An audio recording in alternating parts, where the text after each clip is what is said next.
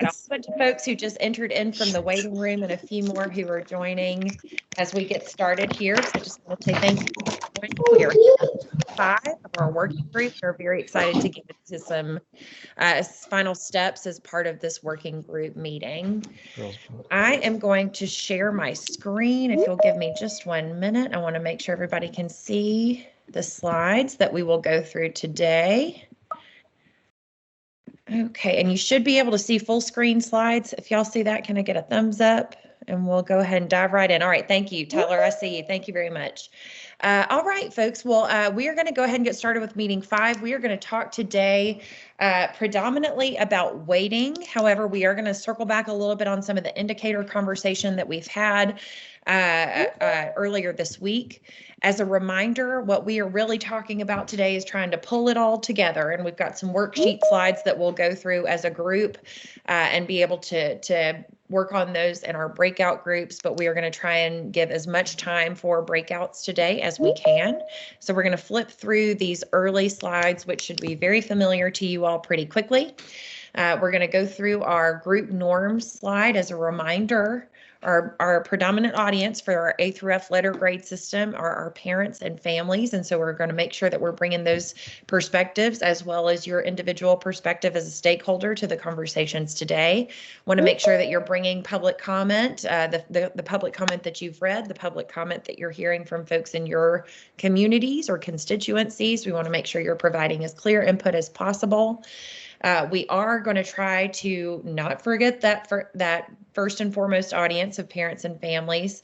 We're talking about implementation of this law. We're not debating the law itself. We are going to remember and not ignore the legal requirements that say we must include achievement, we must include growth, and we have an opportunity to include other indicators in the calculation that will generate the letter grades. We're not going to talk about reporting. We're going to focus on the calculation and that math exercise that we've been going through. And today is bringing it all together. So virtually everything is on the table in terms of agenda. Please don't forget that this is a math exercise. In fact, today will be mathier, if that is a word, than some of our other conversations. We're really going to get into some weighting within a particular indicator bucket and then across the different indicator buckets. We'll talk a little bit more about that in a few minutes. Before we dive into that, we're going to recap meeting 1 through 4. You will remember that we came together for an introductory meeting, and then immediately after that, the next time we convened, we talked about that first required component, which is achievement, academic achievement. We wanted to provide a recap of some of the things we heard during that discussion and even some of the things that maybe bled over into other discussions as it relates to the first required indicator. What we heard from folks on this working group include that absolute performance of achievement would need to play a more visible role in the accountability rating system. It should include all 4 tested subjects. That's English language arts, math, social studies, and science. However, we heard that we want to weight ELA and math just a little bit more, maybe than the other 2 subjects. We also heard from you all that weighting across the different subject matter areas should be differentiated by grade band. And so we heard a lot about the components there and some of the required minutes for ELA and math and how we could actually apply weighting of the subject matters based on the grade bands. And then we heard a lot about absolute cutoff scores versus kind of the relative measure as it relates to achievement. As we move forward, we're going to talk a little bit about what we discussed as a group related to the second required component, which is growth. We talked a little bit about some of the options here in terms of how to measure growth, and heard from the working group that kind of the clean school-wide TVOS score might be the best measure to use for growth. It's familiar, it's accurate, it gives students and schools the opportunity to be rewarded for the movement that they make over the school year. We did hear some concerns from members of our working group about the stability of those school composites year to year. We talked a little bit about other ways to account for or include a school-wide TVOS score. There was some conversation about a few different years, consecutive years of data versus one single school year of data, and we provided some modeling on that. And we heard some other things as it relates to growth. We heard about TVOS composites for those kind of lowest performing groups of students. We've kind of coalesced maybe a little organically around this 25% mark. So if we're thinking about of all the students in a particular school, that bottom 25% of students, based on their academic performance, those students, their TVOS composite could be another indicator of growth that would be included in the calculation. We heard a little bit about TVOS composites for the traditional accountability subgroups. English learners, for example, was one that was discussed heavily in my breakout group last time we discussed this, but we heard about kind of those traditional subgroups on racial breakdowns, English learners, students with disabilities, and of course our economically disadvantaged subgroup. And then we heard a little bit of conversation about other ways that we could go about identifying when schools have achieved or accomplished some type of gap closure. One of the examples I might share from our conversation on growth related to universal reading screeners as one example of kind of the various measures that are available to demonstrate when gaps are closing and we're seeing improvement. So that's a quick recap of what we discussed as it related to growth. Earlier this week, we came together and we talked about that other indicators section of the calculation where the department may choose to include other indicators that are deemed to be reliable measures of school performance. We heard a lot from members of the working group about the importance of college and career readiness and various different metrics, whether it be ReadyGrad, ACT, grad rate, coursework kind of completion related metrics. We heard lots of different suggestions about how to account for, include college and career readiness scores as another indicator in the calculation for letter grades. We also heard a good bit about ELPA, that English language proficiency assessment. We're thinking about our students who are English learners, ensuring that they are learning the language and able to access the rigorous content and academic standards that we've set forward for them. That bubbled up in a number of our conversations, and so I wanted to make sure to recap that one for you all here. And then we heard more about kind of subgroup performance metrics, whether it be in growth in the traditional sense, kind of academic achievement proficiency metrics in the traditional sense, or these kind of other measures that demonstrate there has been a gap closure. There were good conversations, I think, in our breakouts about accounting for subgroup performance as another indicator. And within that subgroup, we heard again a lot about those kind of lowest band performing students.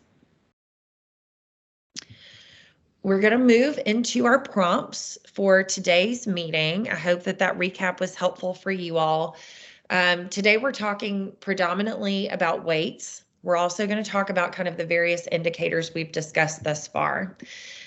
We've had these kind of worksheet type slides that have guided our work in the previous conversations we've had as a working group.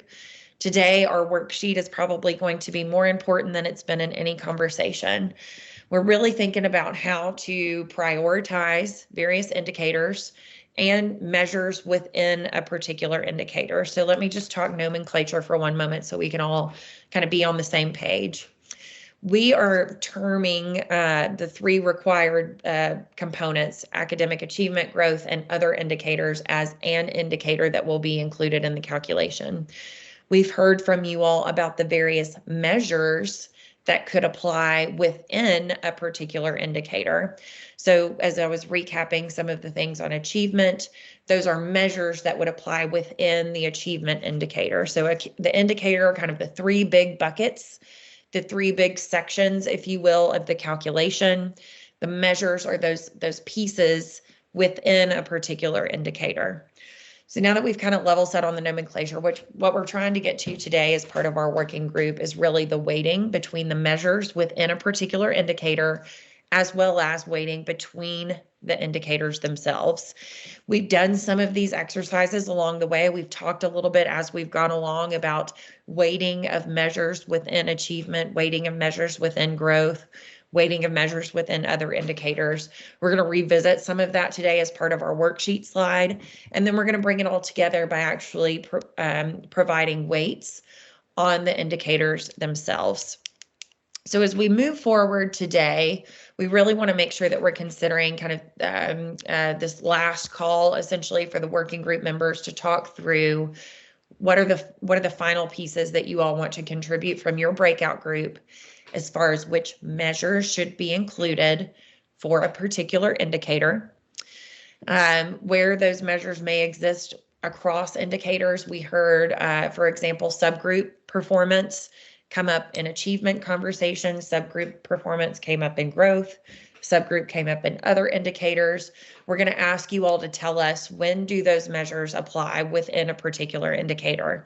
Does it apply across all indicators? Does it belong maybe in one indicator or fit better in one indicator than perhaps another? Then we're going to ask you to assign weights to those individual measures within a particular indicator. Then we're going to bring it all together, assigning weights across the indicator buckets. And so that we name it, when we are applying these weights and these percentages, it's really kind of the valuation of importance. What your working group decides matters more, gets a heavier weight. What matters maybe a little bit less gets a slightly less weight, but we're really trying to assign the importance of each measure and indicator and driving that overall calculation and letter grade methodology.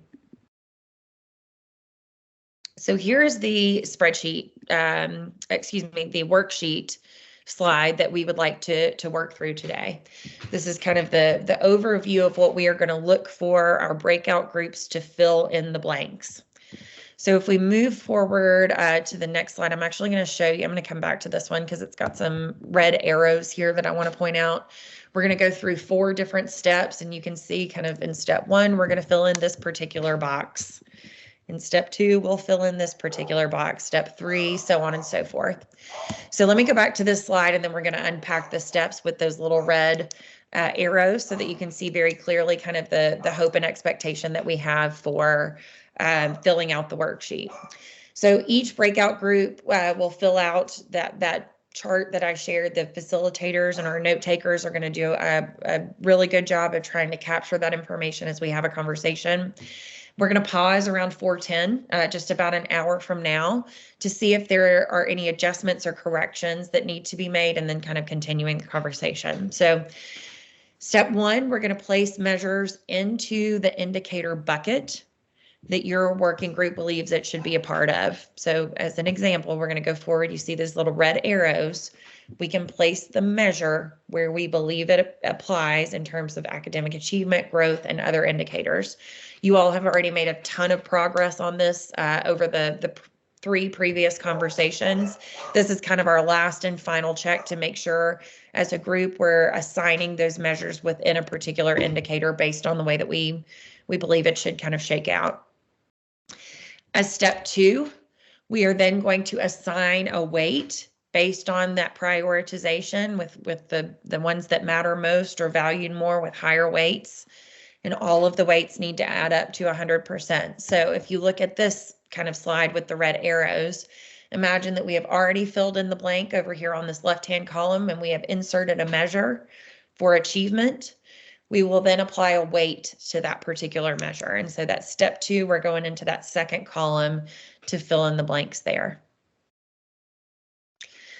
Step 3, step 3, for each of the 3 indicators, we want to assign a weight value based on the prioritization that you all believe to be appropriate. So when we get to step 3, you'll see kind of down at the bottom of the screen, the little bracket. That's where we're actually weighting between the 3 big indicators: achievement, growth, and other indicators. That's where you and your breakout groups will discuss which carries the highest percentage weight, which carries the lowest percentage weight. How do you actually kind of slice and dice those percentages across the 3 buckets here? So that's step 3. And then in step 4, we are going to do some consensus exercise. This is really an attempt for us to be able to document how folks are feeling within a particular breakout group. We are all in. We absolutely have 100% consensus. We get to color something green if we do not have 100% consensus. If we are anywhere from about half of our working groups to all but one, we're going to include that as a yellow kind of consensus note. And then if we've got less than half or kind of one person who's proposing a particular idea, that's going to get a red. So let me show you now an example of the worksheet with those colors assigned. So here you can see, for example, in the growth category, this hypothetical breakout group has identified 3 measures that need to be in the growth indicator: sample 1, sample 2, sample 3. We can see that in sample 1, we had 100% consensus that the breakout group members believed this particular measure goes in this particular indicator. We had 100% for sample 2. We did not have strong consensus on sample 3. We didn't even have half of our folks who kind of felt one particular way about it. And so that's going to get that red color.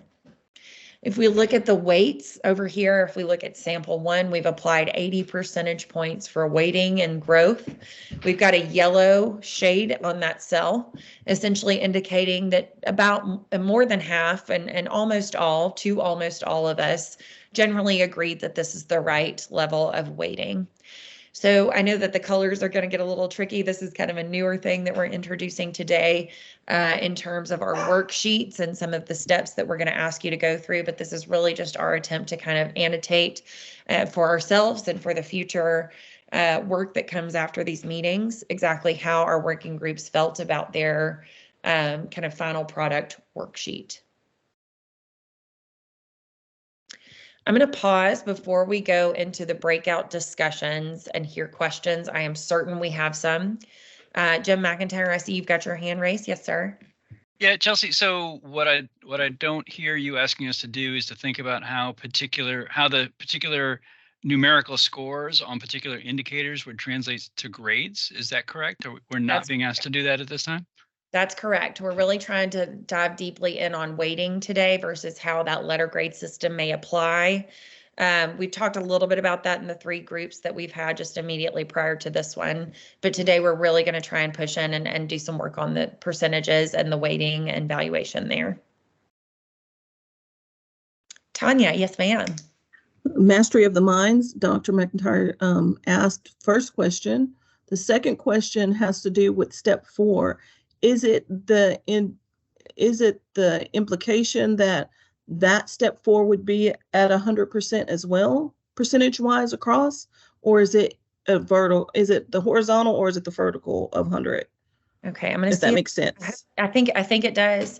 So I hope you all can see my little mouse move. I'm not sure that you can, but if you're looking at this achievement area on the worksheet, we are going to look at this column here for weights. If we go vertically, these percentages need to add up to 100%. So that's kind of in our step 1, step 2. When we get to step 3 and we start comparing across achievement, growth, and other indicators, these 3 on a horizontal axis will need to add up to 100%. So you're going to do a vertical and then kind of a horizontal. We'll tackle it both ways today. We got you. I got that. And so I appreciate that. Mm-hmm. That explanation, just making sure that we're on the same page. Yes, ma'am. And I should have said this earlier in terms of expectations around the color coding and kind of consensus measures here. There is no right answer. There is no wrong answer. We're just asking you all to kind of indicate to us level of consensus amongst your group. If we come back and see lots of yellow and lots of red and a few green, that is absolutely fine. If we see lots of green, that's fine too. But I did want to make sure to mention that because I did not mention that earlier. And I apologize. I have one more. Oh, yes, ma'am. Go ahead. Number 3. Mm-hmm. So when you were going over the summary in regards to other, I thought one of our consensus was attendance.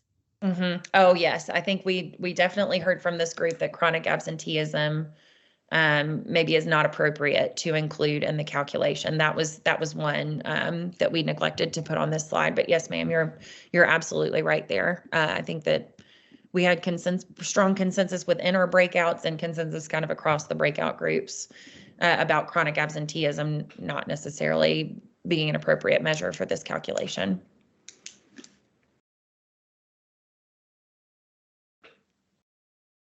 Check in the chat.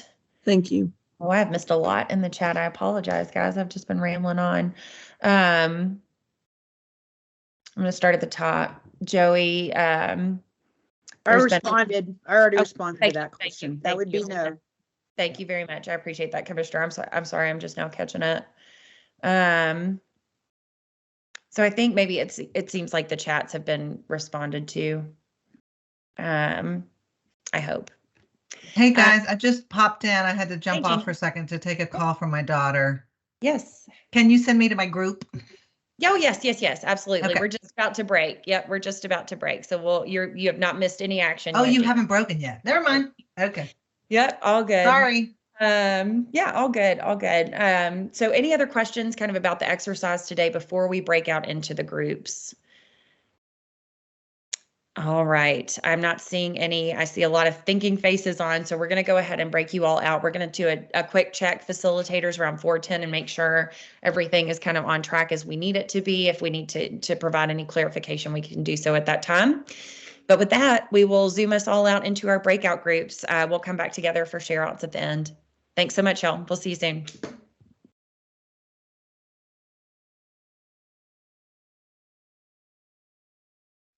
Hello, group one. Back together again, one final time. Hi everyone. It is wonderful to see you. I'm going to go ahead and share my screen and then preface a couple of things that as I was, listening and briefed on today's activity, I kind of thought that I might be anticipating some questions y'all might have on the front end based on our prior conversations. I'm also going to just note for the group that I will be filling in the table on our behalf live while I share my screen so we can just kind of see where the conversation is trending. I am very proficient in PowerPoint, but for some reason when I share and I'm doing it in front of other people, suddenly I'm less proficient. So please bear with me as I'm navigating through that experience. So let me go ahead and share. I want to discuss a couple of things that I think folks might be thinking just based off of the table itself. And because I'm sharing my screen, I'm going to need folks to just speak up when they have questions because I can't see the chat as well. One, I'm thinking about you, Kim, when you asked last week if this other indicators was going to really include all of the measures we talked about last week rolled up into one single indicator. The answer is no. I can add on to this table if we want to. So if we want that other indicators to actually separate out or split out other things that we talk about today, I can certainly do that. I also went ahead and made a second copy of this table if we want to do this exercise for early grades and then for later grades, because I know we're going to see some differences there. So I went ahead and just used some creative license there. And then the other thing I want to talk about today and want to stress for folks is to not get too caught up in the weeds about where each measure really needs to fall in the indicator bucket. I know we had some conversation about AMOs, for example, as achievement, as a separate indicator. Where does this live? I think what's really important here is that we're just conveying the relative importance of each of these measures compared to others. And so I just want to make sure that that's kind of the main gist of the exercise that we're thinking through today. So if something isn't looking like it's in the right spot, I think what's most important is the weight that we ultimately assign that to convey our group's thoughts on the importance of that particular measure. So hopefully I got ahead of a few questions that folks might have. I know that there's a couple of different steps to go through today. I'm going to be, like I said, writing it all down here in this table, and stop me if something looks wrong. We are also going to color coordinate if we have disagreement in this group, although I know that we don't always have that. But we're going to color coordinate based on kind of how many folks are bought into whatever measure or weight we assign. So with that, just bear with me as I share my screen, and I'm going to just pause for reflections or immediate thoughts from folks or any other questions before we dive into the exercise. Grace, this is Eddie. I'm Eddie Pruitt. I guess I have a concern. Yes, sir.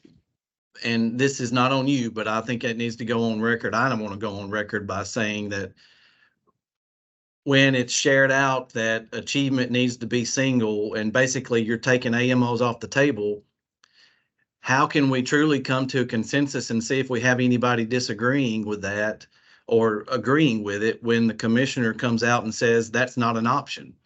I think it's already tainted the deliberative process that we're supposed to be doing as our group. If we're already told that we can't even use that as an option. So I just don't think that that's right. I took from her chat just a minute ago that we can't do a best of, but I think we could probably still include the AMO. It's just we're not going to get that best of that we're used to doing. So I'm here. Hi, So Commissioner. hey, I just jumped in. I wanted to jump in. So I'll answer. I didn't get your full statement, Eddie, so I don't know what, but I heard I think I have the general Yeah, the idea gist. of what you're concerned about. So again, when I'm thinking about how this calculation is going to go, we've got achievement, we've got growth, and we have other indicators. Achievement will be based upon achievement.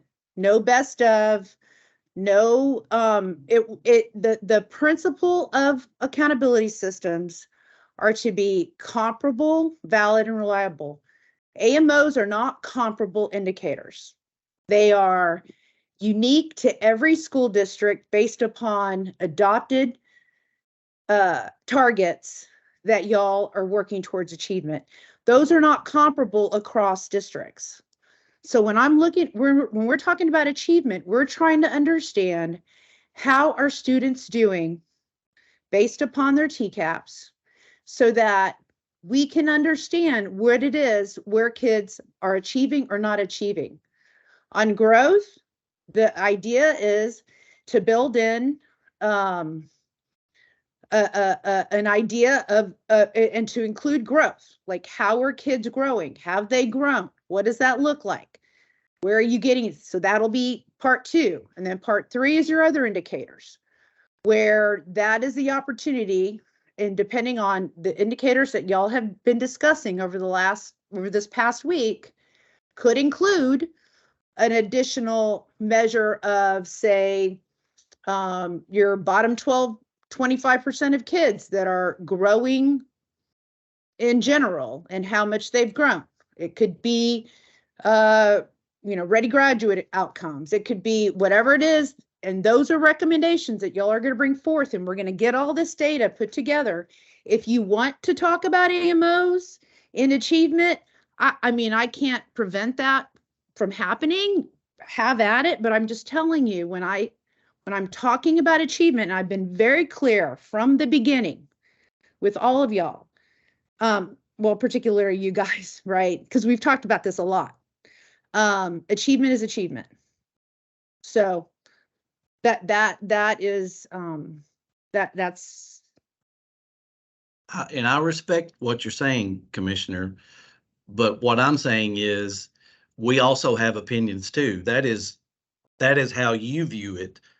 But by saying that, you're pretty much, you could have kept other people from coming up with that opinion. And so therefore, when the deliberative process, you're not going to have a green or a yellow or red because we thought that it wasn't even an option. That's just all I was saying.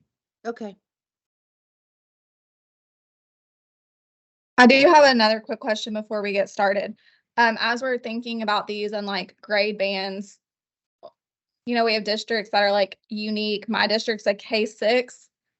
And so if we go with like a K8, we have 6th grade in our district and 6th grade in our county district, and we don't really have like control over which kids stay and which kids go. So is there going to be any like special consideration for unique districts like that and how these get applied? I think that's a great question, Kim. And I think that's something we can certainly think through in today's conversation as well. We don't necessarily have to, I made 2 copies of this slide to talk about it in kind of the lower grade and upper grade space. But if there is something that we come up with as a group that would be reflective of our more unique districts that serve a more unique band of grades, we can certainly talk about what that might look like, whether it's certain things that apply one way or not the other. I think we can reflect that in this exercise. And then when we will have someone share whole group, so be thinking about that. And when we do share whole group, I think it's important to share that we do have some unique districts to consider in terms of what grade bands they serve, and where they might and what schools they might be a part of. So definitely something that is we should talk about today and consider as a part of the weighting exercise. I think part of what's going to make this a little challenging is we don't have business rules, and that's out of the conversation. We're only talking about little percentages and names of things. And so to her point, you know, normally there are like business rules that say, well, if you don't have this, this is how we're going to redistribute. I think that's going to make it a little challenging, but just my 2 cents. I agree. And I think business rules, certainly once you get into the nitty gritty of putting a whole formula together, that's going to be a really important factor. I think I do want us to keep in mind the weighting exercise today isn't necessarily us saying this is how it should apply within the formula. It's really us conveying that relative importance of how heavy this measure should be considered within the formula itself. But I think that's a good point, Kevin. And I do also want to recognize that Kevin did submit a really thought out proposal to the school letter grades feedback over the past few days since we last met. And I am going to give you an opportunity, Kevin, to share that out with the group. And I have that, as you requested, that pie chart ready to share. But I think that would be kind of an important and a good place for us to start the conversation if you'd like. I don't want to put the spotlight on you right then, but I think that is fair. And like I said, really just trying to convey the relative importance of each of these measures and where we want them to ultimately roll up to. Yeah, I'd be happy to jump in. I did throw out a proposal just because for me to think through this, I had to kind of see the big picture. And in all fairness, just so you guys know, I was a contributing member to the older accountability models, and so I know the work that went into a lot of that. So just my brain was wired that way. But just for starters, I'll just throw it out from a concept of a 9-12 school, if you'd like. Underachievement, I had suggested 2 measures to be of course, the absolute. Seems like nobody wanted the percentile, which I'm definitely down with. And then my suggestion was to have the same measure, but for the super subgroup. I felt like we had a lot of conversations about different subgroups. You know, the old way, we broke it up into the 4, but there was some concern about end counts changing. We don't have the business rules, so we don't know. I just felt like there seemed to be a desire to include those subgroups in some way, but not too heavy. So those are the 2 measures I had under achievement. As far as I know, that's not breaking anybody's concept of what achievement is. It's just 2 different groups. Under growth, I had basically just TVOS, 1 measure for all students, and then I put 1 measure for the bottom 25%. That seemed kind of favorable, but I've been talking with colleagues across the state, and a lot of them are doing super subgroup just to keep it consistent with achievement. So that would work too. It's very similar, probably the same group. Now, I wouldn't break it up into 2 different groups. I would pick one or the other, just for the sake of simplicity. But you know, I'm open to that. And I like that idea because if you remember the W distribution, we get TVOS, you're guaranteeing some people to get Fs. I mean, almost a third of them will get an F. So by adding in those subgroups, if you remember, it was more of the distribution was really more, not normal, but more people were in that C range and very few in the A and F range. So I think that might balance that out a little bit. And I've lost my pie chart. I'm sorry. And then for the others, I really had 3 things. I had an AMO, and somebody had mentioned that the AMO terminology was a little weird, so maybe we could rebrand that to be something about achievement gains or academic targets or something, but we all know what AMOs are here. So under other indicators, I had an AMO bucket, I had a ready grad bucket, and then I was kind of wavering on this one, but I went ahead and put in the ELPA bucket. That came up in our group, but it also came up in the big group afterwards. And that's something that probably I would think both grade or K-8 and also 9-12 probably has some. And so even though it might not make for a lot of schools, it may make a big difference for a lot of schools. So I included that. And so those were the big measures that I had started off with. The only difference with the K-8 is there's obviously not a ready grad. So I started off with the 9-12 and kind of worked my way backwards. From there, the percentages, I'll be honest with you, my leadership is struggling with counting TVOS growth as heavy as everything else because of the fact that someone's going to get an F. We all sort of have this philosophy that everybody should be able to achieve a decent letter grade, and TVOS is predisposition to give people Fs. And so while it has to be in there by law, it doesn't have to be as heavy as everything else. And so we kind of looked at it as, Grace, you said you had the pie charts. It may make more sense to look at it that way, but in terms Yeah, I of popped that in the chat. If oh, did helpful you? for Perfect. folks. Perfect. Yep. So the way I kind of looked in my brain, I'm thinking, because we've called AMOs achievement for several years in Tennessee, but achievement and AMO put together would be like 45%, growth 25, ready grad 20, ELPA 10. That's sort of how I was thinking of it. That would give extra weight to what most of us consider as a type of achievement score, a little less emphasis on the growth, where that F is so strong for a lot of people. And the ELPA and ready grad is just what we've been used to. So that's a starting point. We kind of thought a lot about it. And it's not just my idea, just for the record. We've been talking with different colleagues in different places, and they have some suggestions that are similar. But that's just a starting point I wanted to throw out there. All right, I've talked enough. I'll hush. So. Awesome work, Kevin. Impressed by that.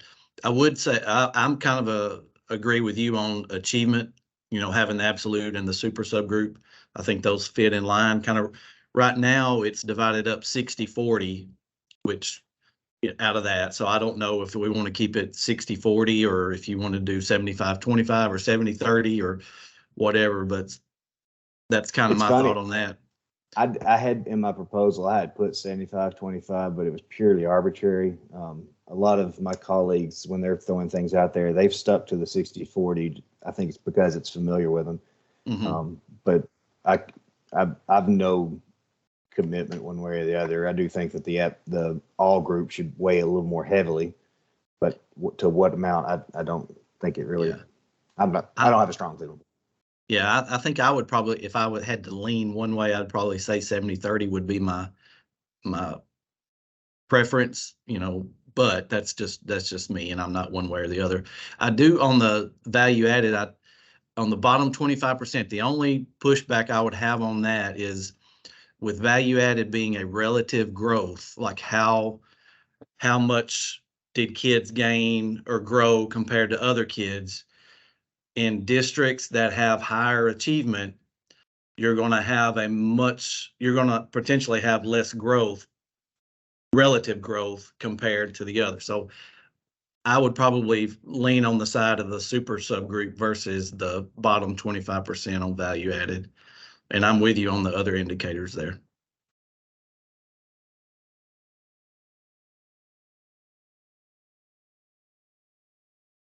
I agree on the super subgroup. I think I just prefer that. That's representative of lots of different groups that we've had accountability for. It's some continuity that I think most people can understand. I think I prefer the super subgroup, and I like that in Kevin's model that you use the same thing in each category. So there's some continuity there, which I think will make it easier to explain to parents than if we just have a bunch of random groups in each indicator. I think the continuity makes a lot of sense. A small language thing that is not, minor. I would love if we could move away from just the subgroup language in general, just to go for something more positive. That's obviously what it's been, so I know why we're referring to it as that, but just wanted to put that on record here. And then question about it, if we're going to include that group in achievement and growth, does it also appear in the AMO's Ready Graduate and ELPA measures across the board, or are we only calling out student groups in achievement and growth?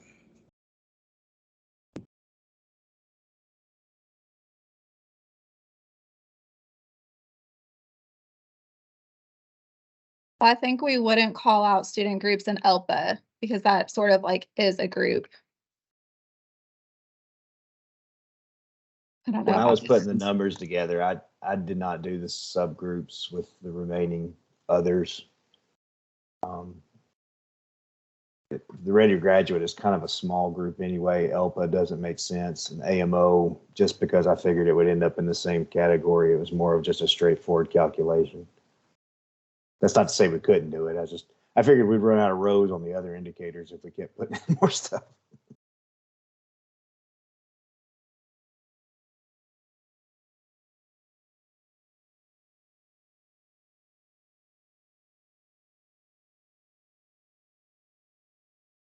I guess one of my questions, when we're looking at achievement, are we grouping all the subjects into one?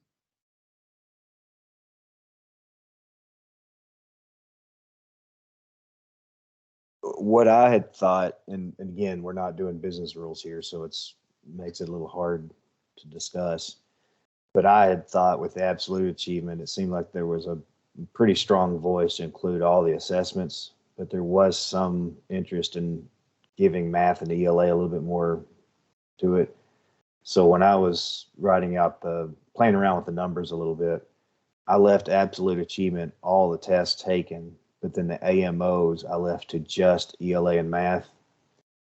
Part of that's a little selfish because we get AMOs for ELA and math for federal accountability anyway, and they would be the same number, presumably, except at the high school, because high school can only include Algebra 1 and English 2. We would still be using, all the tests, I would assume. But that's without the business rules, we can't really say one way or the other here. I've been talking to people in my area for like K5, K6 about not including science in the younger grades because they're under, right now they're going through the process of adopting like high quality instructional materials, which we have adopted for ELA and math, but haven't really adopted for science. So just to throw that out there, I've heard a lot of just ELA and math for K5, 6. Yeah, I think this group, at least this group, I think we kind of settled on not doing science until 6th grade. I was making that assumption. I'm sorry, I should have said that. No, that's okay. I know we've talked about lots of different things. I just wanted to throw that out there.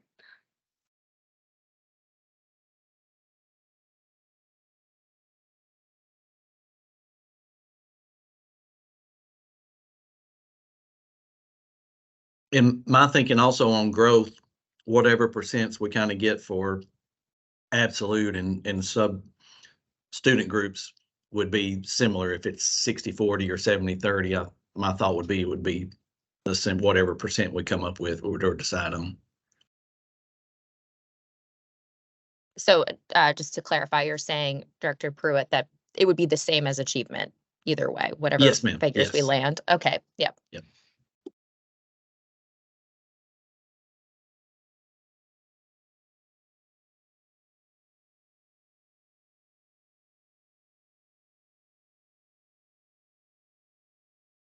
So on the achievement, on like the total achievement weight, and I'm not sure how it's all going to match up, but and a lot of it's going to depend on, again,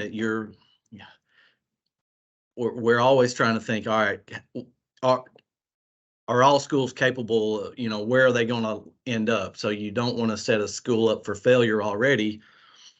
If they get a 0, if there's no chance of them getting a B or C or whatever. But I was trying to think, that percentage needs to be enough, but not enough that it's going to totally keep somebody from having the ability to get a decent letter grade. So, in my mind, I was thinking around the 20% range. That's just kind of a starter. I'll just throw that out there. And then when you have your AMO over there, if it's separated out, is that like a 20% or 15%? And then when you that's just something to kind of throw out. Yeah, if you go by the pie charts that she posted, I had achievement at 25, and that gave all the other ones, the AMO, Ready Grad, ELPA, that gave them the other 50. So it's 25, 25, 50.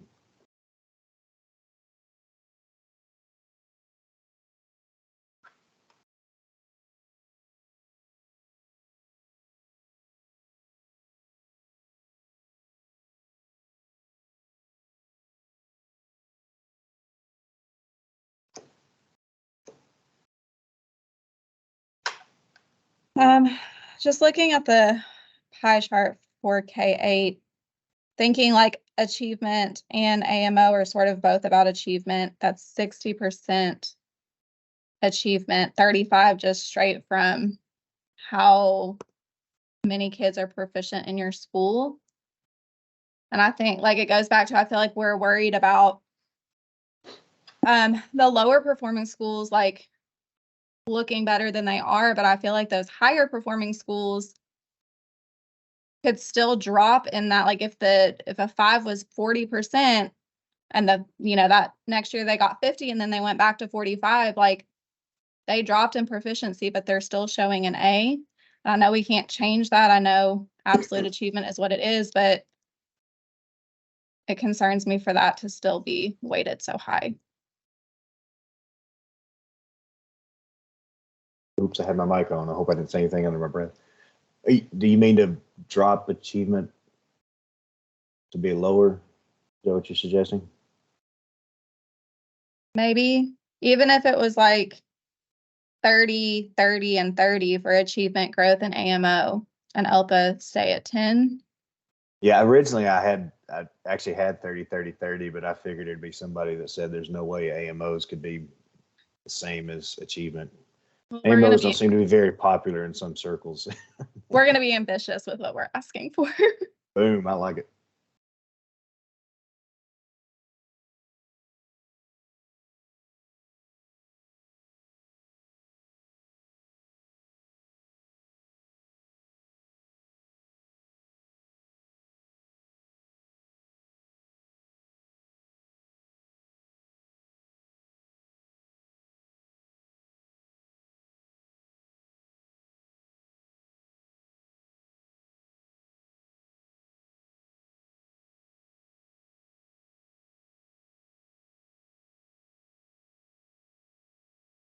The only thing that worries me about the AMO, again, all of this worries me because you don't know the business rules, like what is, going to be an A. If you're having to hit, like we talked about, having to hit that double AMO to get an A, that's a pretty hard metric to hit, and not many schools are going to do that, especially consistently over time. There's no way to do that. Right? No way that I can figure out.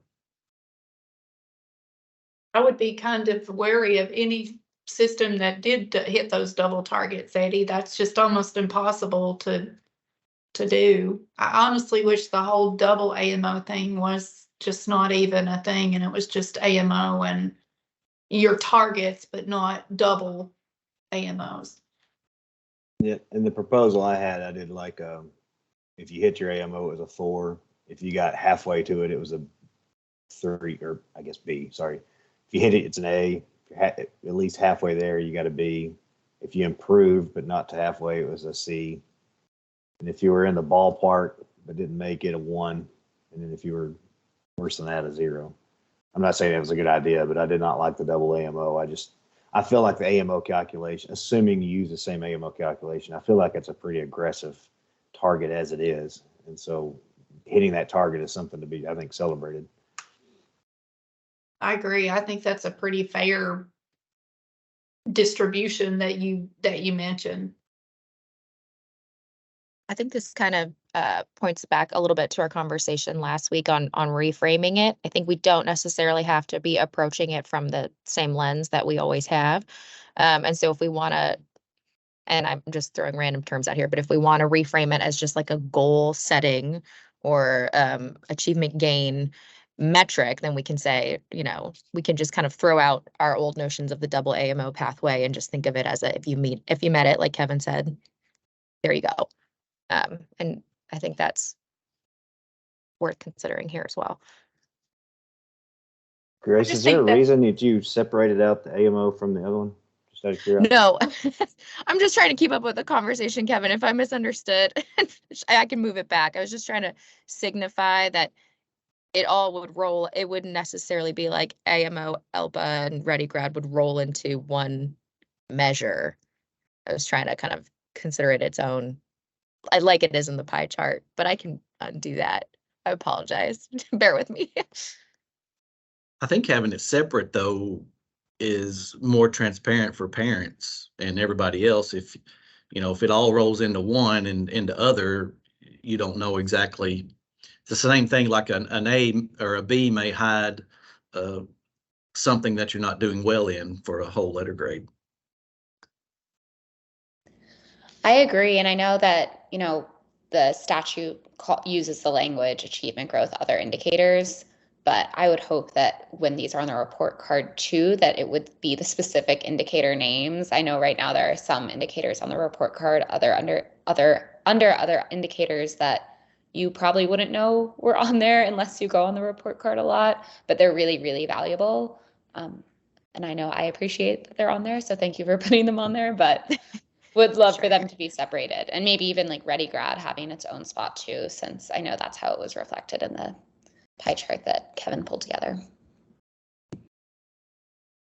I agree with all of that. I think separating them out does make for easier conversations. But I will say though, I would like to see that percentage for Ready Grad a little bit higher, me personally. I feel like that's something that I heard from a lot of parents, as I was talking to parents, that that's what matters to them in a lot of cases is when my child is done, where are we? Are we set to move forward in life, right? So I feel like that's a really important thing, and I don't want to lose that importance of are we thinking forward with students? I wish we had a Ready Grad. I was actually having some great conversations with different people across the spectrum, parents, educators, admins, about Ready Grad. And I wish we had a Ready Grad-esque indicator now for middle school, because I think that we're at a phase where if we're thinking CTE and college readiness starting earlier and earlier, that we could even be looking at something in a 6-8 grade band that would be a similar concept, a comparable concept. And I would love to see that, because I feel like that's what a lot of thoughts are. Are we preparing kids earlier on?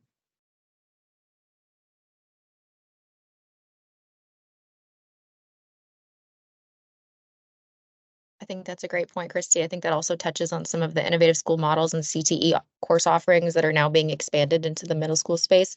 I think there's probably some room within there to include that in some sort of, ready for post-secondary readiness indicator for middle schoolers as well.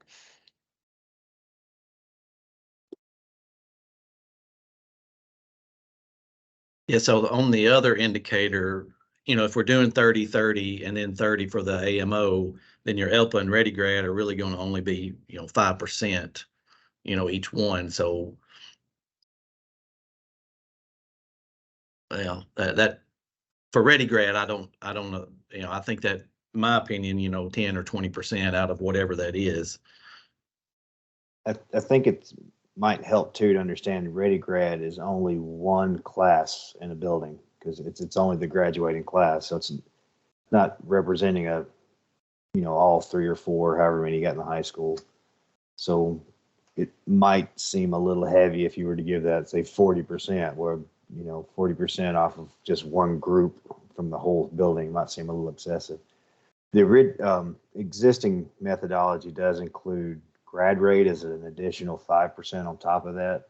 I haven't heard a whole lot about grad rate being that important. It doesn't sound like it's reported elsewhere, but that's not something people really look at, I don't think. So I could see where maybe you want to roll that in and make it maybe even 25%, but I'd be cautious getting too large, because it's just a single cohort that's really being measured against in 1 year, in a single year. And I agree with that, but I think it's, when we think about Ready Grad, we like to frame it, this is the culmination of your whole educational experience. So it's kind of a end of the line kind of measure. So it's everything that's happened up until that point, just versus that 1 year. It's a fair point. Very good.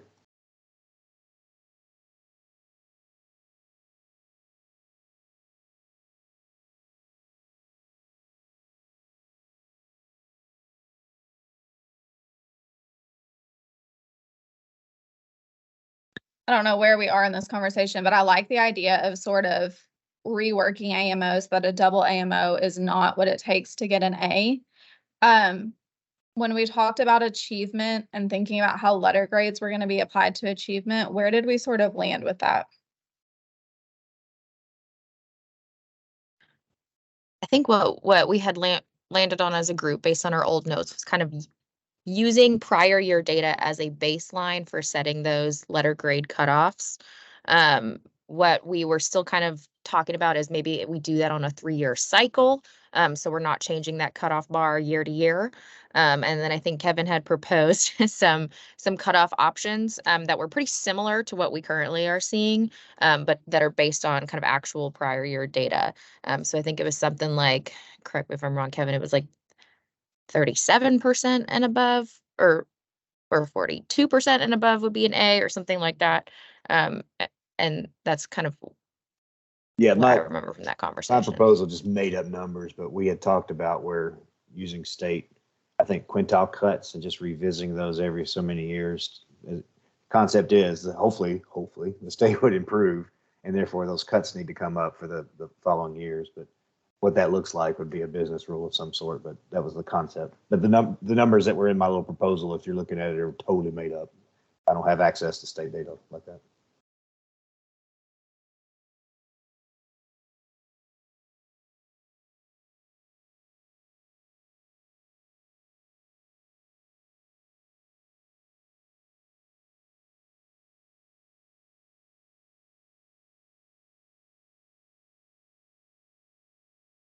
So right now we are just looking at measures and not what the total calculation is for each measure, we leading up to 100%, or we are on this slide. I can't figure this out. I'm sorry if my typing's confusing. It's okay. Yeah, we're looking at all of it, Jeannie. Okay. So, Okay. Got it. yeah.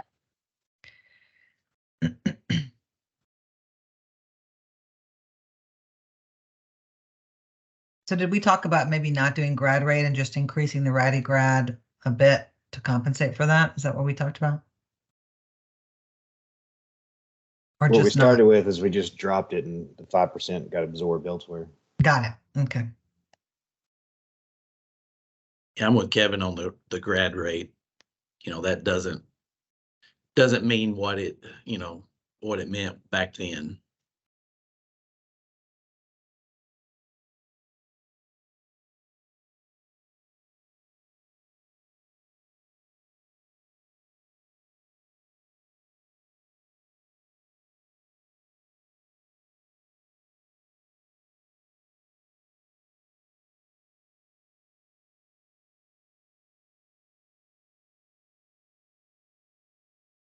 So want to talk a little bit about, because I think this is where we're seeing some of our most, just a little unsure on what to fill in here for the other indicators column.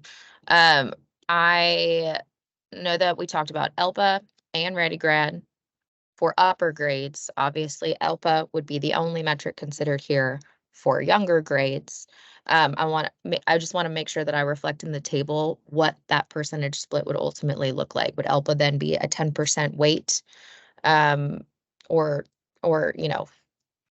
somewhere in that space? Would ELPA be a 10% weight for elementary schools, and then we would have it divided for post-secondary readiness and ELPA? Do we need to split post-secondary readiness like we did with AMOs? Just something to think about here. I think on the weights, I can see the 30-30-30-10, but I almost like the pie chart that we had originally, just because it pulls those out, and you've got achievement and growth, and that ReadyGrad has that 20%. I like that, having that higher percentage in there. And then with K8, you would have the 35-30, and then 25 for AMOs, and then 10% for ELPA. But again, that's just me.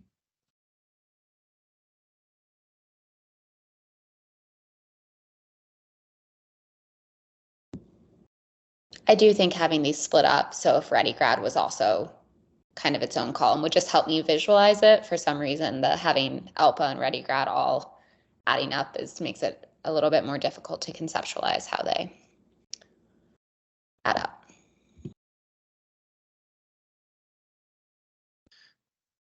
Hey, Grace, we're just testing you to see how good your PowerPoint skills are here. I promise they're normally better. Please believe me.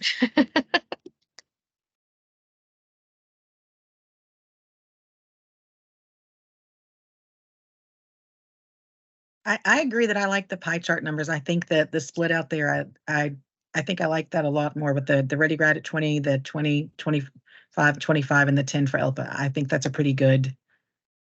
I'm very much more comfortable with those numbers and that split. I know when we were together with all the superintendents, everybody kind of came to a consensus that achievement and growth should be weighted the same. However, that was under the impression that AMOs was going to be in the achievement, you know, kind of the best of. So here, this percentage, I think, has a pretty good balance between both of those ideas.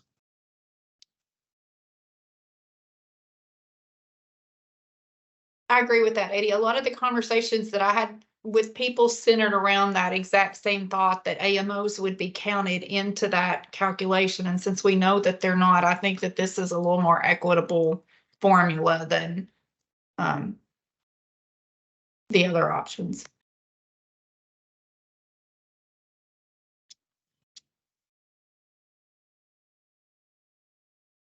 So we're only doing student groups for achievement and growth, not for the others, right? Is that what we're saying? I think so. I don't know if you guys can see it, but I tried to do a circle chart, pie chart, based on the table where it kind of breaks up the individual ones together to give you to me, I'm a visual guy, so sometimes seeing the numbers in a table is a little tricky, but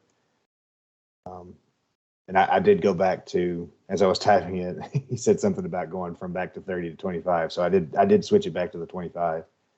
But this gives a total of 25 for achievement, total for 25 of growth, 20 for AMO, 20 for grad rate, 10 for ELPA. But then it splits up the achievements and the growths with the subgroups, so you can see how much of a slice that makes. I don't know if that helps, but it's been nice having you in the group, Kevin. It's been beneficial. I don't know what district you're in, but I might have a position over in Gibson County if you ever need to go west. Well, I'll just keep it secret then, so you don't have to be tempted.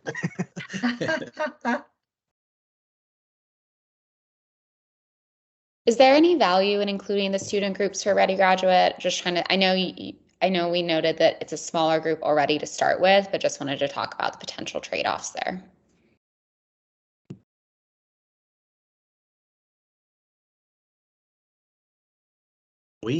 Our district, we looked at that ourselves just to pull out our numbers and looked at, you know, how well, that was something that we were very proud of, that our students with disabilities, you know, had a Ready Grad rate of X%. I can't remember what it was exactly, but it was higher than I expected.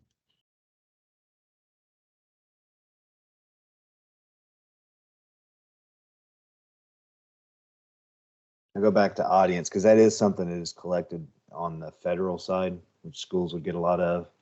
I don't know is that something that parents would value also. So I'm not saying yes or no, but that would be the question I would ask.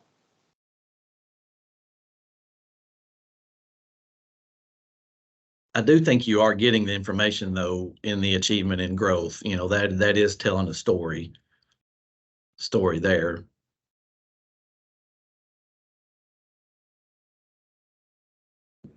I like that we are painting a fuller picture here than just TCAP, achievement, growth, and AMOs, that we have other things here to round out the picture.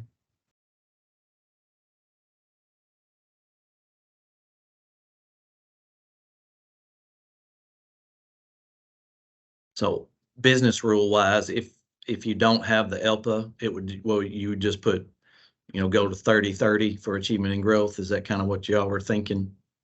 And I know we're getting ahead of our skis here, but the existing rules take 5% go to achievement, 5% go to growth. That's my proposal. I did the same thing, but that's just because that's what I was used to. If you guys do a committee on the business rules, make sure you holler at us. Kevin, you'll be first on my list. For sure. I think that'll be important for whoever shares out to include. I can put it on the table, but might be getting a little messy here. And I promise I'll clean this up a little bit more before we share out whole group.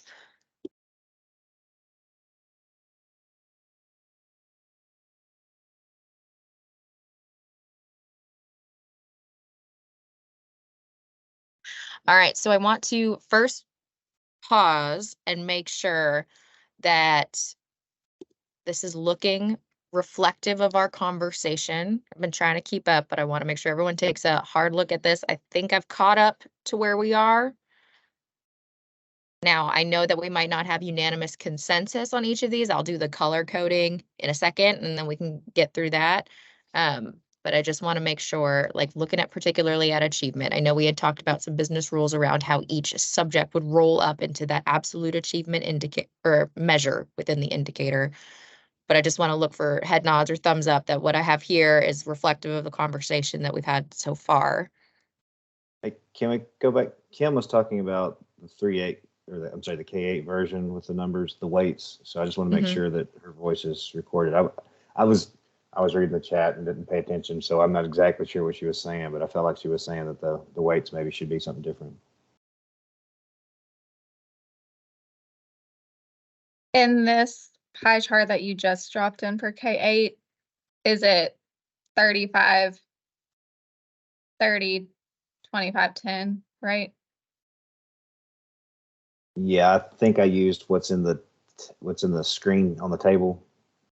Okay. But maybe it's somebody else. I thought somebody said maybe instead of 35, 30, 25, maybe do 30, 30, 30. No, that was me. So I can change it. That's not an issue. It's just where I started. Yeah. I think that is what I said. 30, 30, 30, and 10. What does the group think? Talking about for K8? Yes, sir. 30, 30, and what was it? 30 and 10? Mm-hmm. I think that works for me. I can live with that. And I'm in a K8 district. Y'all, I'm sorry. I am eerily quiet today simply because my Teams is not showing me anybody's screen. So I can't.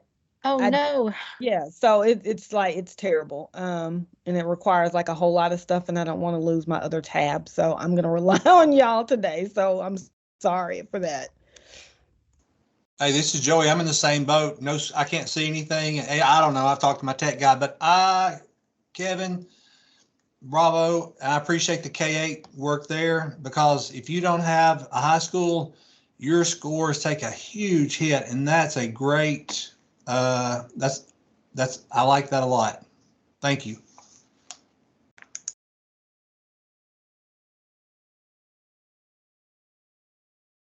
Looks good to me. And the 10% goes to what? So it's 30 achievement, 30 growth, 30. 34. We're calling it AMO for now, but we're thinking some sort of kind of achievement growth category. Okay. And then 10 for ELPA. Is ELPA. Okay. Yes, ma'am. And also, Vanita and Director Vaughn, I can send you guys this slide via email as soon as we wrap it up, just to make sure that you have a copy of it as well. Thank you, Grace. I know the issue is probably just that I have not rebooted my computer in a couple of days. And so it's probably somewhere in Microsoft's cache that's messing me up. No, you're fine. I don't know if anyone noticed earlier, I accidentally completely left the group. So there's always something going on in the Microsoft Teams space. So do not worry about that at all. We'll get you what you need. Now we just have to hope that everybody else was as good as us and has the exact same thing we do, right? That's right. That would make it buttoned up and easy. So now we have to color code stuff, right? Yes. So, but I want to make it really clear that, I want to really triple check and confirm that everything that is on this table is correct based on our conversation today. I'm seeing thumbs up, I'm seeing nods. It's comforting to me. Yes. Okay. Thank you. Fantastic. So this looks right.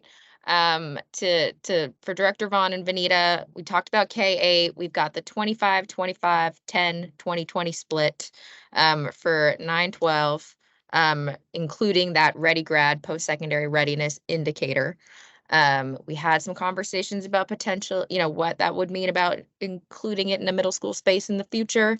So I did want to just put a little, thank you, Ricky, put a little note there on the table. And what we're going to do now is just go through and color code based on level of agreement. So I also want to say based on confidence, right? Because I think we're a group that's pretty strongly in alignment with one another, but essentially green meaning we did it. We feel 100% confident in this. This is perfect. Please don't change it. Yellow meaning some folks agree, some folks are still unsure, and red meaning we never really landed on a firm answer here. So I'm going to go through starting with the achievement column. I think including these two measures, I think we had pretty unanimous agreement across the board, but I don't want to speak for anyone, so please chime in if you disagree.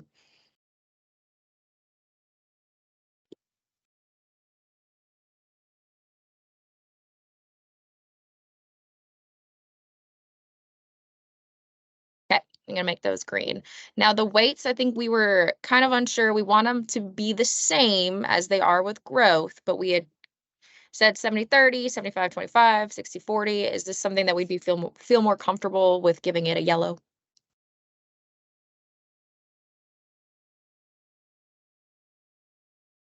I'm fine with 70-30, but I'm fine if somebody wanted to make it something different. So you can color green as far as I'm concerned. I don't know about everybody else.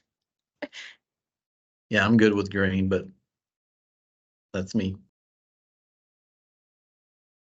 I'm excited to see the look on everyone's faces if we present an entirely green table.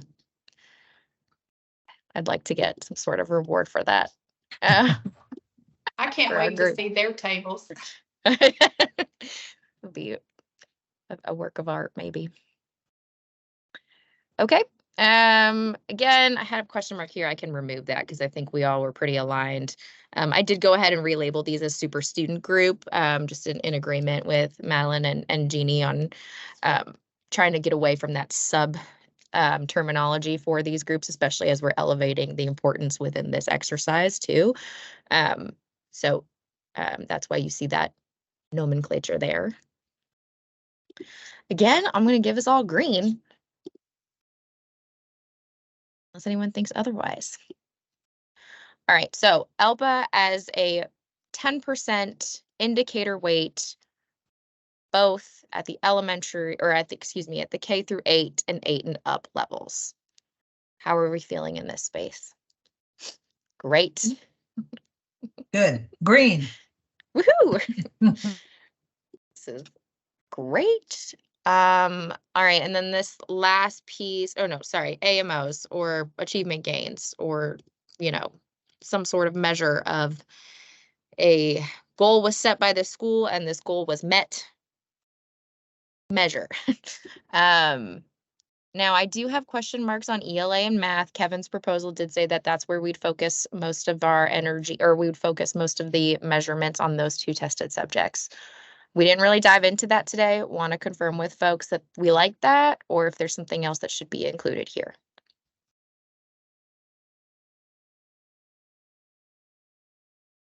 I think it's fine. It's what we're used to. But now that we're including, if we're including on the absolute, if we're including, science and social studies, do we include that here? I'm good either way. Yeah, I'm good either way. I was just trying to appease the folks that wanted a little more weight on ELA and math. That's the only reason I did it. I felt like that would be a simpler solution than trying to give additional weight on the achievement side. But I think you're right. That does make good sense, Kevin. That way you get the additional weight there.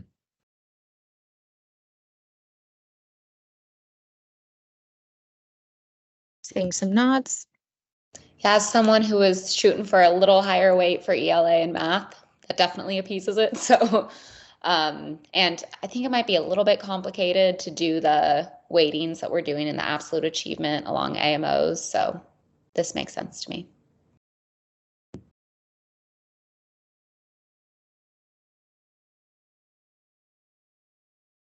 Alrighty. Great. And then ReadyGrad. I have a note here, the potential to include middle school in the future. That is the only note I have on adjustments to the ReadyGrad indicator as a measure of post-secondary readiness. Is there anything else that needs to be included in this document to convey our conversation today a little bit better? Yeah, I think that's just a future business rule. I'd love to see it added at some point. But Did not bring this up today, so you did not miss anything in the document, Grace, but I think in previous meetings had talked about wanting to improve the Ready Graduate measure for high schools in the future as well. Thinking about only including valued and the top tier 2 and tier 3 industry credentials, maybe thinking about other things as well, but for further conversation as we continue to rely on that indicator in our accountability systems. I think it's worth reflecting here that it's, we're not necessarily saying it's a perfect measure, but as it stands, it's probably our preferred measure for post-secondary readiness. But I do think that's, I want to make sure that that feedback is captured. There was some conversation, I think it was Madeline that mentioned using super subgroups in this indicator also. Again, I'm not, I'm fine with the way it is, but I don't know if you want to put that in there as potential, for future business rules, or if the will of the group is just to leave it as is. I want to throw it in, and I'm going to put it yellow. So we have just one, sticking point. But of course, I'll remove if folks disagree. But I think that's a fair point too, in thinking about, that's something that we might be able to see through future modeling too, what that ultimately could look like. if you were to do that, would it make sense to do AMO too? That way you're consistent across all the indicators. And again, ELPA makes no sense to have that, but I feel like if you're going to do Ready Grad, you might as well do AMO personally.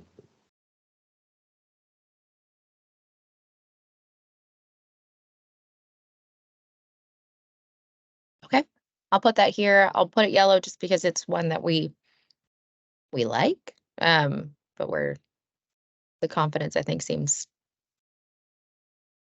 in the air on this one. Okay, seeing nods. You have to have something besides green. They'll think we cheated. They're not going to believe me when I show this. No, I'm just kidding. Great. All right. And then for that final piece, the overall weights, we made some adjustments based on some feedback from Kim for those K8 percentages, but I'm seeing nods that we all think this is pretty reflective. Thumbs up. All right. Fantastic.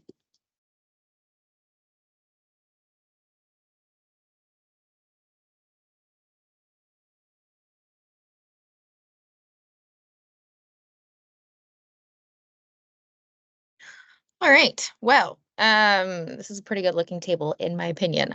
So the way that it's going to work is when we go back to whole group in about 5 minutes, I will share my screen. We'll probably go first as group one, although we got thrown through a loop last time, so we'll see. But I will share my screen, but we do need someone to talk about this to the whole group. So are there any volunteers to just talk about today's conversation? I think because we had pretty unanimous decision making across the group, it won't be too long of a conversation for the whole group, but anyone feel particularly compelled to speak today?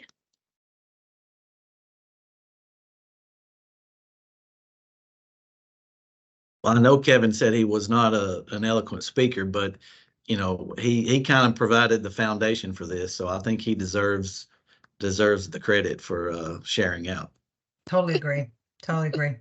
I agree. Well, I appreciate that. That again, it was work with many people, not just me. But I'm happy to share again. If y'all don't mind me doing it a second time.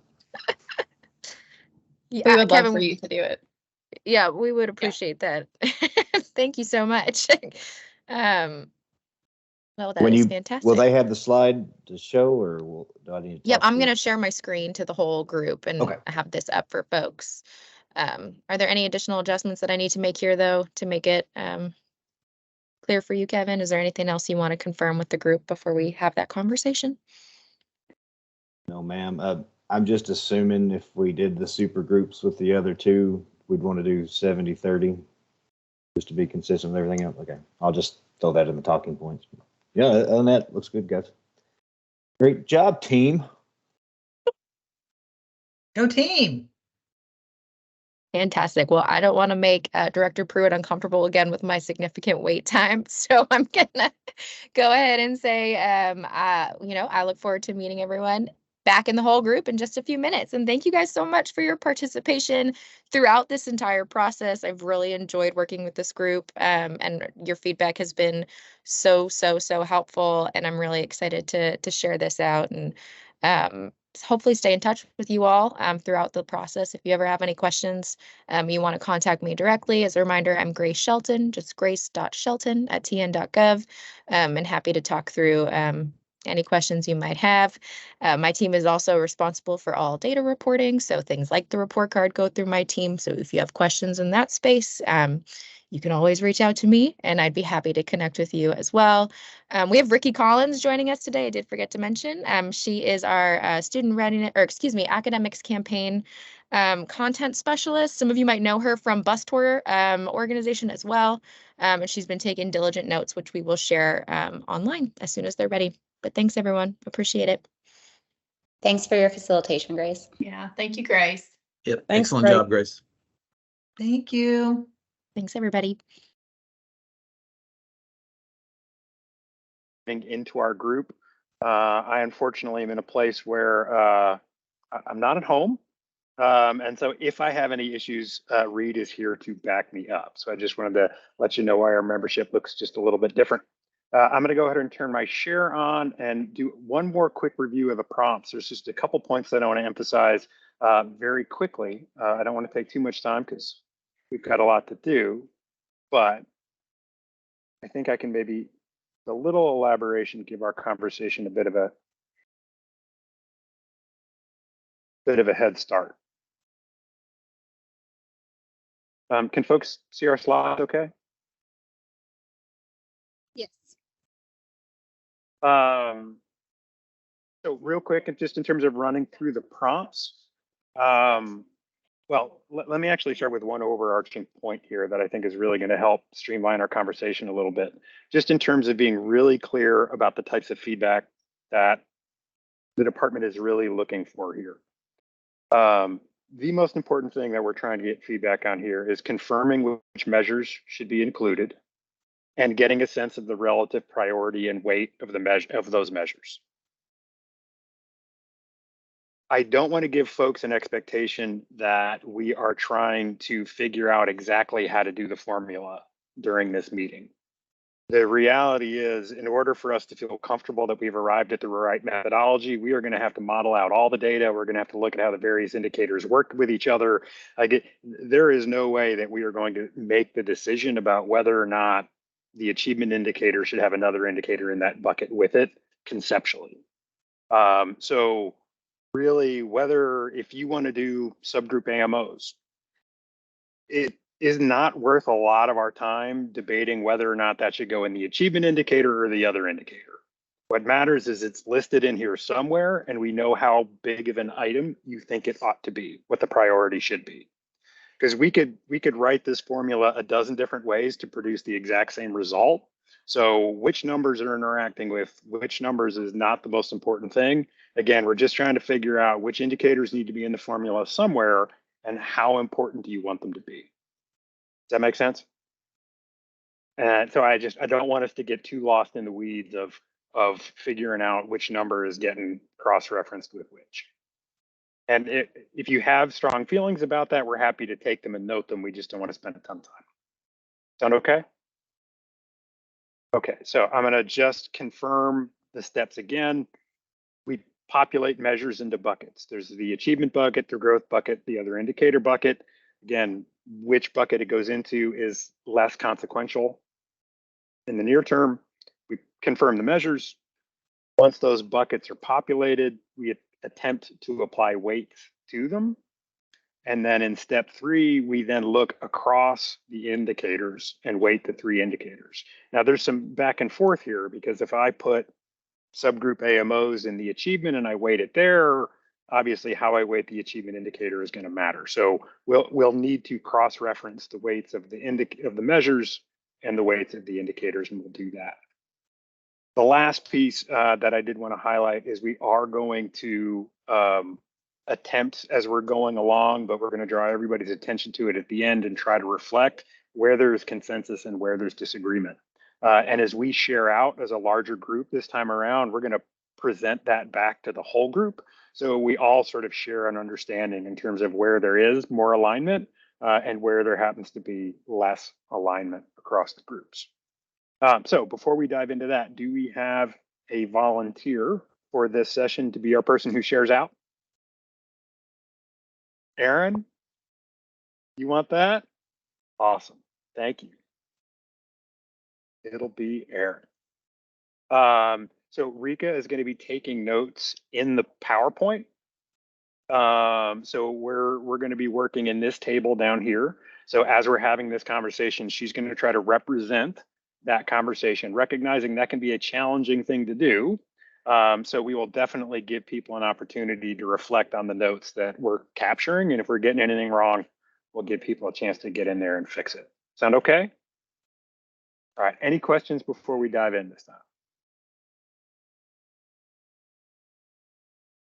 Looks like there may be something in the chat. Let me just try to keep an eye on that.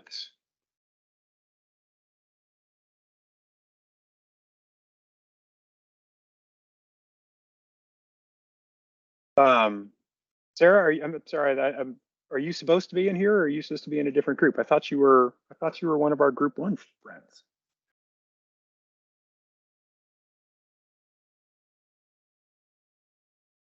Sorry, David, were you just asking me that? Yeah. So I they put me in group 1. Initially I was slotted into group 1 in the chat room, and then they transferred. So it must just have registered still. But no, I'm in the right group now. Okay, excellent. Yeah, I was going to say, I thought you were one of our peeps. All right, so let's jump into and Aaron, I know you have a proposal, but I want to give everybody a chance to dump their thoughts out first. So we're gonna run through the protocol as intended. But there'll definitely be an opportunity to collect all of that. So if we're looking at this slide and we're attempting to dump out measures, is there anything we need to conceive as an additional measure in the achievement indicator?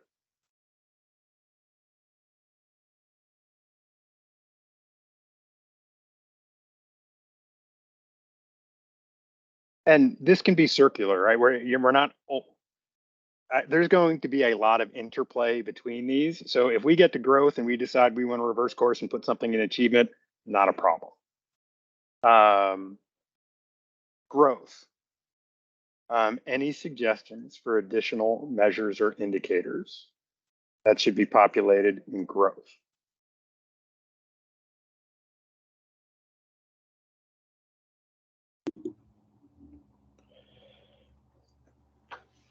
David, for me, it might help, if I wouldn't mind hearing Erin's proposal here. If she's got a suggestion for where to start, just to give us a starting point for discussion. I think this is where it gets kind of tough, is when we start looking at the weighting and what we're going to put in what category.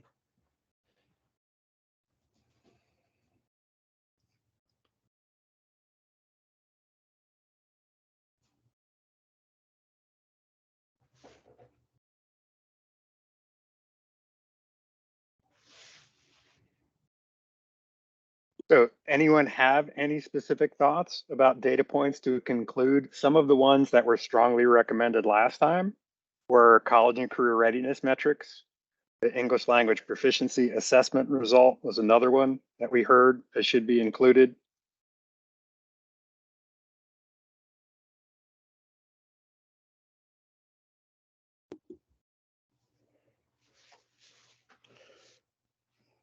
So Rika, I'm seeing. Can I toss out? Oh, sorry. Please.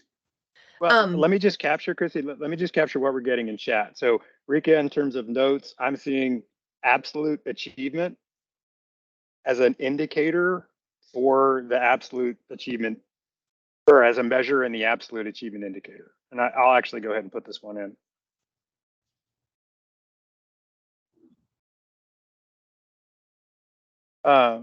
Anyone with this group like to second at all using ELA, math, science, and social studies with the weighting as we think about absolute achievement, which is Aaron is suggesting is one of the measures?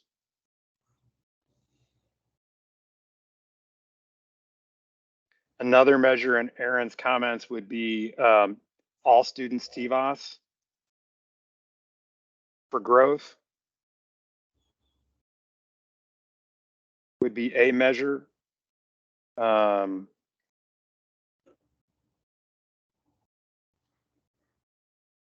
We've got ReadyGrad, ELPA as another indicator.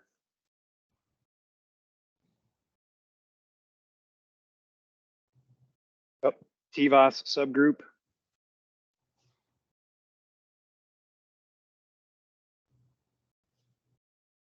And something 3 through 8 growth. Aaron, is that accurate? You can see the slide? Okay. Other indicators to include, and then we can get into the weights. What else are we missing? Chrissy, I apologize. Back to you. Aaron, I don't know if when you said 3 through 8 growth, if by growth you're talking about sort of improvement over time or trajectory, but that was something I was going to suggest, was because achievement and growth are basically the results for one school year. I think having something in the other indicators that and it from my standpoint, if there's a way to include high school as well, that's great. But a way to show multi-year trajectory of either improvement or not. But something that puts the single year achievement and growth in context, I think could be helpful as another indicator. And I'm open to whatever. 3 through 8 growth idea in favor of what you just said, Chris. Okay. Yeah. I was looking for something 3 through 8 that like and that could be what you just suggested, could be broader than that. But I like what you just said. Okay. And I'll stop with this and just say I'm agnostic about what that measure would be that we're looking at over multiple years, and would defer to you all. But I think just something that would help give an idea of a school's trajectory would be helpful.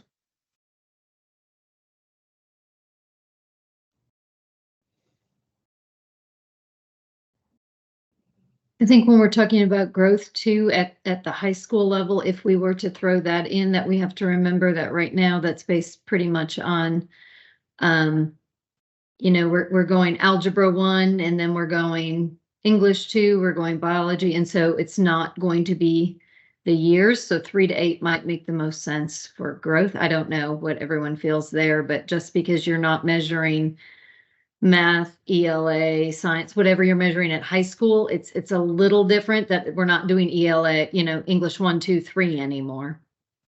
One question on that, and I know you're much more familiar with the ReadyGrad, but could it even at the high school level be something like change in ReadyGrad rate over however many years that we look at?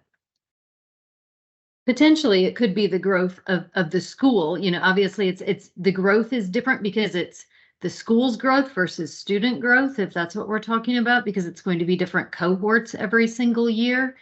But I mean, potentially it could be growth that you're increasing, let's say, the number of industry certifications that are being produced, the number of, or just straight the number of ReadyGrads or percentage of ReadyGrads that you're graduating.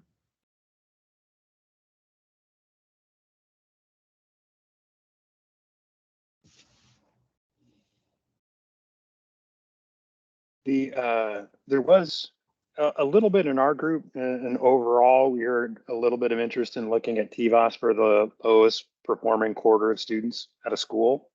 Is that something that should be reflected in some way, shape, or form here?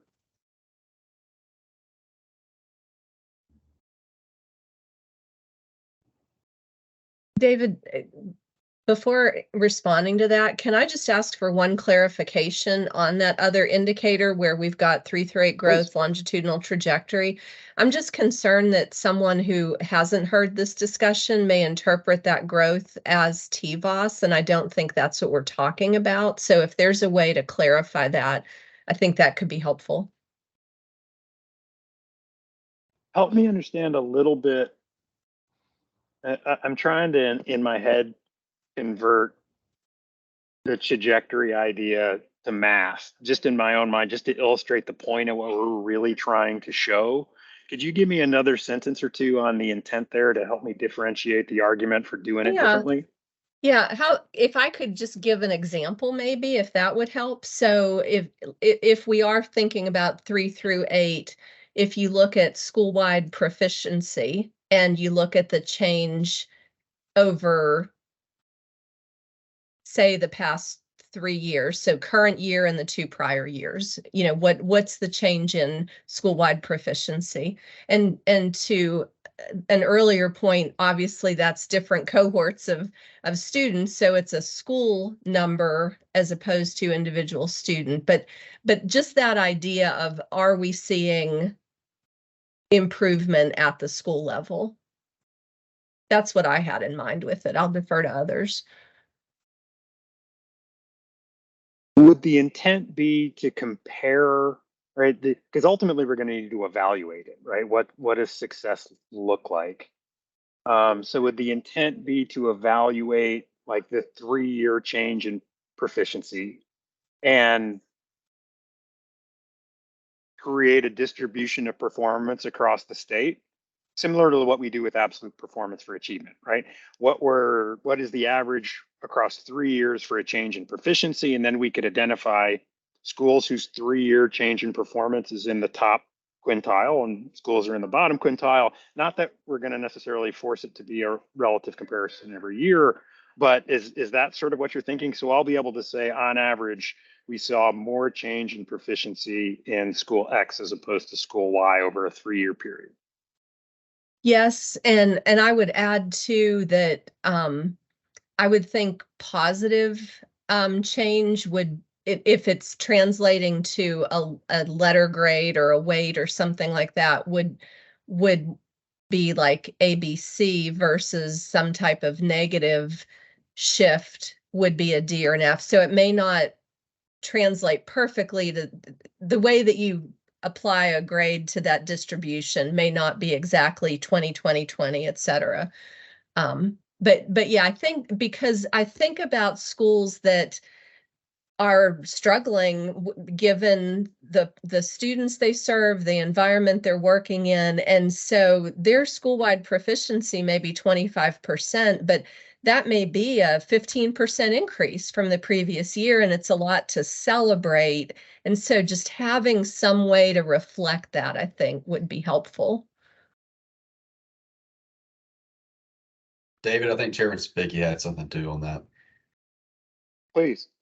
So, and I agree with you. I think having a measure in there, like we did with TISA, rewarding those districts that are showing an upward trajectory in proficiency should receive some type of award, because even if you, like you said, you may have a district that's performing in the teens, but over a 3-year average, they've bumped that to a 25. Well, that's a tremendous amount of work that district has done, correlating to a very high performing district that trying to go from 60 to 63 may be a monumental task. So I think you've got to have some type of reward in the other indicator, that if your district is on an upward trajectory in a 3-year time span, there should be a basic reward for that across all districts. So it's kind of like a macro grade where, hey, if you're in an upward trajectory, you get a bump for that, period. So that kind of equates out to everybody across the whole state. As long as we're moving the needle in an upward trajectory, we're headed in the right direction. Make sense?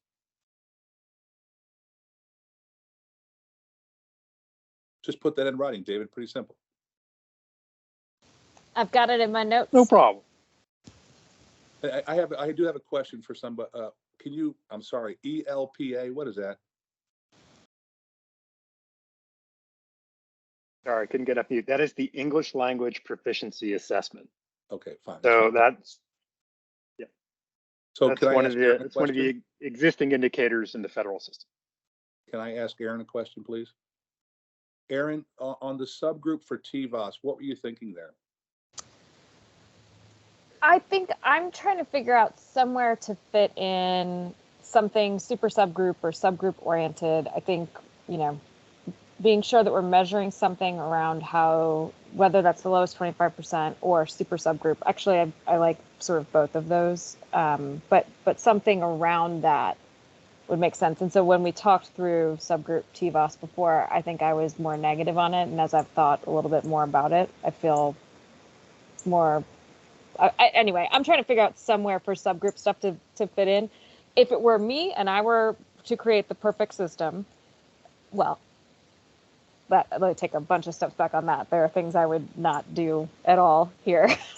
But if I were to create the perfect system within the constraints under which we are operating vis-a-vis the law and the direction from the department, which is, those are two things, but I would put in absolute achievement on TCAP for achievement, and I would put in an improvement measure on achievement, and I would do those both for the all group and a super subgroup, and I would measure them both equally, and I would put it all together as like sort of one whole measure. I know we've been told that's not something that folks are interested in, but that's how I would do it. So in lieu of that, I would still love to see improvement go in that box. I'll say it when I share out anyway, but to say it again, Aaron. If I were to do I need to hear it again. Yeah. So it would be absolute achievement as sort of 50% of the achievement measure, and then an achievement improvement measure as 50% of the achievement measure. And I think you would do that across the all group and across the sort of super subgroup. And then I would sort of repeat that in the growth, right? If that makes sense.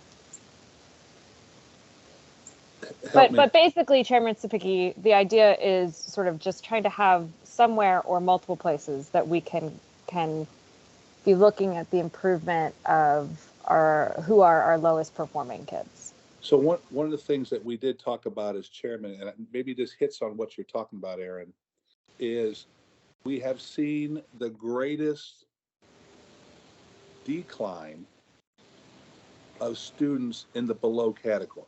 Yeah. Okay. Sounds terrible to say that, but it's actually it's a great thing. We all know that, right? And I think yes, they're not on track, but we're closing the gap, right? And I don't know if that would be in achievement. I don't know if that would be in growth, because you're growing those kids that are behind, right? So they're not proficient yet, but you are growing them. I don't know if it would, and I know we are trying to stay as pure as possible in achievement, but where could we put in there to reward a district as they shrink the below group? That's closing our gaps. Where do you think, anybody have any ideas of where you put that in?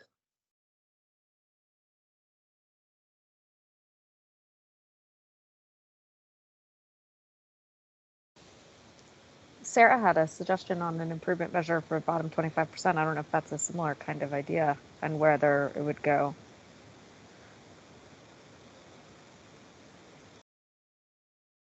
Sarah. Sorry, guys. I have two kids in the background because my parents haven't showed up yet to watch. So I'm a little bit here and there. Yeah, I like the bottom 25%, or as you were saying, Aaron, some way of capturing subgroup. I think 25% is a little easier.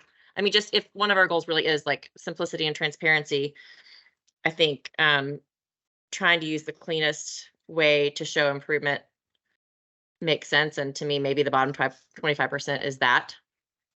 And also, you know, again, I think it could be part of growth, but I also think using it as one of the other indicators might call it out and make it, again, that much more easier to understand as you look at the overall calculation.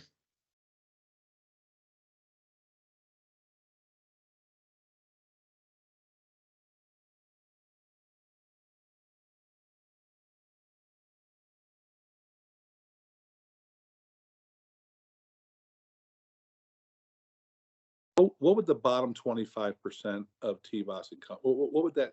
Who would that catch? What am I looking at there? So essentially, the way, and this is something we've calculated previously. We look at we take all the kids in the school, we rank order them based on aggregated TCAP performance across whatever subjects we're evaluating, and we just identify the students that are in the bottom quarter of the entire school. And then for just those kids, we create essentially a TBOS calculation where we compare their growth in that bottom 25% to the average growth of all the students who are in the bottom 25% of their school. So it essentially becomes a measure of how effectively schools are moving the bottom quarter of their kids across the state. So is the bottom quarter at your school growing more than the average bottom quarter of all the other schools in Tennessee? David, can you clarify also when you say bottom quarter, is that based on TCAP across all subjects, or what is that defined as? You know, we would, if we wanted to do something different, we certainly could, but historically that's how we've done it.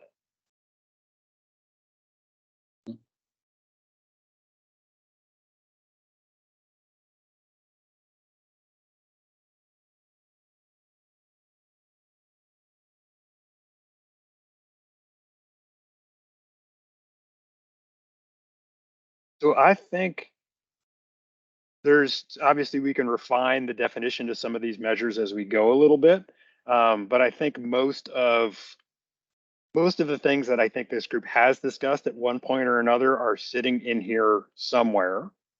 And so why don't we pivot into a conversation about weights for these? And then if we have to refine the definitions and we can add some more specificity to it, great.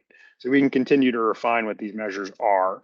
But just to try to keep us on track a little bit and to get to that sense of relative priority, let's go ahead and start to plug in some weights.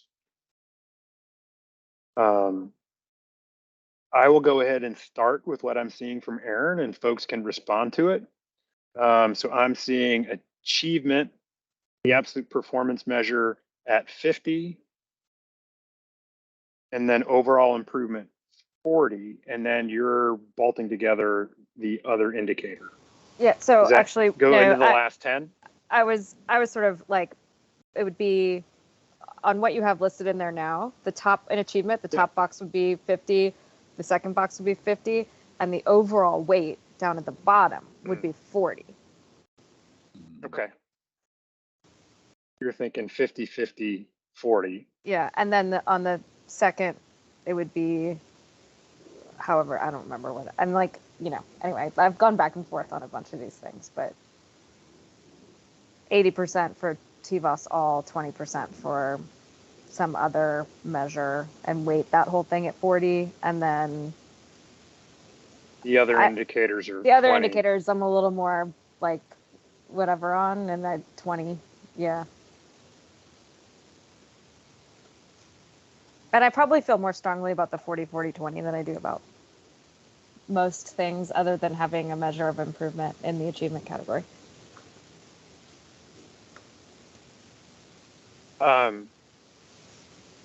So I think let me we do also this. have to remember the other indicators because they may be specific to grade band, so it will look differently. Exactly. Yep.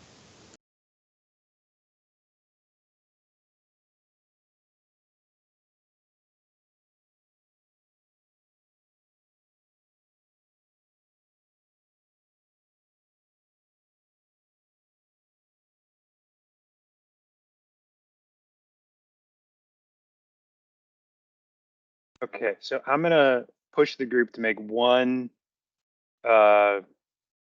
force us to make one decision here. We've got improvement indicators, and right now, I think if I'm understanding it right, there may be some overlap. I'm gonna highlight these in yellow, and I'm gonna highlight this in yellow. Is it correct to assume that these indicators may be very similar? Are we thinking about roughly the same thing in both those places? If there's a difference, I want to hear it, but if not, are those two the same thing? And if they are, just to keep the weighting clean, I want to put it in one place or the other, just so we can try to figure out how to weight it. I would defer to Christy, but I think they're different. I was going to say I wanted to ask Erin, her achievement improvement in the far left column, I'm assuming is based on a single year's outcome. And in the other indicators, what we're showing would be, say, a 3-year trajectory. So to me, those are different, but related, because what happens in the 1-year achievement improvement would shape what happens in the multi-year. So here's the potential monkey wrench here. Is in the TISA funding formula bill we passed, the districts are held accountable for a 3-year improvement percentage. Technically, if achievement improvement is just improvement year over year, you could technically be having a district being awarded 50% of an achievement grade, but after 3 years could fail the overall TISA improvement scale. So you'd be rewarding a district for improvement, and eventually they'd be failing, and they'd have to appear before the state on why they failed. I think, Chairman, I think for this, to protect from that happening, we would have to have an absolute achievement measure. We would have to set a standard. Right now we have an absolute achievement, and that school's going to be, A or reward, whatever it may be, to protect from that, because we're going to have high performing schools that, may be at that 60% achievement. That's going to be very difficult to move to a 63, 64%, more difficult than a lower achieving school might be. And I think as we have the conversation, we'll have to have an absolute measure where. That's one of the concerns we've had is you look at a high achieving district with their TISA percentage in 3 years, it might be like 1.1%. That's their goal. Whereas you get a very poor achieving district, it might have to move 9%. And so it's going to be it's trying to weight it equally. I would just caution us of allowing a measure to take place that would reward a district year over year, but could potentially lead to them failing and having to come before the state and answer to us as why they failed, when they say, wait a second, in our evaluation, we've passed it every year. What's your problem? So we're going to almost be in conflict there with state law. Two things on this. One is, I think we're talking about schools here, not right, not districts. Although I know the connection is super tight, but these measures are around schools specifically. And then two, what you're naming is exactly why, like, improvement scores usually in the past have been designed around exactly what you're saying.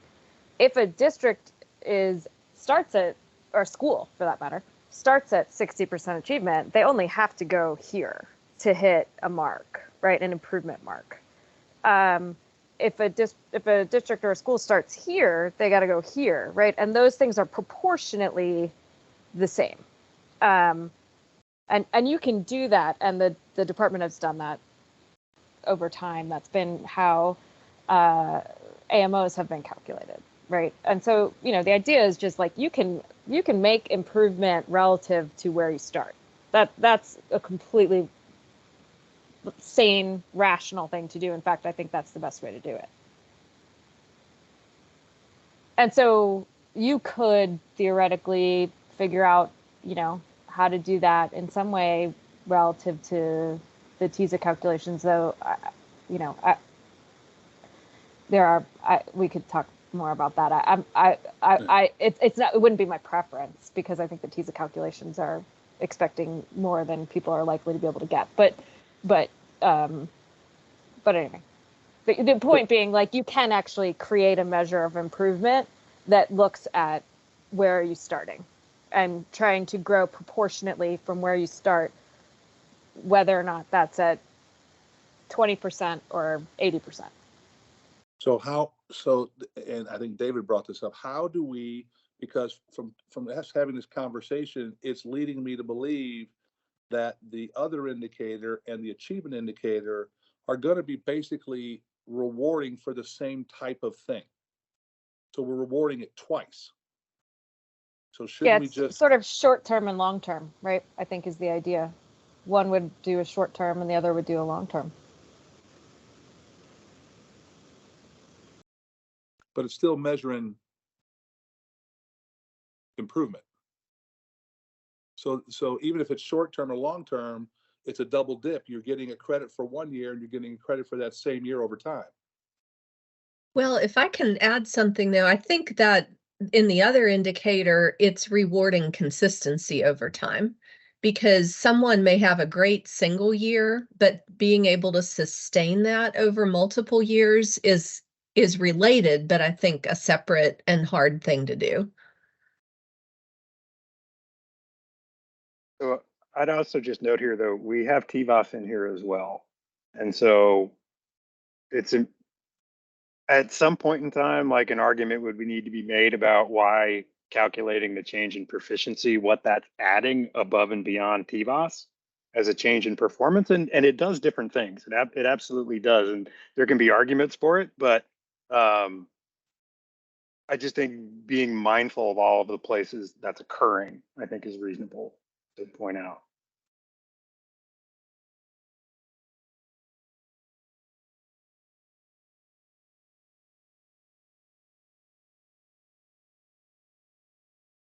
Look, can I ask a question? Does anybody have any issues with the other indicator group?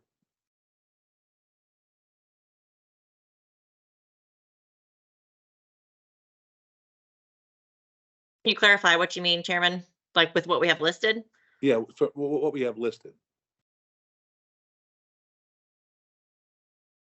I'm still trying to wrap my head around the multi-year because I hear what you're saying, Chrissy. I think that's really an interesting and important thing to capture.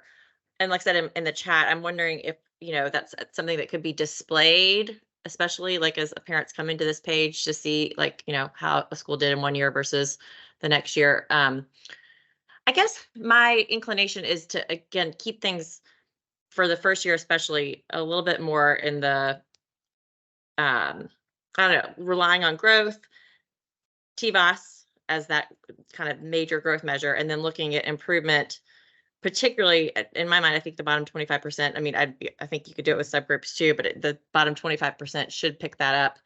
So for me, either the other indicators would be just kind of just the bottom 25% improvement, Ready Grad, maybe ELPA. But again, I think the more you throw in there, then the more diluted it gets. So I came into this meeting thinking 1 or 2 things and other indicators for various grade bands.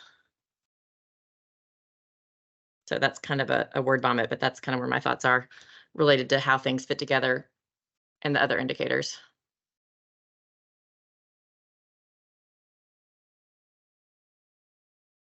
Would folks be okay if I remove other indicator or the bottom 25% TVOS from the growth indicator just so we have it in one place? I would be. Aaron, is that okay? It still exists. We can still figure out how to weight it, but we'll put it in one place.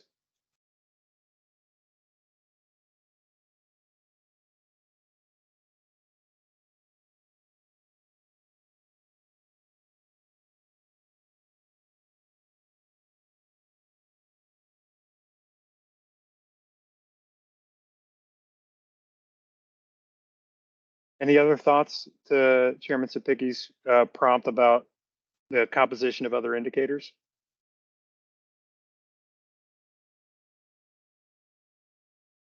I also wanted to be clear here. We're not trying to indicate that these are all necessarily going to get averaged together into one number. They all each might stand on their own in the final formula, where this is really just kind of a catch-all bucket for anything else that might get included. So we're not saying we're necessarily going to organize the formula this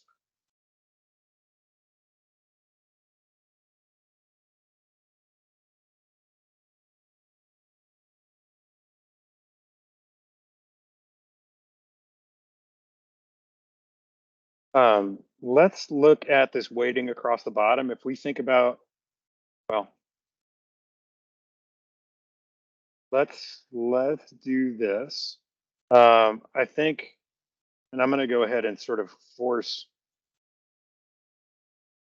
And I should say this, I realize the department has sort of forced some amount of consistency here. That absolute performance proficiency is going to be a component of the achievement indicator. It always has been, and it will continue to be so.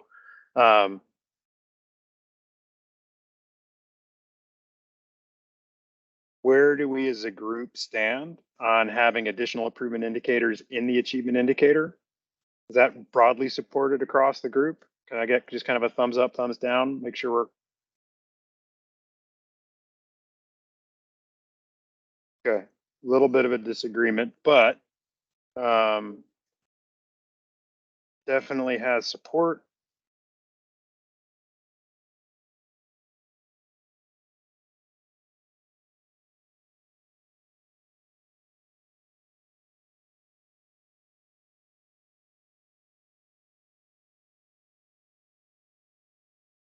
All right, and so I'm just going to do these as yellow as well because there's a little bit of disagreement there.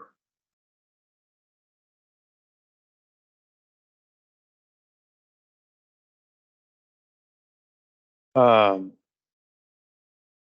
right, so for TVOS, general consensus on the group on the use of TVOS as the primary growth indicator. Is that an accurate statement? We heard that when we were initially talking about it. Thoughts from the group about making that a composite, including a form of subgroup TVOS to kind of modulate how growth works? And I'll say specifically subgroup because we're going to talk about the bottom 25% over in the other indicator. Now, again, it could end up being in the growth indicator. We'll have to look at that down the road.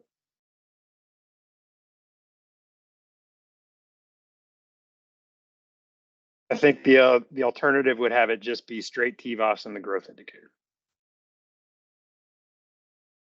Straight all students overall composite. Could we not just move in the TVOS bottom 25% indicator over to that subgroup TVOS and measure it there? It could end up in there, right? It could show up in a lot of different places in the formula. So you're absolutely right. That could be the right place to have it at the end of the day. I struggle, David. I mean, because all of this really, I feel like needs to be modeled out. It's hard to know, it feels kind of like we're just moving the checkers around. Like, I mean, I think the big thing for me is that somewhere we should be picking up on that improvement of the lowest performing groups, whether that's the bottom top 25% or subgroups. In some ways, putting it in growth, I wonder if that's like the right place because you're already capturing growth with TVOS across all students and TVOS controls for individual student performance. So I feel like my inclination was to put it in the other indicator so it would have a little bit more emphasis there. But again, it's sort of hard to know just, in the exercise that we're doing here. Does that make sense? Sure, I think that sounds right. And at the end of the day, we're just trying to confirm what measure should be in here somewhere. And if we can get a relative sense for their weight, that really is what we're trying to get at.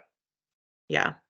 Okay. Well, put me down for a vote for, again, whether it's subgroup TVOS or bottom 25%, wherever it's going to kind of pop the most. So I'm gonna do this. I'm gonna call this subgroup as well. And I'm gonna pull it out of here, recognizing that its final destination, we don't know where that's gonna be. But it's either gonna be bottom 25% or a version of subgroups. Unless people want to distinguish those two. If some folks like one and not the other, we certainly want to hear that. And then the question is, well, how much of a priority should it be? How big of a pie piece should it be in terms of the overall calculation?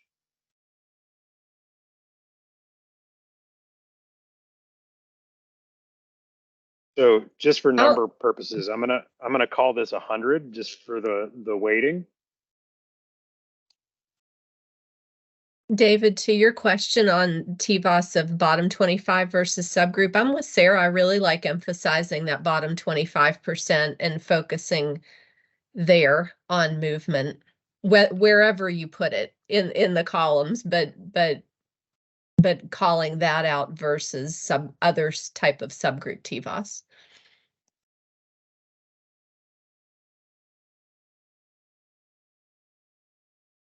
And I'll say the department's still doing a few analyses. We're trying to look and see what does the overlap look like between students that get picked up in the bottom 25% and the students that historically have been part of those subgroups.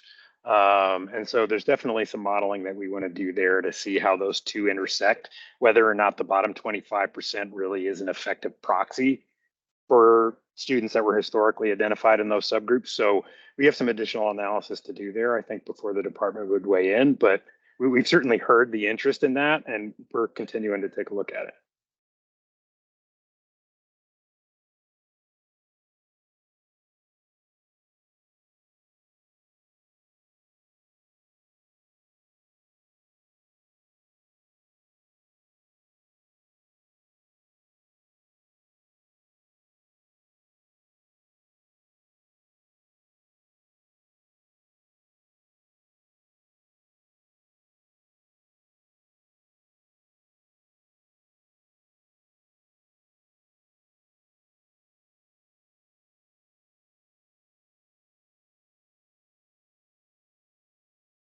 I apologize. I was chatting and was muted. Sorry about that. Relative thoughts about weighting the other indicators.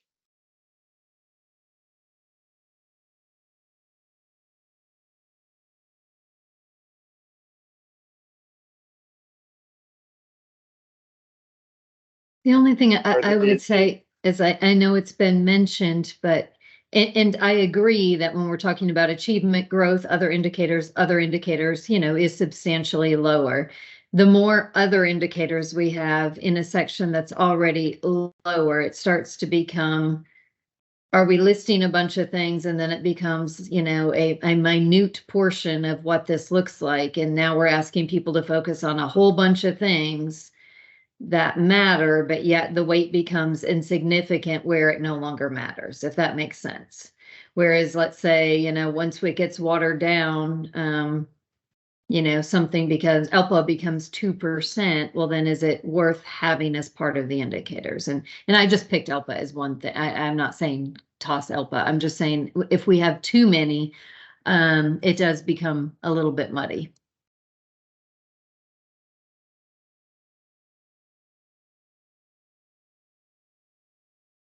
I just put it in the chat, but yeah, I agree, Jean. I think 2 makes sense to me, maybe if that's like a 20%, and so each one's 10.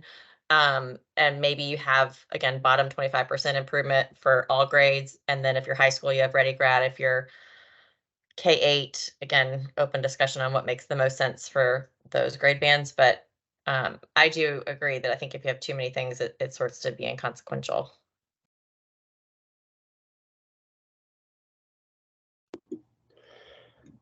I agree as well. The struggle is, with the grade bands, how do we break that out and hit all of the different schools or hit something, unless we specifically say this is your high school other measure, this is your 3.8 other measure. But I do like not having it watered down and not having so many things to focus on.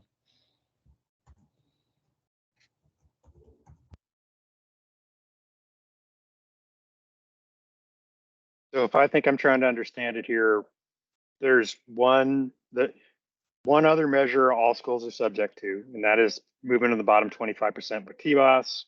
One additional measure for high school, which is ready grad. One additional measure right now that we're talking about for elementary middle, and that is kind of a multi-year trajectory piece. So can we make a call on ELPA up or down? Or is there an opinion on the group? Or again, we all don't have to agree. We can represent there's a difference of opinion here, but where do we stand on? I know there's at least one vote for keeping it. So this is going to be kind of a silly question, but so I'm thinking from my perspective, and our district is almost 50% or more Hispanic. And so for us, ELPA makes sense because that is a huge part of our student population, some of which also fall in the bottom 25% because of linguistics. But at a previous school that I taught at, they might have 1 one MLL, and so one ELPA testing in the entire district. So my question is this one too specific to certain schools? Like, it's a good measure, and for our district, it's an important one because we need to be moving those students and helping them. But does it apply, when we think about generalizing it across the state, does it apply to every school? I mean, that's just kind of me asking and just throwing that out there.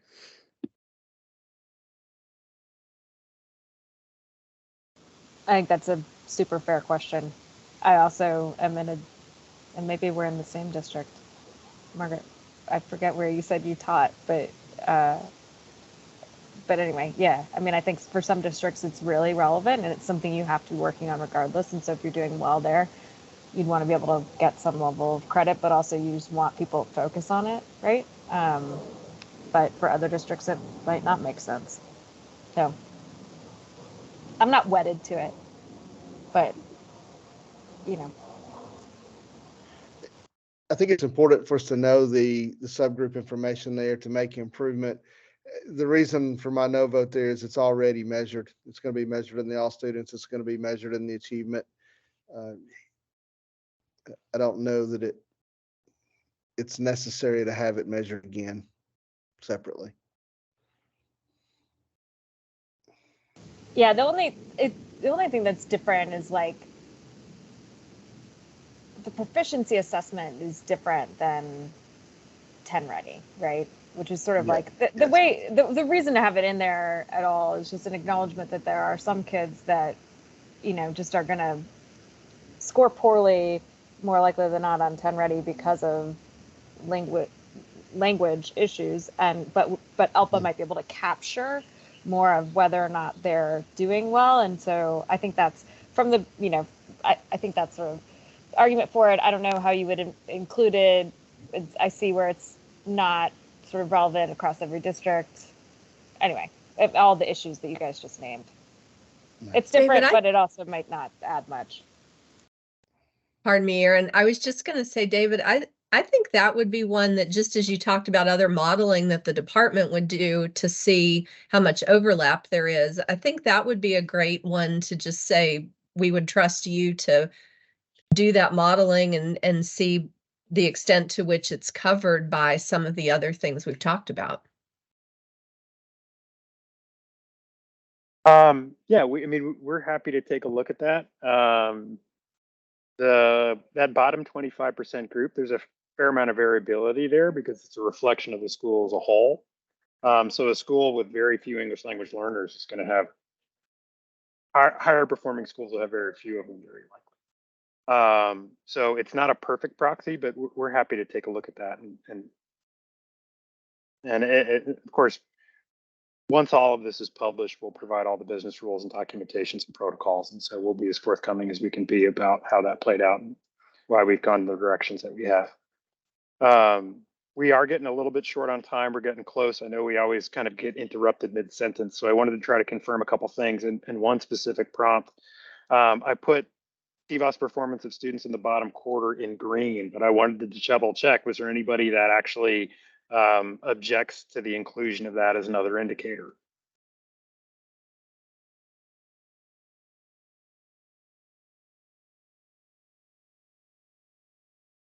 And I am very curious about a relative weighting that people would subscribe to that measure. So just how impactful would you want it to be in the broader scope of the formula?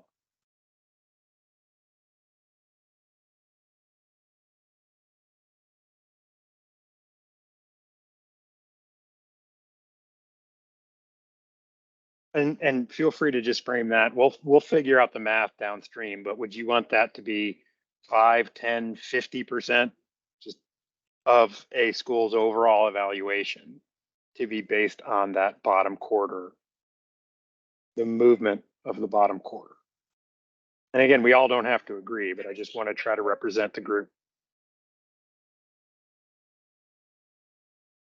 I think I may have mentioned, in my mind, other indicators is like roughly 20% total. So maybe 10 to 15% for bottom TVOS, 25% as sort of a relative range.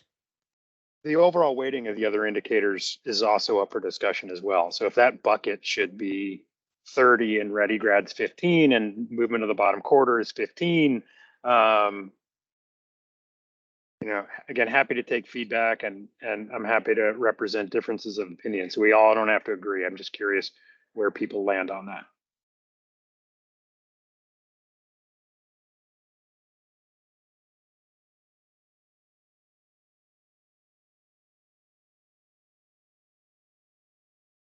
I'll share and then I'll shut up, I promise.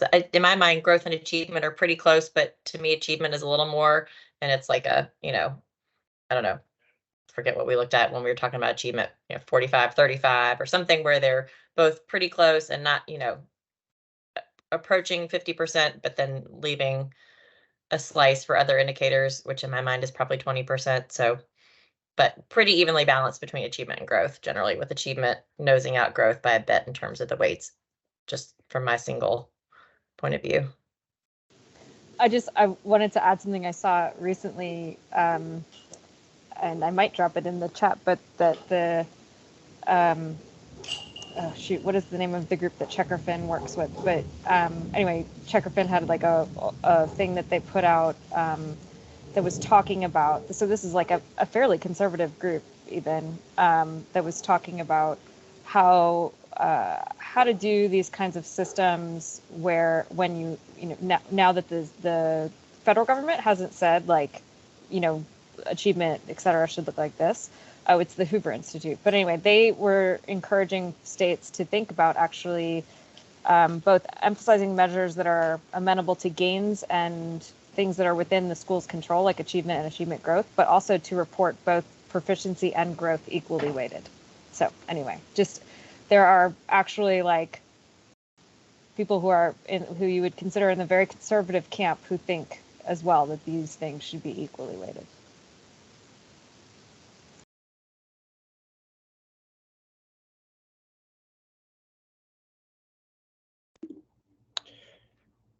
And I agreed with Aaron on this. I would weight equally the 40, 40, 20. That was where I had in mind as well. But. And I'll jump in and again, sort of throw in my lot with Sarah there. I like the idea of them being close, so where but did achievement we having a land slight edge. on the other indicator for elementary, middle, multi-year improvements? Are we all uniformly in agreement on the inclusion of that one? Some sort of multi-year trajectory measure?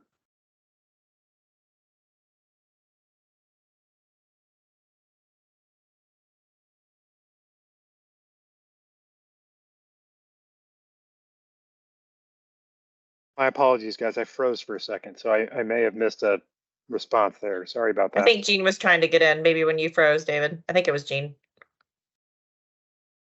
Jean, please. Jean, I don't know if you were also, I was saying that I would, as far as the weighting on achievement growth and other indicators, I was more in line with what Sarah was saying in terms of keeping them achievement and growth fairly close, but achievement having a slight edge.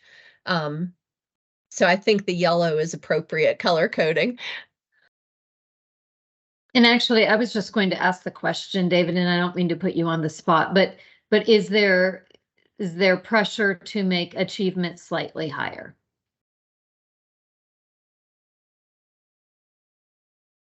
Jean, I'm not trying to duck the question, but it all depends on how all the pieces ultimately fit together, right? If achievement is a composite measure and if achievement in and of itself is being reconciled with a change in achievement measure, that is probably going to impact how it's weighted overall. If it's standing on its own and there's nothing else in that bucket with it, that also probably then changes what it's doing in the overall formula. So I'm not trying to duck the question. It's clearly going to, I think, be more prominent where we're headed, but I have no idea where the weightings will play out until we see what's getting reconciled with what. But I would argue I think that's totally fair. And so what I would say though is if that's the case, even if we looked at, potentially just throwing out numbers and let's say, like a 40, 35, 25, given that other indicators has, the bottom, 25% with TBAS. So there is a component of growth in the other indicators and trying to bring them a little bit closer together. That's, so it's still 5% higher for achievement, but just throwing that out there.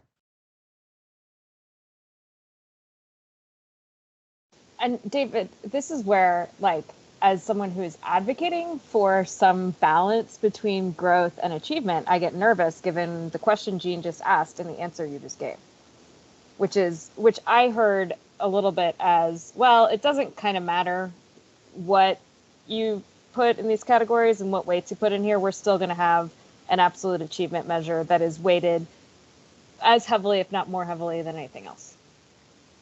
So correct me if I'm wrong there. Yeah, I don't, that wasn't what I was trying to represent. Maybe that's what I said. But what I can't speak to now is what the exact weighting of any of these pieces will be, because in my mind, where these pieces are actually going to end up in the formula is arbitrary, right? We're putting them in places just so we can collect a sense of what you think the relative weights ought to be. And it's our job to try to reflect that. But it will, depending upon which measures are where, how you weight the achievement category could function completely differently. Well, so then I would love to just hear people say what they think achievement as a concept, growth as a concept, and other measures as a concept should weigh, which should inform you about however you end up sort of, putting these things together, what it is that folks believe, because I don't know that this then is representative of what you just said. And just to clarify, when you say my achievement, 40-40-20 is like, my 40-40-20 is 40% achievement, 40% growth, 20% other. And I would prefer that within both achievement and growth, you have sort of measures that represent, anyway, whatever, you get my point. But like, Well, so let's do it this way, Erin. If it were just absolute performance for achievement and nothing else, if we say achievement, that's all we mean. What's the percentage? I still would go 40-40-20 on that. Okay. But I don't know. Maybe I'd rather. I don't think it should be just absolute achievement. I think it should be achievement and improvement achievement. So it's hard for me. So maybe actually my inclination then might be 25, 60, 15, right? Yeah. No, I think that's fair. I think you're thinking about it exactly right. Well, what is the weight of that measure standing on its own is an incredibly consequential piece of this whole exercise. And I don't think we got, I don't feel like I heard consensus on that. Now we're done. But I do have I do have notes. David, we got the 1 minute warning. Quick, everyone say what your achievement growth. Put it in chat. Do it now. We do have a second left. I just want to thank everybody for their time on this. It has been incredibly valuable. And I appreciate the quality of the conversation and everyone's commitment to trying to figure out how to do this correctly. So I'm very grateful for everyone's contributions. And I look forward to continuing the conversation. This will certainly not be the last that we chat about this. Hi there.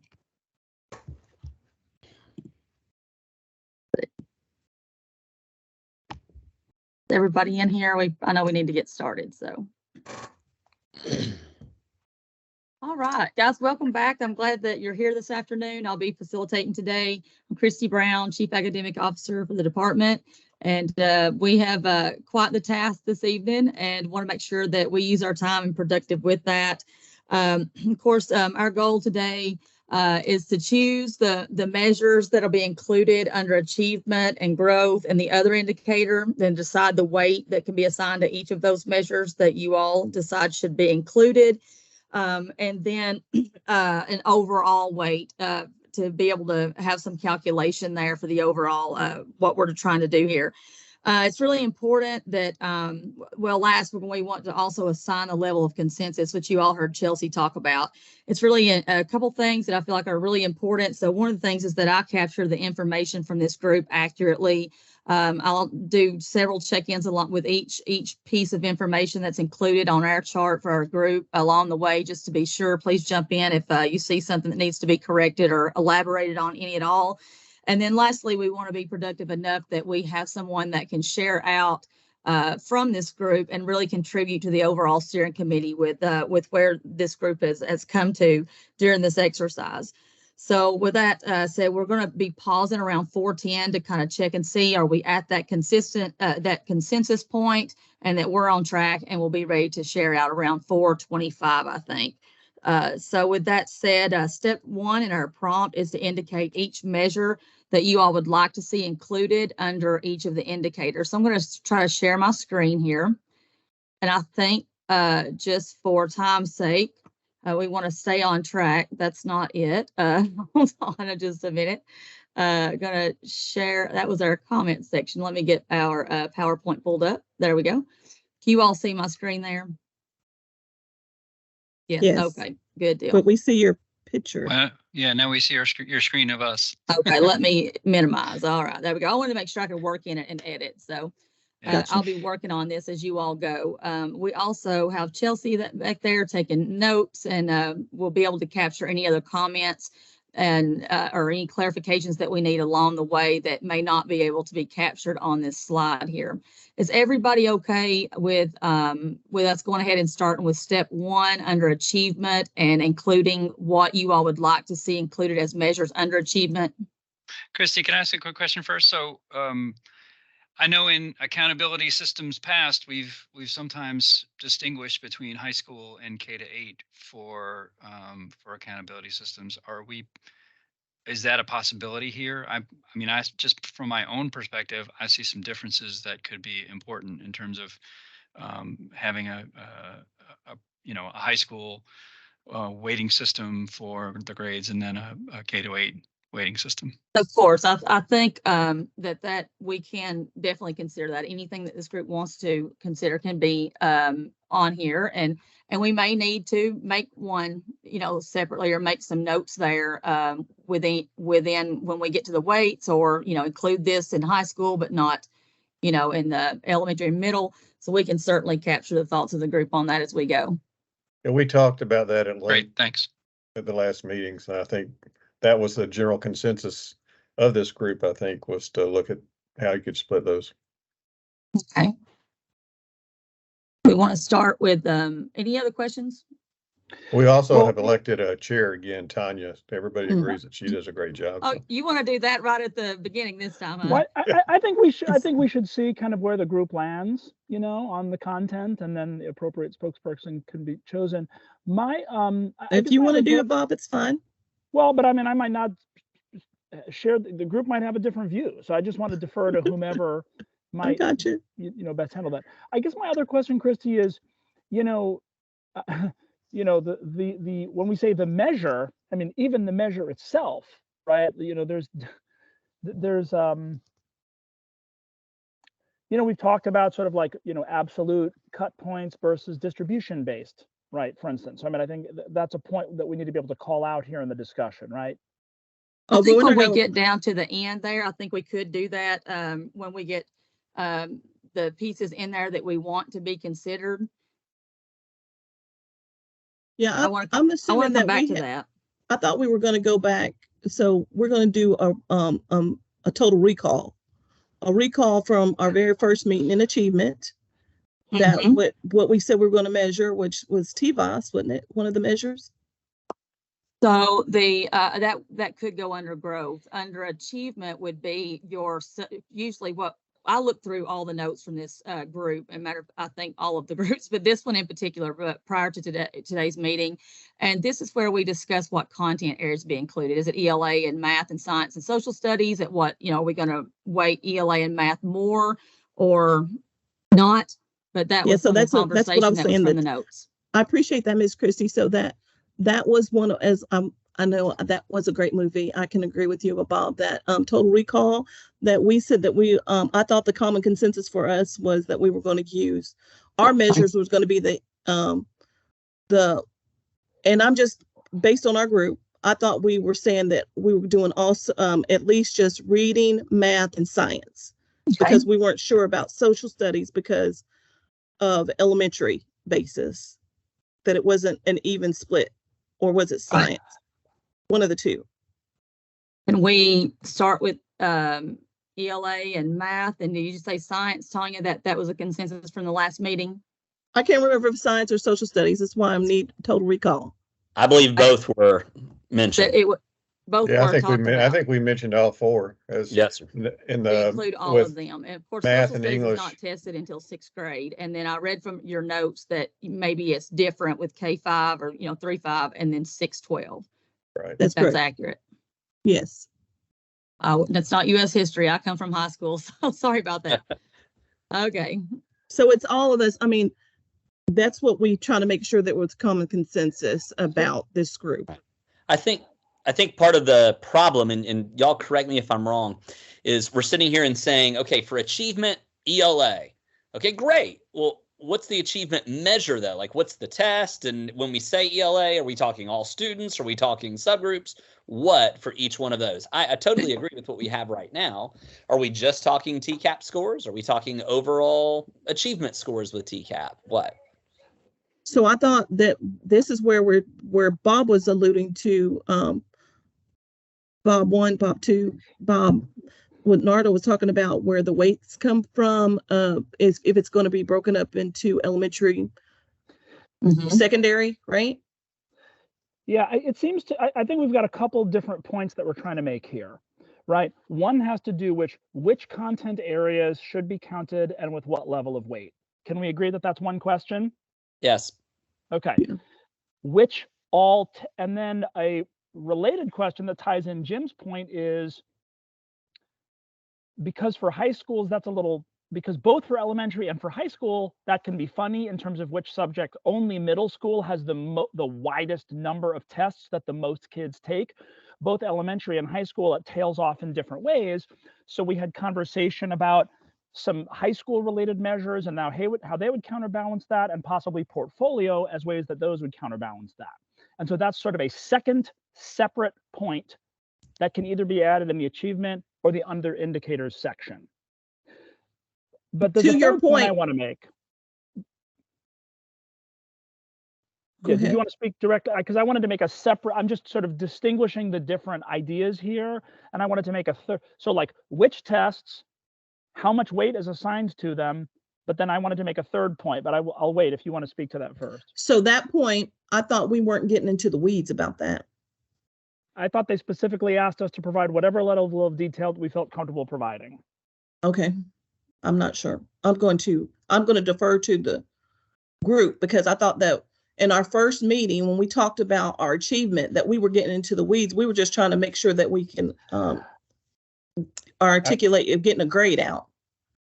I think it's important that we give the subject areas that we think ought to be scored, but also identify what grade bands those need to be scored in, and because we recognize that there are different grade bands. And so I think both of those are two things that we need to be sure get explained.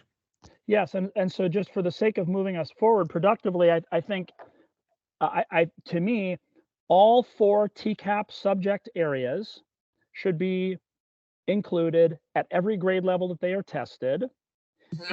I think there was some discussion around weighting ELA and math higher than science and social studies. So those are 2 points.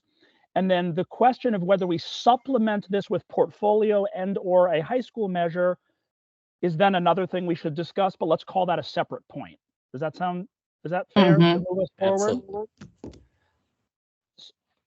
Here's the different kind of point that I would like to just put in the conversation right away, which is that when we talk about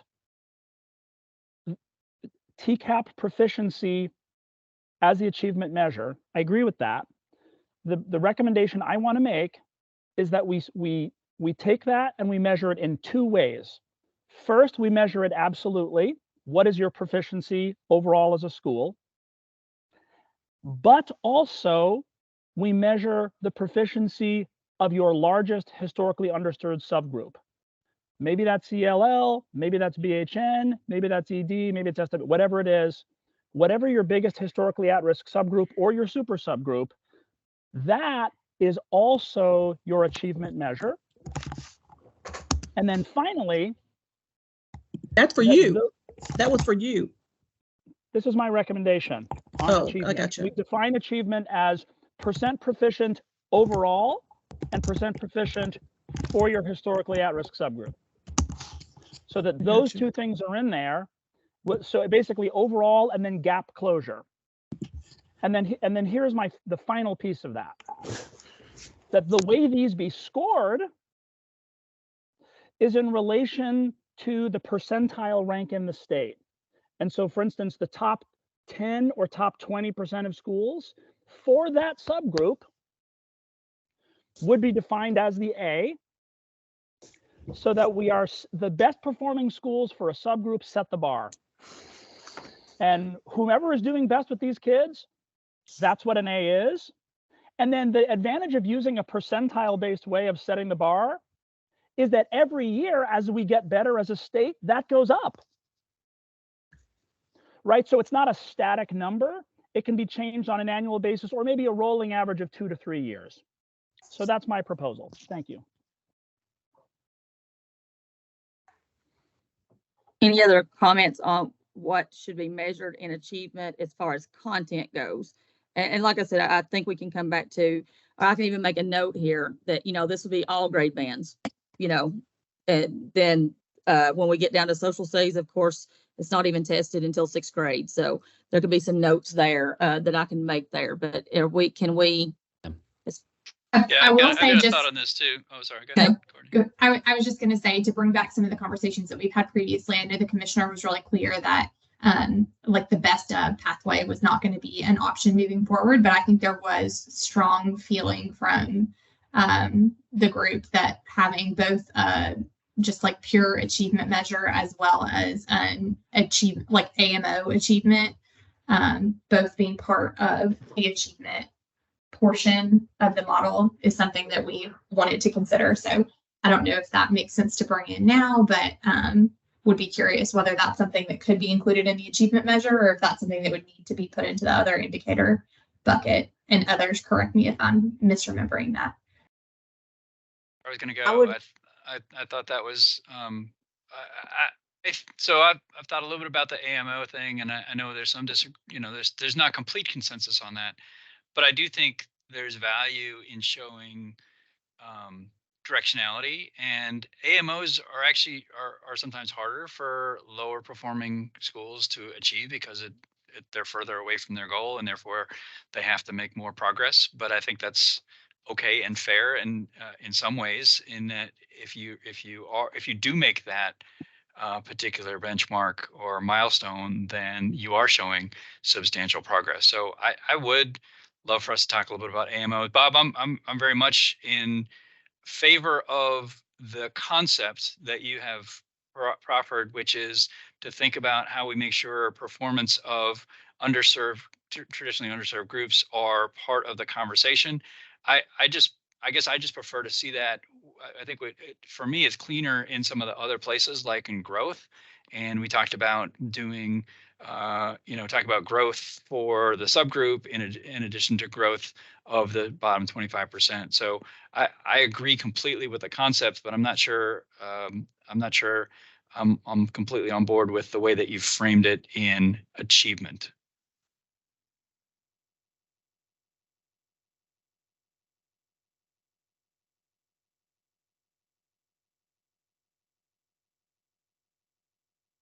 Your question was what should be measured in achievement. I agree it should be yes. ELA, math, science, and social studies.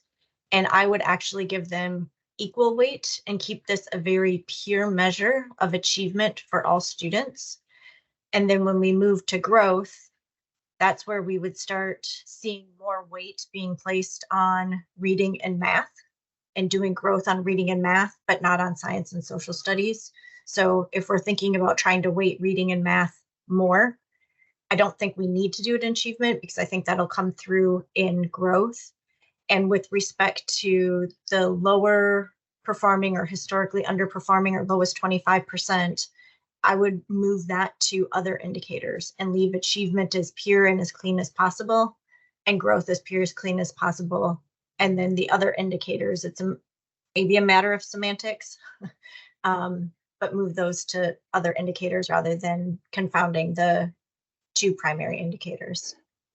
I'd just like to say one last thing about that, which is that I'm at the end of the day, I don't care as much about where it is, achievement versus other indicators. So like in the spirit of collaboration, I want to say that right away. But it was intentional in my mind to propose it as part of achievement in this exact sense. For 20 years, the entire reason our country has been on this conversation is that President Bush and Senator Kennedy passed the No Child Left Behind Act, the fundamental tenet of which was that historically underserved children's struggles should not be hidden behind a superficial veneer of adequate performance in a school. And so to allow schools with decent overall performance to hide the lower performance of their at-risk subgroups, I don't think it's confounding a pure measure of achievement to say you're not achieving at a high level if your most vulnerable children are doing worse vis-a-vis your advantaged children. So I don't mean that in an aggressive way. I mean that I just want to speak very directly to the fundamental reason why we are talking about achievement, and that is it. And so that's why I think it actually is right to put it in achievement. It's not some kind of bonus thing. It's actually fundamental to the question of what public education is trying to do. That being said, it's more important to me that it exists somewhere in the model than which particular bucket. Thank you. Well, and I understand what you're saying, and I think we actually agree on this. It's just, I don't want it hidden in achievement. I want it to be its own indicator that's up there for everyone to see in an other indicator because it's that important. So that's why I don't want it buried in achievement.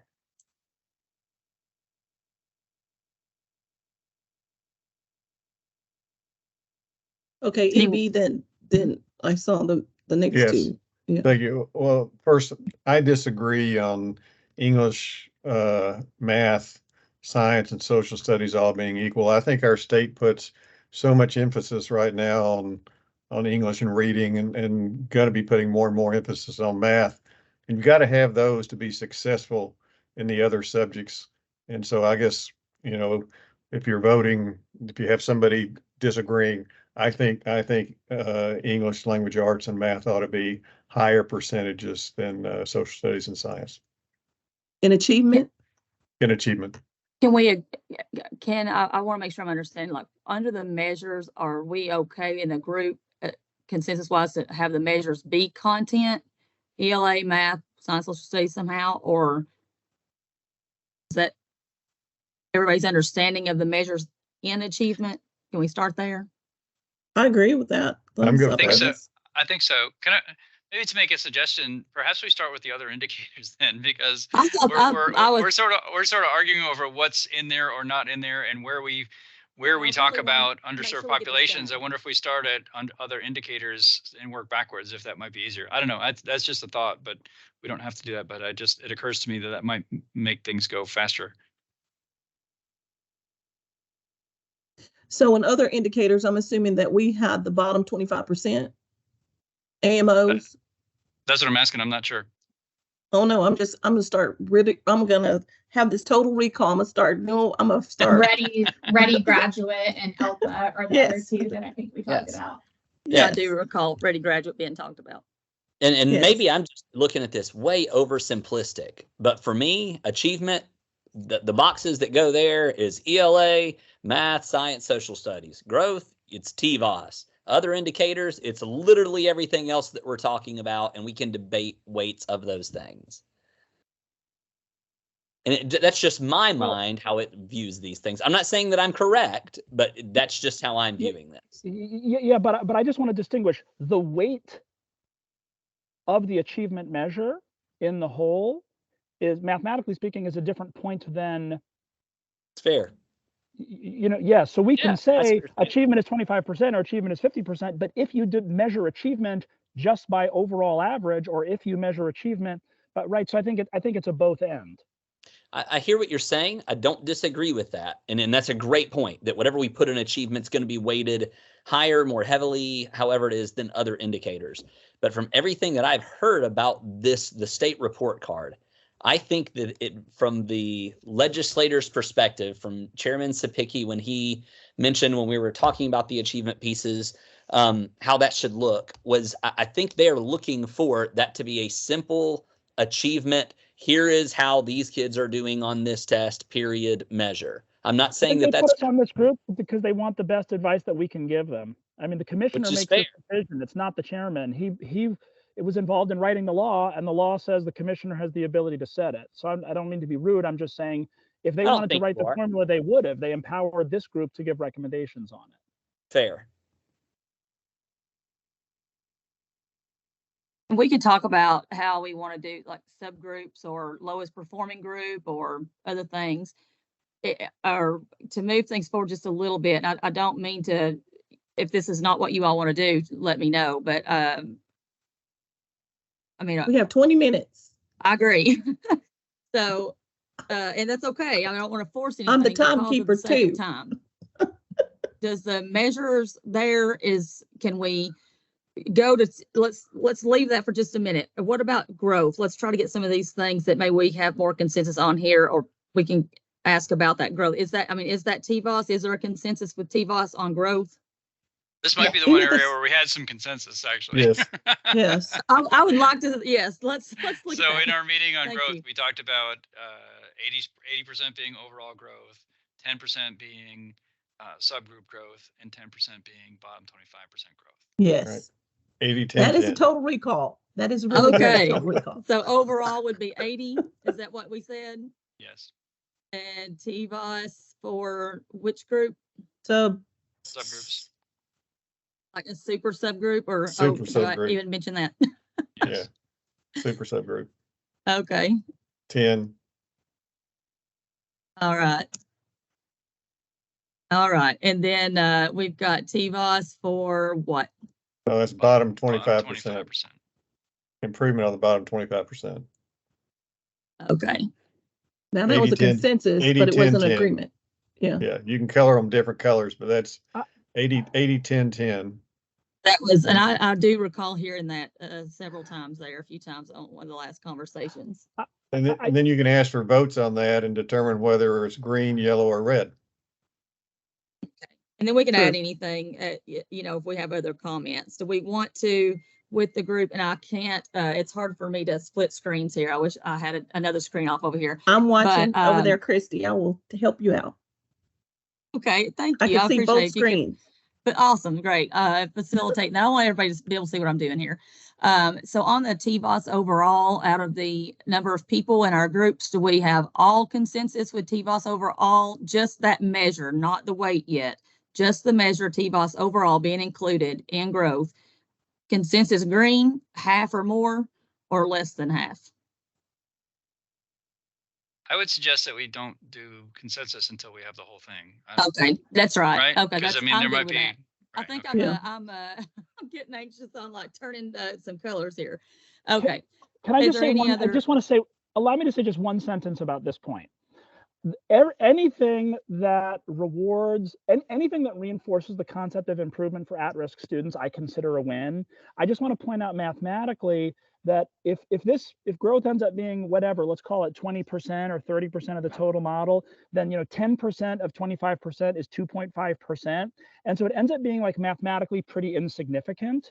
And so it's not that I oppose it in philosophy. I deeply agree with it. I'm just saying if simplicity is one of the overall arguments, then it's like maybe we find the single best equity measure in the whole thing. Maybe this is to Christy's point, and that there's an equity measure and it's big. And there's an achievement measure and it's big, and there's a growth measure that it's something like that. That's all I'm going to say about it. Okay. Thank you. Is there anything else to add here with growth? Are we? Okay. Do we want to go to other indicators now on the measure part? What I think Ready Grad was talked about, and Yes. I'm not I'm not sure. It didn't sound like anybody really wanted to do chronic absenteeism anymore. So No, that's so I'll not, put in that's ready not gonna grad as an help. indicator. You can't help kids when they're chronic absenteeism.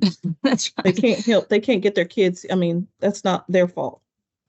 And we talked about ready graduation. We talked about ready grad, and we kind of implicitly talked about graduation rate when we talked about ready grad. So ready grad really is the proportion of graduates who graduate prepared for their future, right? Right. But in that conversation, I think we kind of conflated that a little bit in my mind with graduation rate. And so I guess I would propose or advocate for having a ready grad indicator as well as a graduation rate indicator in this other indicators bucket. We can add that as a possible measure. think that Anything was- else that we want to consider as a measure under other indicators? Oh, I gotta go back. Well, last time we had a pretty, one of the meetings, I advocated for, and I think some others were receptive to the concept of including portfolio as a Yeah. measure that would sort of occupy the same percentage of space for elementary schools that something like grad and ready grad would occupy for high schools, because it's an existing state measure and it would give some weight to kids who otherwise are not captured in the system. I don't know if that's a consensus view, but I would advocate for that.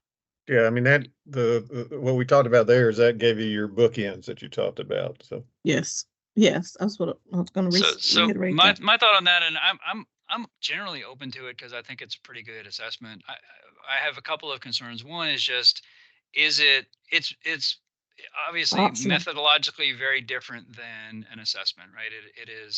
There is, in order to undertake it, it requires the development of a portfolio, which is challenging and large. And the other thing that I would say about this is, from my prior experience, I've heard a lot about putting too much of our assessment and accountability weighting on kindergarten, frankly, or first grade. And that if we put too much of our assessment that's focused on those earliest grades, that puts a lot of pressure on teachers and kids in those grades, and when they're just starting out their educational experience. Sonia's been seen some of that conversation that we had in Knox County about that in particular. So just want to raise that. There's sort of a methodological question, not even concern, question or issue around how do you make sure that that is valid and reliable at scale across the state, and the workload that goes along with that, especially if we're going to make it now mandatory rather than optional. And then second, is it just conceptually, do we feel comfortable with with putting that heavy a weight on our students who are just coming into the system? I'd like to address that. First, let me say with regard to the evaluation, I agree with you. There's got to be a way that you can fairly evaluate that consistently the best you can. So that's a challenge, and I think we need to address that.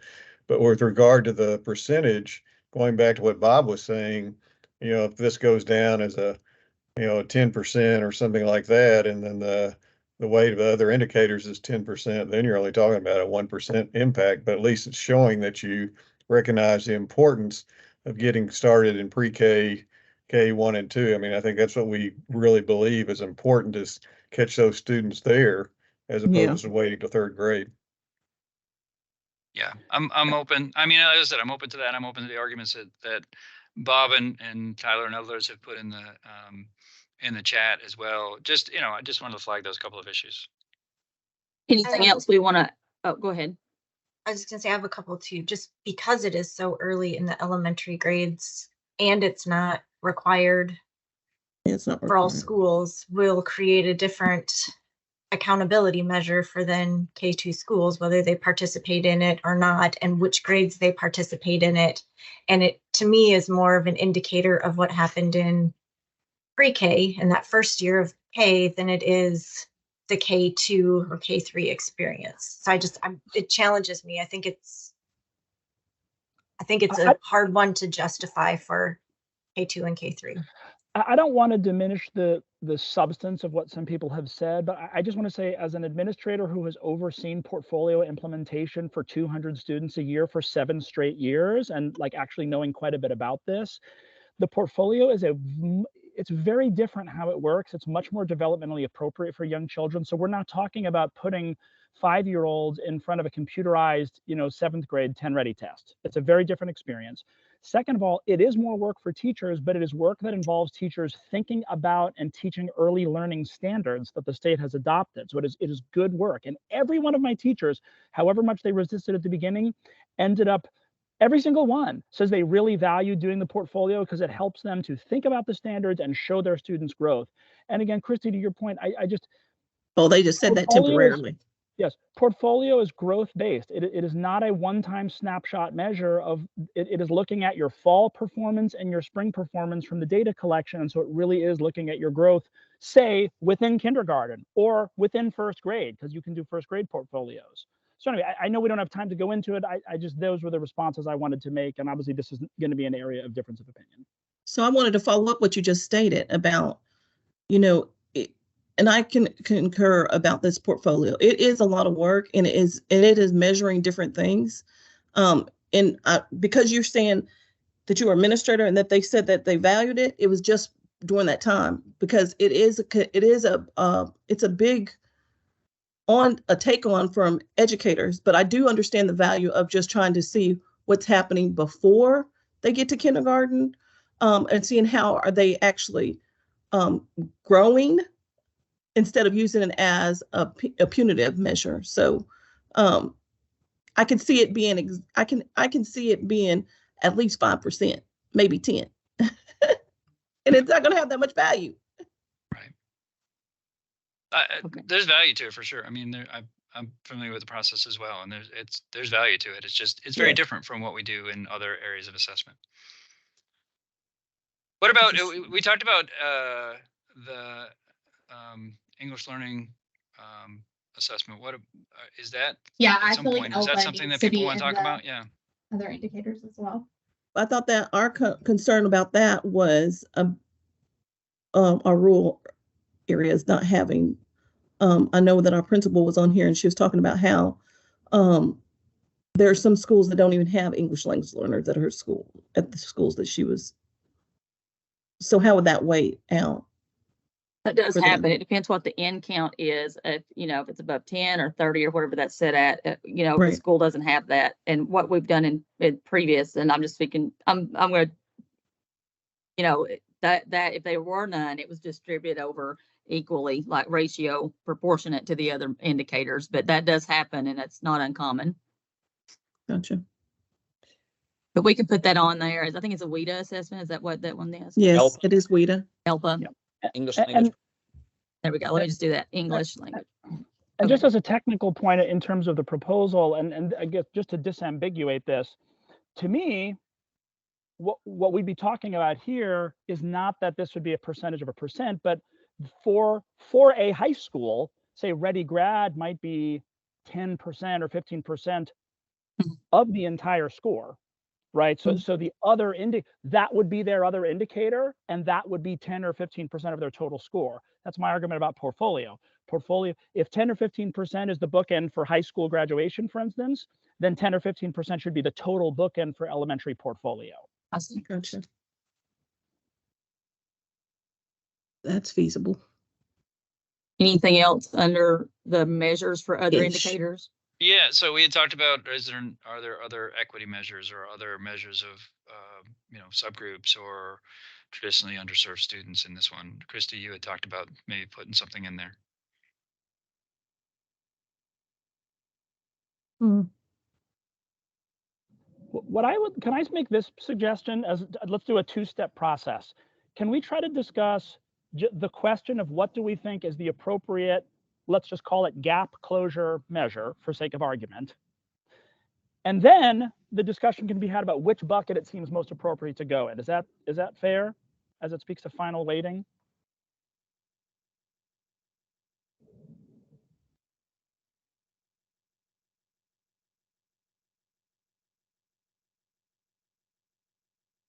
So are you saying that should be in the other indicator?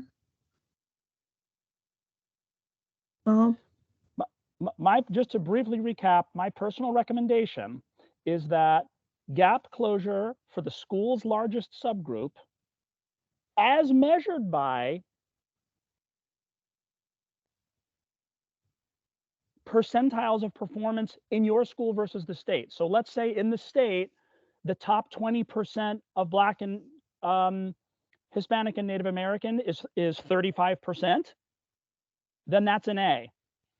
And so if your school is at that level, you get an A for gap closure. And if your school is lower than the state top 20%, then you get a proportionally lower score. Conversely, let's say the state average percentile for students with disabilities is 25, let's say 25%, and you see what I'm saying? So that would be my recommendation, and that it be housed within the achievement measure for reasons previously proposed, or that same construct could be put here, but in either event, that's what I'm suggesting is the structure is for the gap closure measure.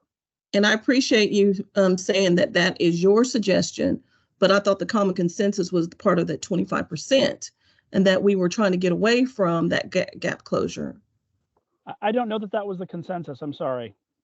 Well, okay. Like a note here under achievement, right, Bob? That you no, it'd be under growth. Oh, under growth. I mean, because Bob just stated that that was his perception. But when our conversation is that when we had a report back, I know that he kept bringing that up as part of his thought process, but our consensus was that we weren't going to delve into that we were going to stick with the 25%. And I could be wrong. I'm just, like I said, I'm trying to do a total recall, make sure that we're all on the same page, because now we got less than 7 minutes. Mm-hmm.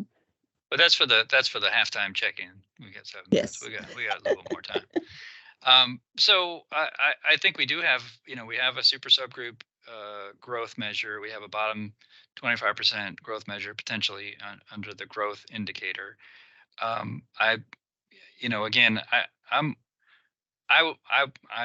agree with Bob's advocacy to have some, part of these indicators to really focus on traditionally underserved kids and kids with the greatest needs. So I hope we do have a little more conversation about this. I'm not sure about what those dynamics in particular, Bob, that you propose, what implications that would have for this process.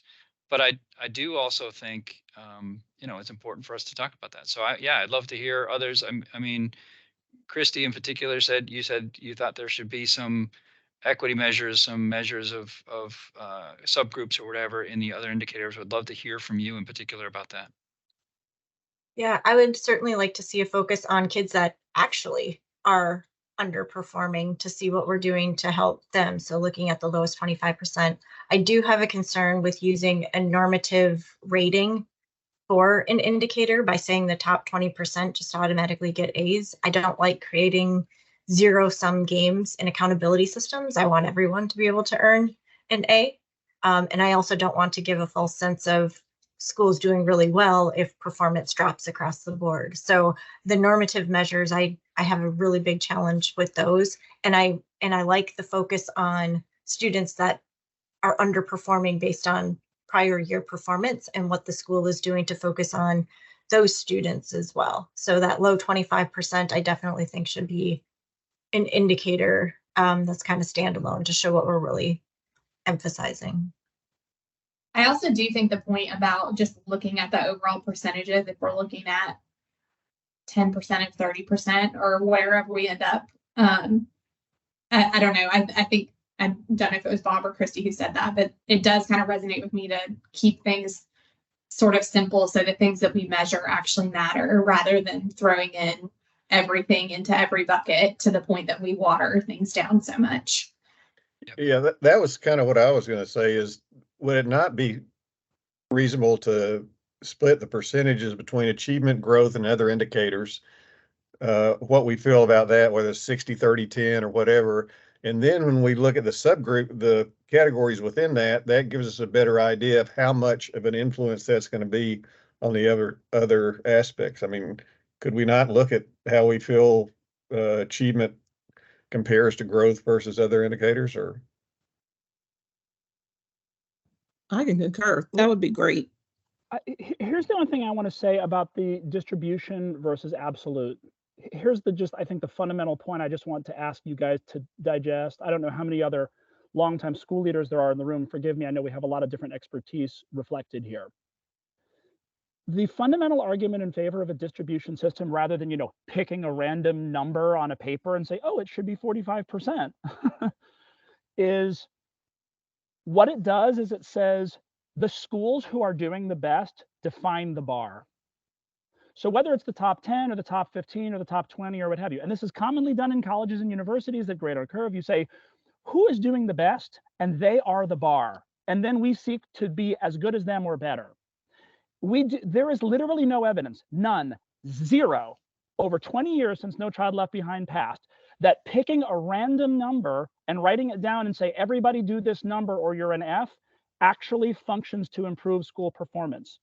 Guys, it doesn't. What works is to say, look, these schools are serving kids just like yours and they're doing better. So we know you can improve, rather than saying, oh, well, this formula says you should be at 72%. That doesn't motivate anyone. It doesn't actually enable anyone to achieve the goal. So instead of just making up an abstract goal, we say, take the best performers and let them define the bar. And then each year as they get better, the bar therefore goes up. That's my argument. Thank you. And Bob, I don't think we're suggesting we just grab a random number. I think using a distribution to inform what that number should be, and then holding that number constant. So if you have to get to X point, because that was the top 20% to earn an A in 2023, great. We'll set it right there, but hold it constant. We want schools to be able to know what they're aiming for and for us to be able to longitudinally measure whether they're improving or not. We don't just want to set a benchmark and then every year we just know only 20% of schools are going to be able to earn an A on that benchmark. And it's moving. Yeah. It's a moving target.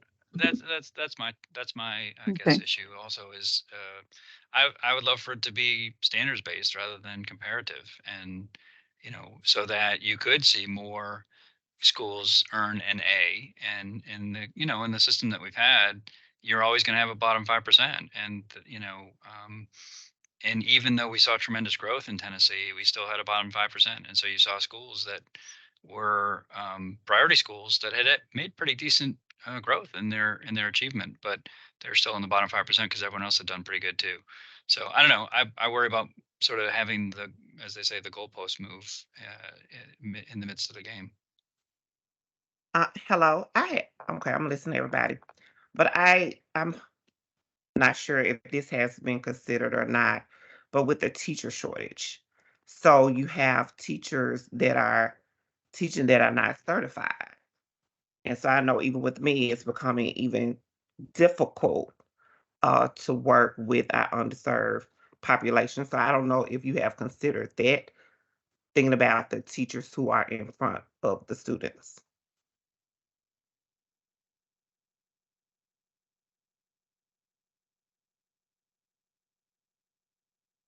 It hadn't been considered, but it's something to think about when we're thinking about these weights across there. But I'm gonna redact back to this achievement weight and growth and other indicators. So I would assume that we would have growth would weigh more. This is just me. I'm gonna start speaking out to you. I'm gonna start saying, I think growth should outweigh achievement. The achievement should be next, and then other indicators should be last. Now the percentage, I could live with a 60, 30, 10, kinda. And I'm just throwing that one out first. Anybody else? So it's I think I agree with that rank ordering of growth, achievement, other. I think it's 30, 60, 10 on the paper. If we're doing something like that, I think that it has to be very close between achievement and growth. Where here is my concern with that methodology is that if you have a school who is scoring, and again, all these numbers, this may not even make sense. I'm just going to go for it anyway. Let's say you got a school scoring in the 20th percentile, and they move up from that 20th percentile to the 22nd percentile. And then you have another school that's scoring in the 85th percentile, and that school goes from 85th percentile to the 82nd percentile. It may look like, based on the report card for growth, if we're scoring growth that much higher, that a student who is coming out of the school with the 22nd percentile because they grew, that's a school that you would rather your child be in. And you're going to have to forgive the words I'm using here. But that school is a better school than the one that's the higher achieving school. And I don't feel like that's the case. That's my personal belief. And so I think that we have to be careful when we're looking at rating growth so much higher over achievement, because what about those schools where you have kids that are scoring? One problem that we have in our school is we have so many kids that make 100 on TN Ready that in order to grow them, or they look like they're regressing so far so much significantly because they've missed one question on the test the next year. And so therefore, it impacts our growth negatively, whereas we have people beating down the door trying to get into our building. And I appreciate that interpretation, because I was just trying to agitate to get us to say something on this. I appreciate that. I almost put 30, 60, 10 on there, Tanya. So are we, I heard that growth may be more, that there were some comments around that. Do we have any numbers? So I mean, do we want to start here's with my those, or thing what do about you that, want though. here? But the point I just want to respond to respectively to Tyler is, Tyler, the state has consistently demonstrated that even high achieving students can still show growth on TVOS. It is not the case factually that schools with high achievement necessarily have lower growth. Kids at every point along the achievement spectrum can have growth above or below what is expected, because under TVOS, they are only compared to kids like them. So kids in the top 10% of the achievement band are only being compared in TVOS to other kids in the top 10% of the achievement band. They're not comparing your high achieving students coming in to my low achieving students coming in. They're saying, how did your high achieving students grow as compared to other kids like them? So I think that the growth model in TVOS already corrects for that issue. And so what you're saying on your end, with all due respect, my friend, is just not factually the case with how TVOS works, whereas the opposite absolutely is true. Kids in schools like mine can show unbelievably high growth and go from the first percentile to the 68th percentile. But if they don't get over that bubble, there is no change in the achievement score. And statistically speaking, it was an enormous success for them, but it doesn't actually show up in the achievement measure, which is why growth needs to be weighted, I would say at least, I would argue for more, but I think in fairness, at least equally.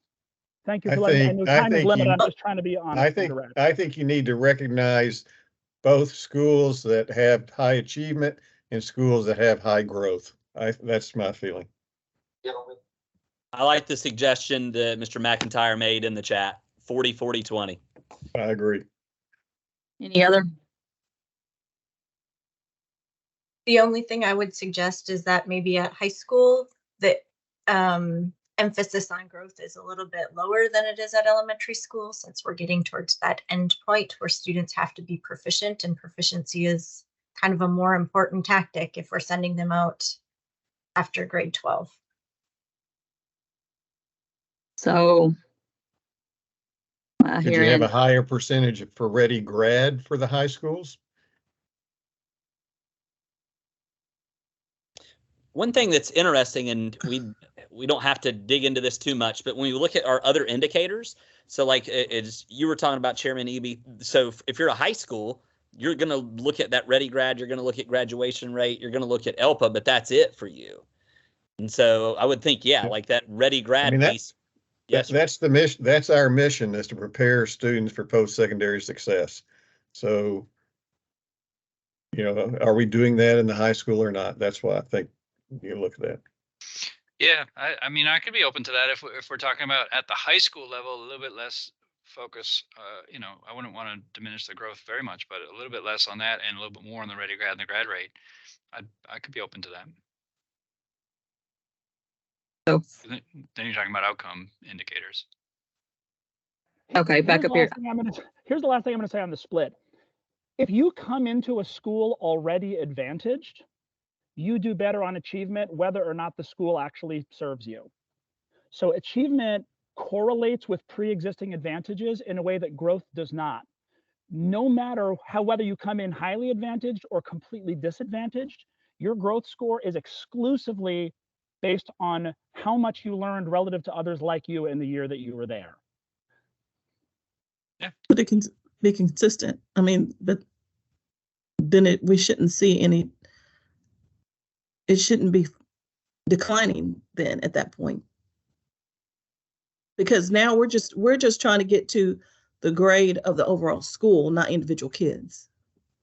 Yeah, so that's why I'm arguing. Yeah, that's why I'm arguing. Yeah, I mean, I think if we could have a system in which growth and achievement, I mean, the short version is if we could agree on a recommendation in which growth and achievement were weighted equally, I think that would be a huge win, because that would actually be an improvement over the pre-existing thing. So all arguments about the theory of achievement and growth aside, and TVOS aside, I think that simple question I would certainly applaud if we were to be in agreement about that. Mm-hmm. I think we are. Is anybody not in agreement of achievement and growth being weighted equally? No, I said I was an agitator. I agree. I think that makes sense too. So maybe on the high school level, it's that they're still equally, but it's a little bit less than 40. Maybe it's like 35, 35, 30 or something. I think you got to have something different in the high school than you do for the others. And I like that idea. Equal. Yeah, maybe they're still equal. Maybe it's 35, 35, 30 there. Because that does give greater weight to the outcome measures of ready grad and grad rate, which I would favor. Can I go back to just to muddy the water? Wait just a minute. Is this what I'm hearing here? Were these kind of the options that I'm hearing for, like the top one being all but the high school, this 40, 40, 20, and then maybe 35, 35, or we say 30? Mm-hmm. That's for the high school. Yep. Okay. And so this one would be, I'll just put high HS right here just for that one. Yes. Does that look right on this part so far? That's not what I would do for high school. I would keep high school achievement at least at 40, maybe bump it up to 45, do growth 30, 35, and then the rest on the other indicators. I don't know if we want that much emphasis on ready grad when some of the indicators are just participation to indicate readiness. So I just want to make sure that when we're sending kids out, they're actually ready rather than just having taken the course. But you can do that with regard to your individual percentage weights, right, within those categories. One thing to keep in mind though about high school, y'all, is like seniors in high school aren't taking TCAP, right? Yeah. So am I missing what grade level in high school do they stop taking the assessment? To where, I, in my opinion, and I don't quote me on this, y'all, because again, I'm middle school. And so I think after 10th grade, they're done taking these kind of assessments that would generate this score. And if I'm wrong, please jump in. No, you're right. And not only is it that issue, Tyler, it's actually even per se. So elementary and high school both have the same issue that like less than half the kids in the school actually take all the tests. But in high school, it's even worse, if you will, because relatively speaking, the kids who keep taking the test are generally speaking lower performing students in remedial classes that are still tested, whereas higher performing students go to AP and so forth. And so in one of the earlier subgroup discussions, maybe it was the day before you got here, there was some conversation about how could we factor that in, and other types of post-secondary assessments could be given value. But Jim raised some good points about the trickiness of, because with ACT, you have the same issue. Are you just going to reward or punish people based on the correlation between their income and the ACT score, or is there a change in performance way of measuring that to make it more equitable? But I think you've named an important issue that we didn't solve in the previous discussion. I'm trying to capture. Okay. We can. I think the only thing I can say about this with the very limited time we have left is I think the only answer is the department has to look in the other indicators or within proficiency achievement at possibly including additional post-secondary assessments for high schoolers to sort of expand the denominator of assessment there. And we just don't have the time and capacity here to assign values to AP tests and ACT, but I think that that would be the only fair way to do it for high schools. Down here at the bottom on the weights that we have so far on the 40, 40, 20, that could be an option where that would just apply to all but the high school or to all. And then I've got the suggestion here of the 35, 35, 30, and then 45, 45, 10. Is there anything, does that look accurate under the achievement weight options that we can try to get consensus on, or is that not? Do I need to do something to that? So just not to belabor, but I would do achievement more than growth at high school. So either 40, 30, 20, or 50, 40, 10, but not have those weighted equally at high school. We want to put an option there. So, and when I'm thinking, yeah, well, the only thing I'm worried about is how can we make this where our everyday parent could understand, right? Where and going back to Bob's question, how do you measure achievement at the high school? If in fact the testing stops in 10th grade or 11th grade. Juniors will take an Algebra 2 test sometimes. If they start Algebra 1 and as a freshman, then Geometry and Algebra 2 is tested. And then there's English 1 and 2 and Biology and US but history. are you getting a full representation of what's going on in the school if you have a few tests here and a few tests over here or something like that? I mean, my answer to that is no, sir. So that's to me why I personally value the Ready Grad and the grad rate a strong percentile in the high school level. What would that be? So Mr. Eby and Tyler, what would that be? Would that be like a 30, 40? What's the I mean, I would think 30, 30, 40 or 30, 20, 50. I mean, the bottom line again, what we're trying to do is prepare students for post-secondary success. So how do we measure that? I mean, that's what's going on in high school. So. Yeah. Okay. I know we get to go to colors, but we also 5-minute warning. Yeah. We never did solve the question of AMOs do we want to include any AMO measure in achievement? We talked about that in our first session, but I don't think we ever resolved that. So just putting that on the table, not trying to muddy the waters, but just to acknowledge that. In achievement? Yeah. Let me muddy the waters a whole lot, because I get this question all the time. For the record, I think somebody needs to explain why we have to have this done by November. I mean, is it a law? Is it a requirement? People call me up and says, "Why is this?" And so I said, "I'll ask the question."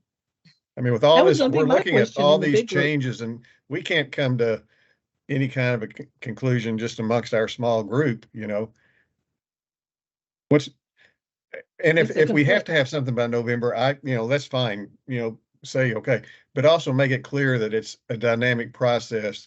That's right. It's not in the law that it has to be done by November. I know that you're aware of the process that the state board review it, and that may be right.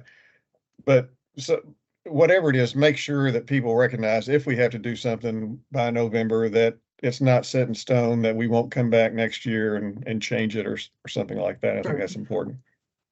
Yeah. That was my question as well. Christy, do you want to have us vote on weights here? Sure. Are we wanting to go up to other indicators and put weights, or try to just do the bottom one first and stick with that? I'm sorry. I just have to say one more thing before we vote. To vote on achievement as just a weight without kind of finishing this discussion about how achievement is scored, I just think that's a crucial point. I mean, the argument I made about the distribution method and the best performing schools setting the bar, I mean, people obviously can disagree. I just think that issue we have not come to resolution on that. And I think my vote, at least on how much achievement should be weighted, would vary dramatically based on whether we were using that type of methodology or kind of the old method of pick a number and that's the goal. If others don't need that clarity, we can move on, but I'm just saying how it is defined is important to how much weight is given to it. Well, and the other question I had too is in the growth metric with TVOS, is it growth for reading and math, growth for reading, math, and science, growth for what? So is it TVOS overall, like composite? Yes. In the absence of modifiers, Christy, TVOS overall Will be the composite. Yes, it would be the Is that what composite, you and it's mean? basically proportional to whatever number of tests are taken in your school. Let me clarify that to composite here. That would be anything that's tested in your school that has a TVOS component there. Which most would.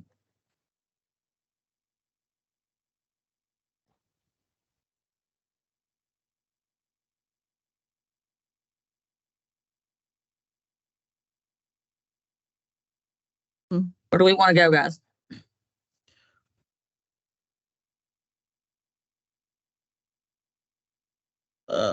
I think it may be easier for ReadyGrad.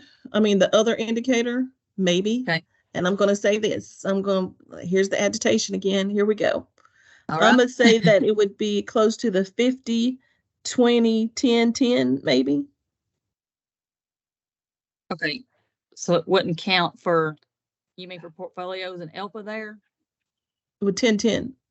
So Wouldn't if the high school don't have that, would you want to do something for the high school with like a combination of ReadyGrad and graduation rate, and then ELPA, and leave out the portfolio part because a high school wouldn't have that, I wouldn't think. Right.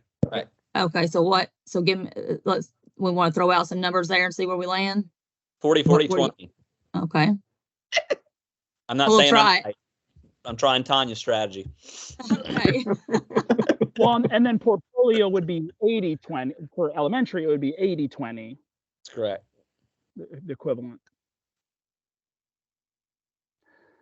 And ELPA I'll would be, just push that I think That Ready sounds good to Grad should me. be weighted higher than grad rate, just given how historically high our grad rate is to almost be Yeah. meaningless. That if we're trying to incentivize action, I think we should That's a more great heavily point. weight Ready Yes. Graduate. And I know we're closing. I'm not sure we got to the equity measures we were looking for either. I'm not sure. No, we we're about to fully lose our fleshed that group out. in 10 Yeah, seconds. we're about to lose our group, guys. Yeah, Tanya, no, I we, think you got the floor. You got the power of the pen. Man, this one's a us. We're very excited to go ahead and get started.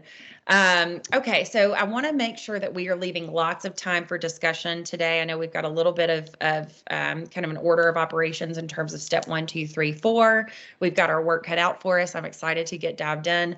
Does anyone need any additional clarification before we do that about kind of the steps, the order, any clarifying questions before we dive right in?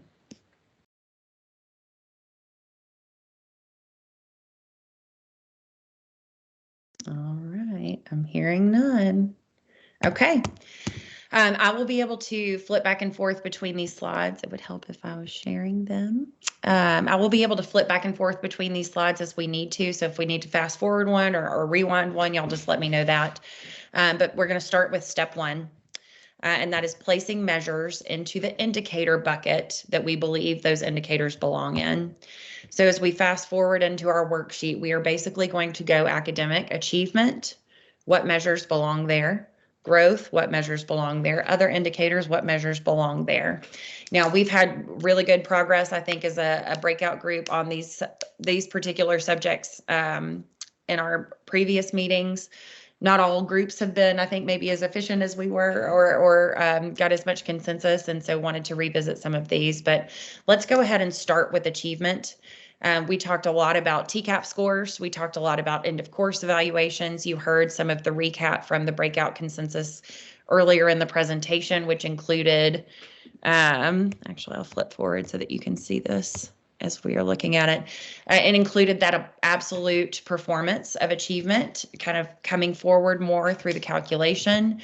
We talked about all 4 tested subjects. This group actually agreed that we should weight ELA and math higher in compared to social studies and science in the elementary grades. We talked a lot about those required minutes. We talked about that weighting across the differentiated grade bands. And then we talked about kind of the way that we would move forward versus that relative measure So just as a quick, reference point for you here, we know we've got TCAP, we know we've got end of course. Let's now talk about how we put those in these buckets. Does anyone want to come off mute and kind of talk about the measures of academic achievement that you all should be included in the achievement indicator?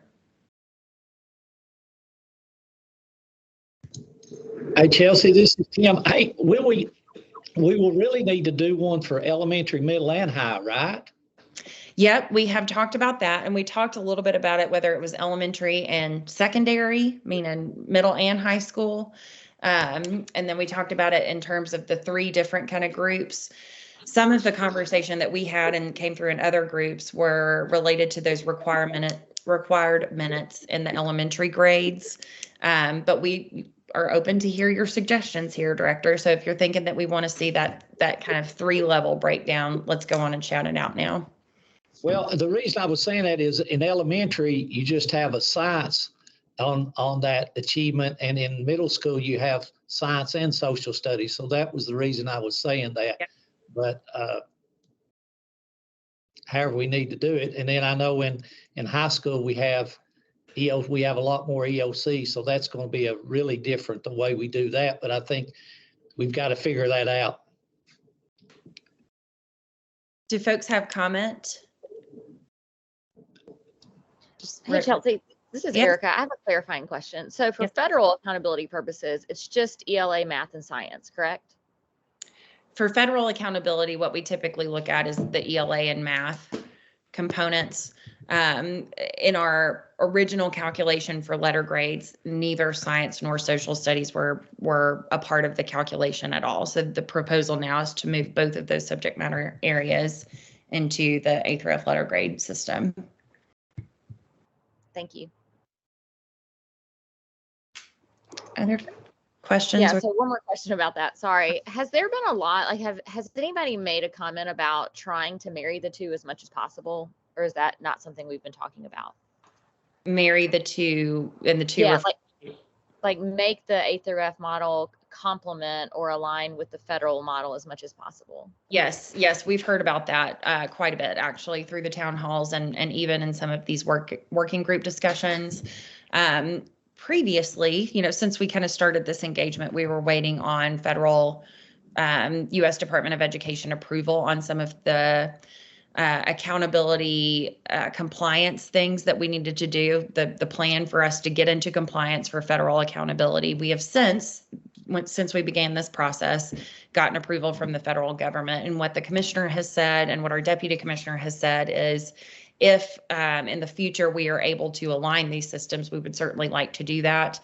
The other thing I would say is we've heard a lot of comment from various members of the working groups and in public comment about making sure the letter grade system and the rating kind of lines up with some other familiar measures of school performance.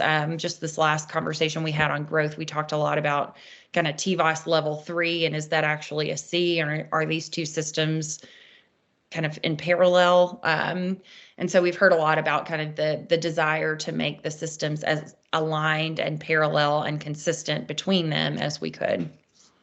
Okay, that's super helpful. Thank you. You bet. Chelsea, so I will just throw something out to get us started. Let's do it.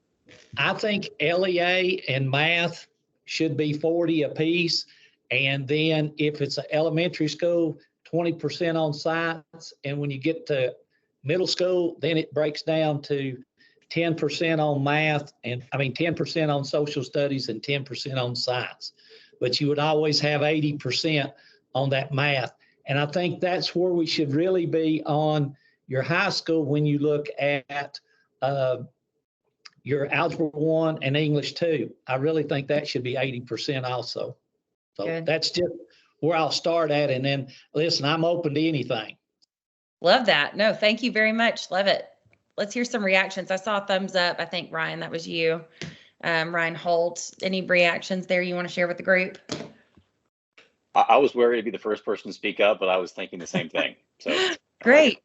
All right, I'm going to try and get real high tech here and see if there is a way that I can actually edit this document as you all are speaking. And that way we can actually kind of fill this out as we go. Okay, ELA. And Chelsea, just before we go further, do we want to pick somebody to share out? Sean, yes, thank you. That is a wonderful reminder, considering that I've never been able to get us through that part on time. Does anyone want to go ahead and volunteer to share out today for this group? Tim, I see you chuckling. Anyone want to volunteer today?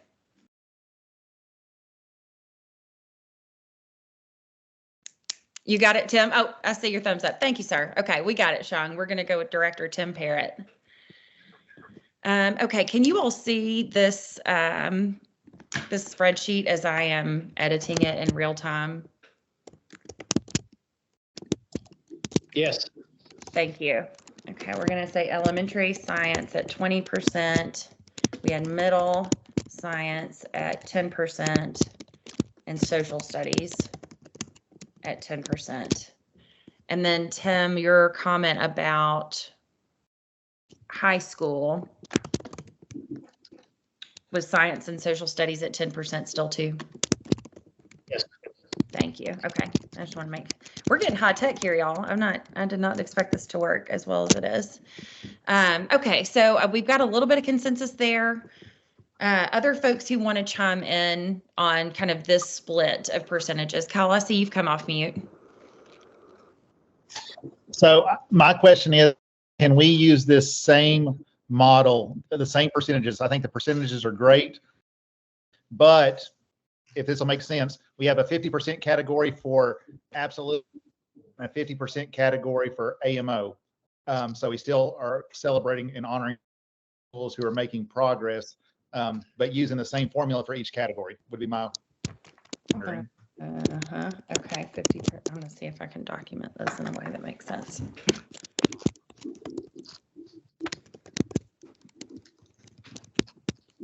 I like that.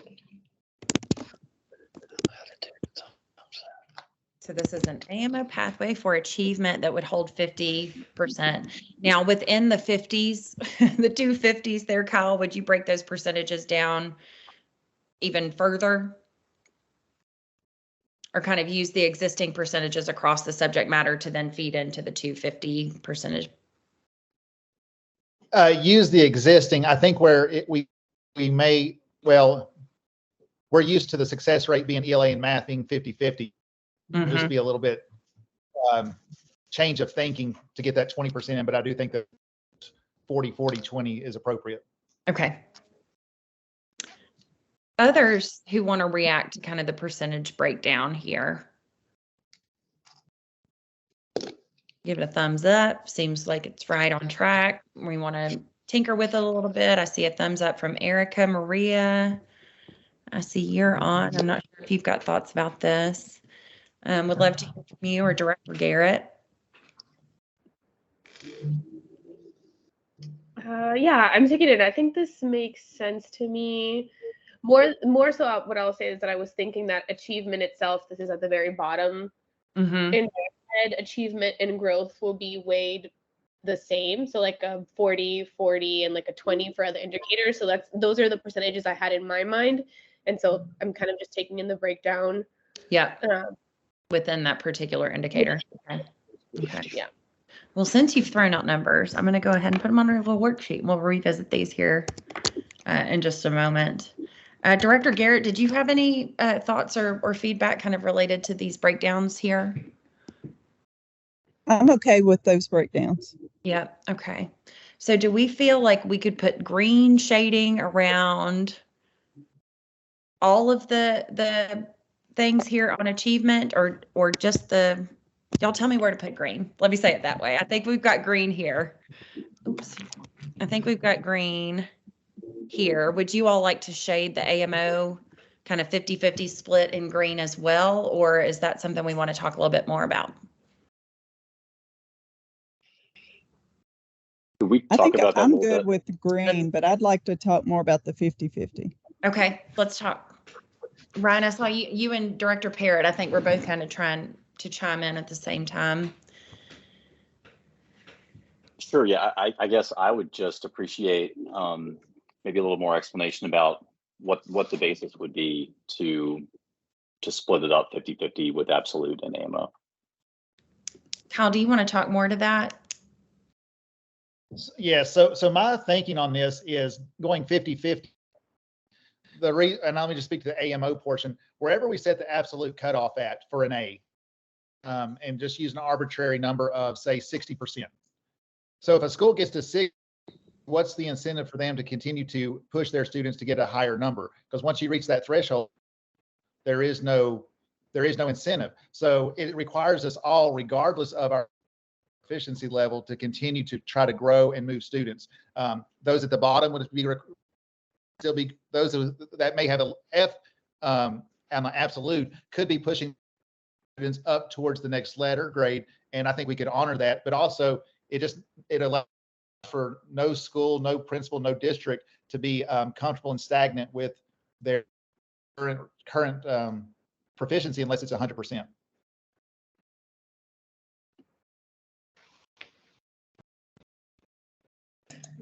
Can I ask a question?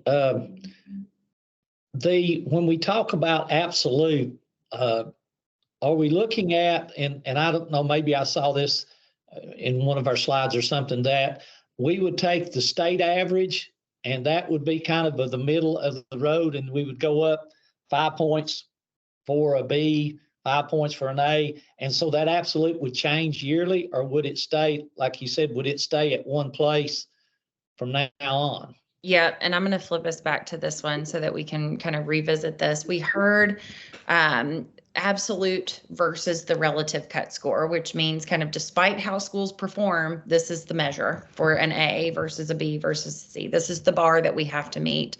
And so if schools do not perform, above that bar, then we just don't have schools that earn that particular letter grade.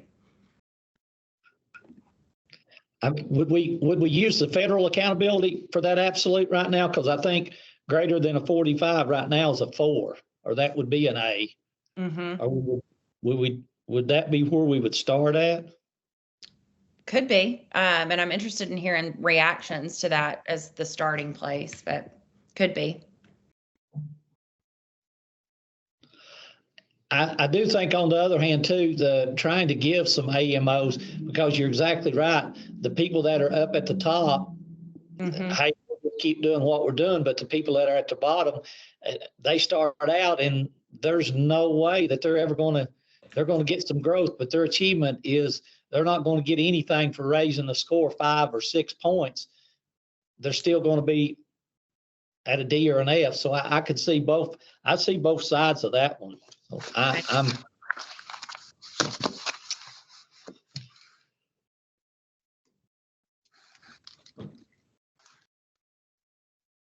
So I'm looking at this more from a kind of a outside the schools parent perspective. And if I were to explain to parents, how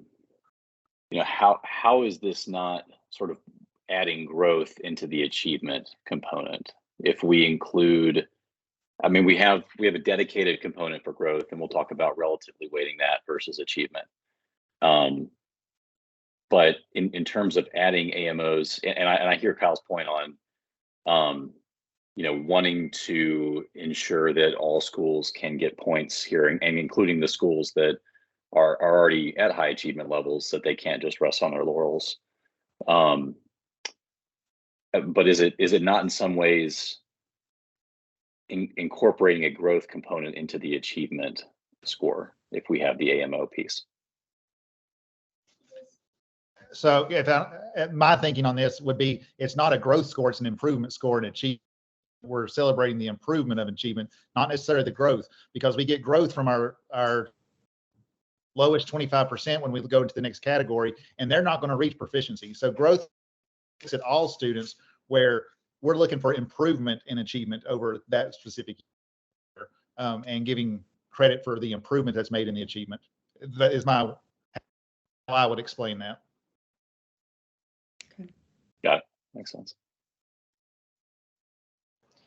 Yeah, Ryan, you definitely made it, you clarified to me why AMO felt like it shouldn't be in there. And Kyle, I understand what you're saying. I think for simplicity purposes, I would err on it not being in there, but I could go either way.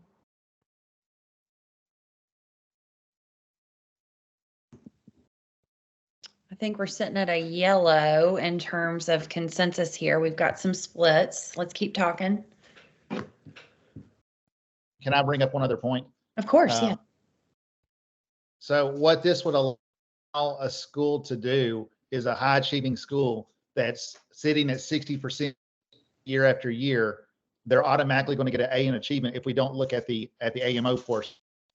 Then they can strategically place their teachers in a good, better, best model so that you got a third, fourth, and fifth increase every year to get your value added when you're playing a game and not doing what's best for students. So this creates the accountability that we're going to work and focus on all students at all times. But again, I appreciate the dialogue from everybody because I think it's great.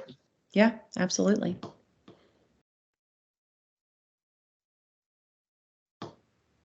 I think I'm persuaded to add to be in the green category. I don't know if Chelsea, if you've got me as the reason for the yellow, but I'm persuaded to green. Good. Okay. Do we feeling green here, folks?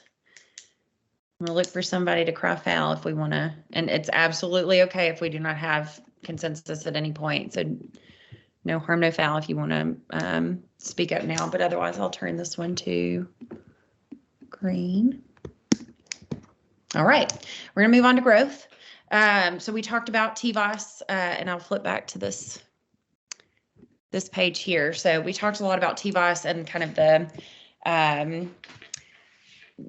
opportunity to use TVOS scores, school-wide TVOS scores versus some other, new way to determine growth. We heard a lot of consensus around just keep it simple. Everybody knows the TVOS system. Let's use kind of that overall TVOS score. We heard some concerns about the stability from year to year, and maybe it fluctuates a little too much. You all remember that W-shaped distribution that we kind of looked at and looked at for the bottom 25% of students. It kind of went away when we looked at that particular group of kids.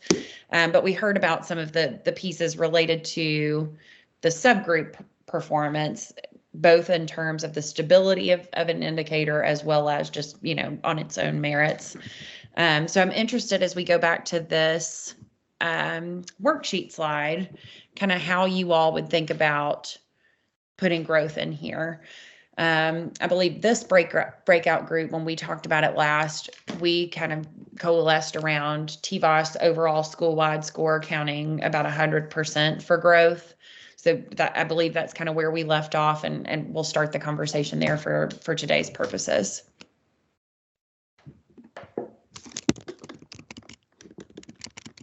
Chelsea, do you think that we will, in these other groups, be looking at that lower 25%? Because I'm fine with school-wide at 100%, but if we had to put that 25%, I think it ought to be 80-20 maybe, or 90-10, something like that, because I don't know, I just throwing those numbers out there, but I'm fine with just using TVOS school-wide and not using those subgroups, because all your kids are in that subgroup. Mm-hmm. That's right. We can put it either place, right? Like if we think we want to put a subgroup of the bottom 25, we can put it in any indicator that we want to as a breakout group. What a lot of folks have been talking about is either including it as a component of the growth indicator or in that other indicator measure. I've heard it talked about less as a component of achievement, but I've heard it come up quite a bit in growth and other indicators, but we can put it wherever you all believe it should go. And again, we're thinking about that bottom 25, set of students, regardless of their kind of historical subgroup. I would like to speak in favor of the bottom 25% growth. And the reason for that is Mississippi has that. And recently they released their scores, and a school that they believed they were going to be a C ended up being a D because they were not serious about chronically absenteeism. So essentially what that looks like was they kind of ignored those students who were hard to get to school. And those were the bottom 25. And so because they did not have growth in that bottom 25, their achievement level was knocked down.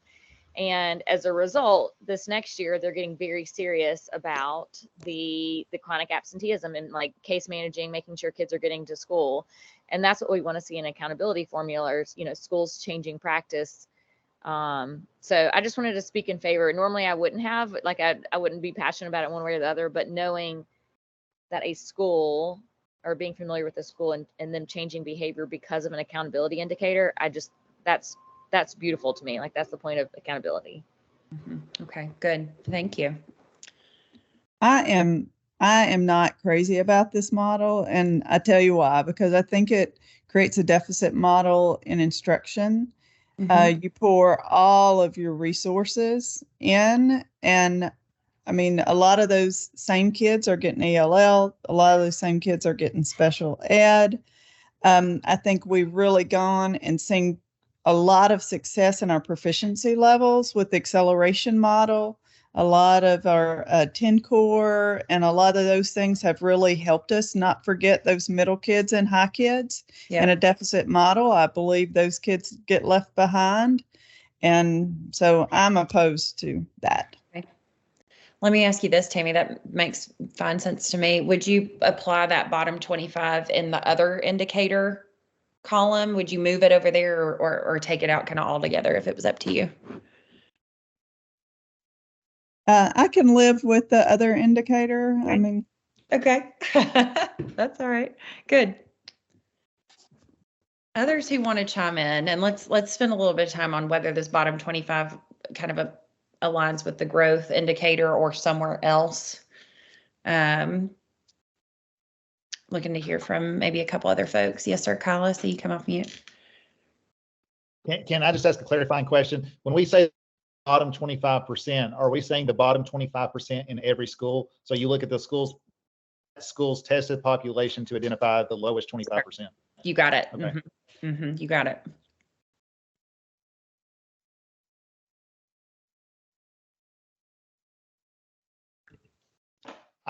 If just to get the conversation started, I would like to see this in the other category, just leaving TVOS the way it is with the school-wide being at 100, and then move this conversation into the other indicator column. Okay. See how we want to factor that. Thank you. I think so too, for myself as well, to have it, but in the other indicator section. Okay. And I heard Tammy, you say you could live with it in the other indicators section. Erica, I think I heard the same from you. Ryan or Director Parrott, either of y'all want to? I see a thumbs up from you, Tim. We're going to move it to the other indicator, and I see a thumbs up from. Okay, we're going to put this thing over here. And But here's something. I'm sorry. Yeah, go ahead. Moving it to the other. If we move it to the other indicator, it'll be 20%. And depending on what else we add there, where we're actually increasing the weight of it. So Bingo. just yes, for thought, but very good flag. Thank you. Thank you for calling that out. You're exactly right. And you know, if we want to put in like a ELPA or something over here, and we'll get to that conversation here in a moment, like we can kind of decide what other indicators will go into that particular column. But yeah, it's going to carry its weight a little bit differently. And Chelsea, the 40, 40, 20 for the breakdown between these, that's still up in the year too, right? That's not over here on the achievement or in. I'm sorry, between achievement, growth, and other indicators. Absolutely. It looks like on the bottom. Heard somebody that's throw still up that in the out there, air. and so I filled it in while I heard it, and we'll definitely come back and revisit that as part of step 4. Yep. Yes, sir. Okay, so we've got 100% weight for TVOS school-wide as the only measure within the growth indicator, and we feel good about green on 100% and green on school-wide. Okay, let's go over to other indicators. We just talked about bottom 25%. What other indicators might you all want to see there? What other measures belong in that column? I think some kind of measure with acceleration on AP courses, dual enrollment, CTE. We've heard that over and over. Okay, thank you. That's that kind of post-secondary. I believe what they said too is that, yeah, that would come under that ready graduate is what I think. I think high school may be a little bit different. So that ready graduate needs to be in there really and truly. And you can put all the stuff under that, even with graduation rate, post-secondary measures, all that good stuff could go under one. To me, it would go under one thing called ready graduate. Okay. That was actually going to be my question, if that would go under ready graduate or not, because I was going to say that ready graduate should be in here as well. Yeah, it could. And so just to kind of break it up for you all, like there have been some folks who say include the ready graduate indicator, which is comprised of several other pieces of data. And then there have also been folks who want to pull out one of those pieces that happens to be included in the ready grad indicator and apply that as another indicator. So ACT scores, for example, it's a part of ready grad, but we can also pull it out and have that separate here. So we could do it either way. Chelsea, not to get ahead of ourselves, but it occurs to me that we may want to weight other indicators differently relative to growth and achievement for high school than for elementary and middle, because it seems to me like those things are much more important. I mean, they're essentially non-existent for elementary and high school, and I think they're fairly important for elementary and middle, and they're non-existent, and they're pretty important for high school. And so I don't want to get ahead of ourselves, but it seems to me like other indicators should probably be a meaningful weight for high school, and in my view, much less, if anything, in elementary at least, and maybe middle. Yeah. I agree. Okay, I'm trying to get fancy here. I'm going to see if I can capture this in a way that we can add weights over on the left-hand side, or excuse me, the right-hand side.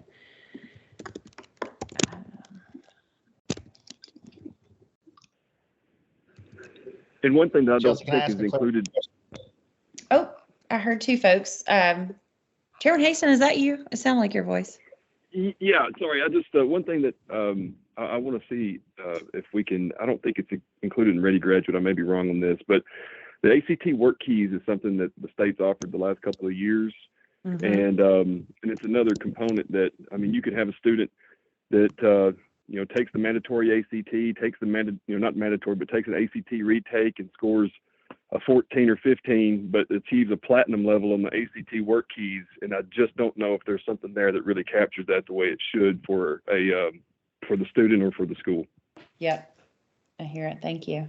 I've added work keys as a component under that high school space, and we can pull any of these little high school indicators up into that middle school space. If you all want to do that, I've just tried to organize it in a way that makes sense. But Representative, kind of to your point, we've heard a lot, not necessarily in terms of this A through F kind of engagement, but we've heard about work keys and how schools are getting rewarded or recognized for the good things that they're doing for kids through that kind of opportunity. So just wanted to make sure to name that while we're on the topic. Thank you. Yes, sir. I would want to include ELPA. Okay. Would that apply at all elementary, middle, and high school? Tammy, I assume you mean yes, but want to confirm. Definitely, I think at elementary and middle, it is more difficult at the high school. I'm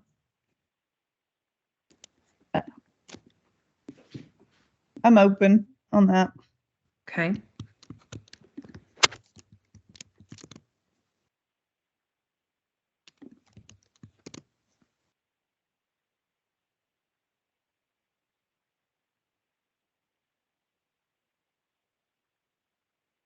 Do folks have thoughts about kind of an English learner indicator at a high school grade band?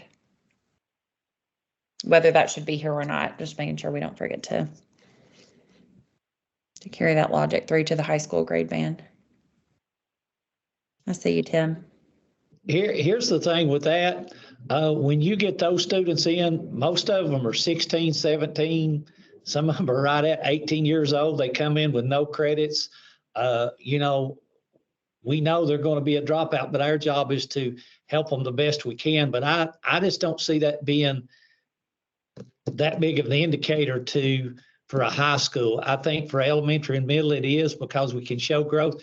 we really don't have a lot of time to show that growth at the high school. Like I said, when they come in, a lot of them at that age, they'll come in and be here for 3 or 4 months. And when it gets warm weather, they go somewhere else to work and things like that. So I think with the Ready Graduate and all of the stuff we have at the high school, it would be more, for me, just more for middle and elementary. Okay. Let me ask, do we have general consensus on including ELPA and middle and elementary school? Does that feel right for folks? Thumbs up? Comments to the contrary? Kyle, I see you. Yes, sir. Yes, So- I'm good with that.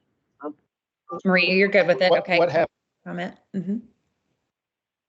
What happens with, what about schools that do not have a population for this category? What will we do? How will that factor into the accountability for that individual school? Good question. Because everybody has a bottom 5%, so it makes it easy. It gets, when we get into subgroups, we start making it a little bit more difficult depending on the student population of that area. What happens now is that percentage just goes back over into the growth and achievement. It's divided out the way I understand it now, but yeah, it would make a difference. Does it go back to growth and achievement, or would it just say, like, if we said bottom 25 was that was the 100% then for elementary, or 50-50, but then it just became 100% if they had no English learners? Kind of default to this other percentage breakdown if it doesn't apply. Okay.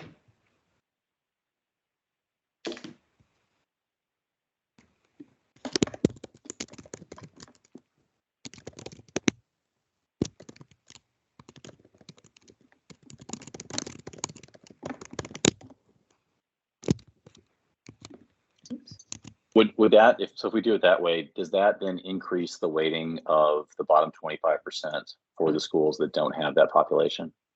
It could, yeah, it could. So for example, in the elementary space, let's assume a school doesn't have that ELPA measure.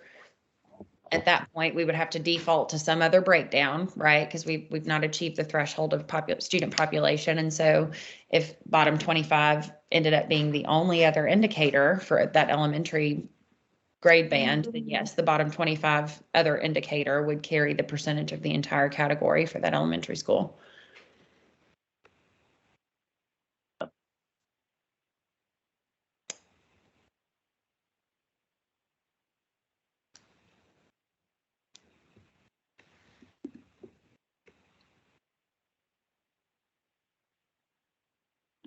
Is it possible to weigh the other indicator differently by grade? So for example, at the high school level, because there's Ready Graduate, which is really important, I feel like it could, and obviously if we stick with the 40-40-20, maybe it's that the other indicator does remain a 20 or whatever percent, but at the elementary or middle school level, that other indicator goes down. That way it's not overweighing potentially.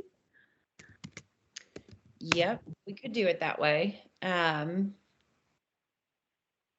Do folks have kind of thoughts about that approach or particular kind of weight numerals to throw out there? What number you would assign?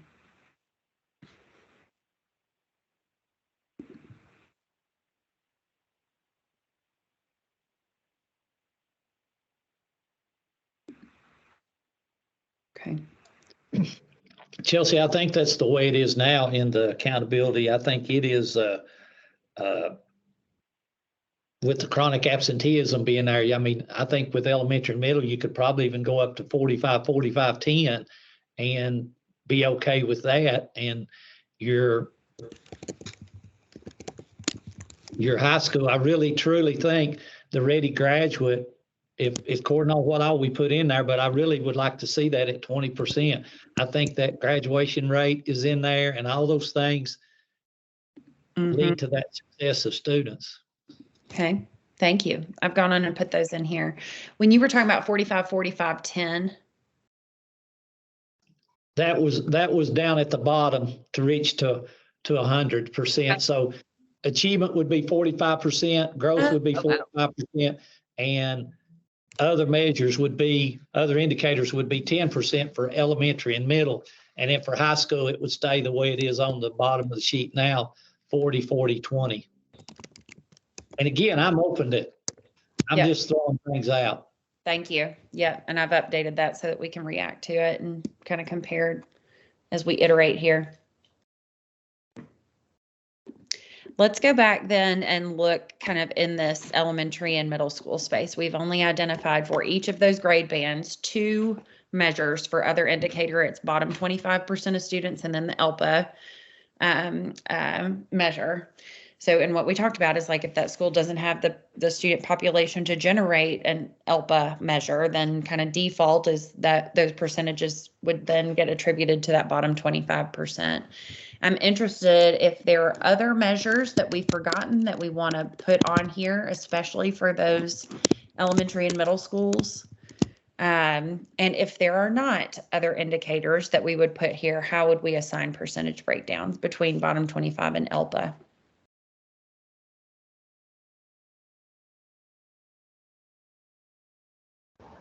Definitely not chronically absent. Definitely not that.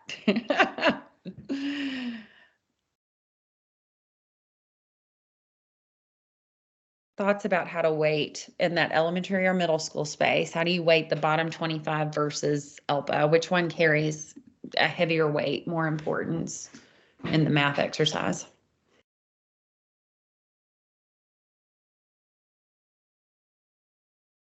I think if we do 50-50, I just think if there are no English learners, then that's like, it's going to feel like a bigger change than if it was something like a 75-25 with 25 being ELPA. You like the 75-25 better than 50-50? I guess I just hadn't thought about schools who would not have enough, which is obviously a great point. And so I wonder, is it too radical to say 50-50? Because then if that school didn't have an ELPA population, then somehow we're adding so much more than if we were to say a 75-25. I guess I'm sort of in the middle. I could see the argument for both. What do y'all think about that? Kind of 50-50, 75-25. And we're just thinking elementary and middle. We're not thinking about it in terms of high school just yet.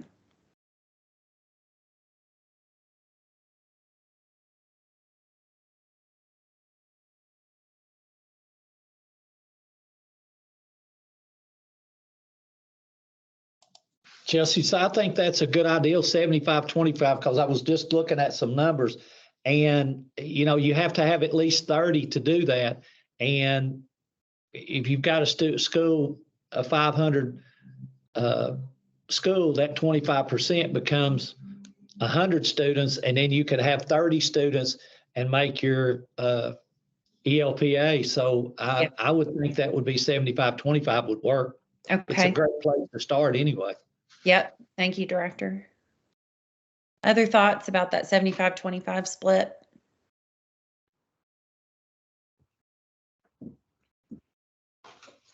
Chelsea, I would feel comfortable with that as long as we kept the end count at 30, because I know there's been in some discussions about dropping that end count down to 10. I feel like I heard that number thrown out, but if that end count's at 30, I think it's just statistically valid.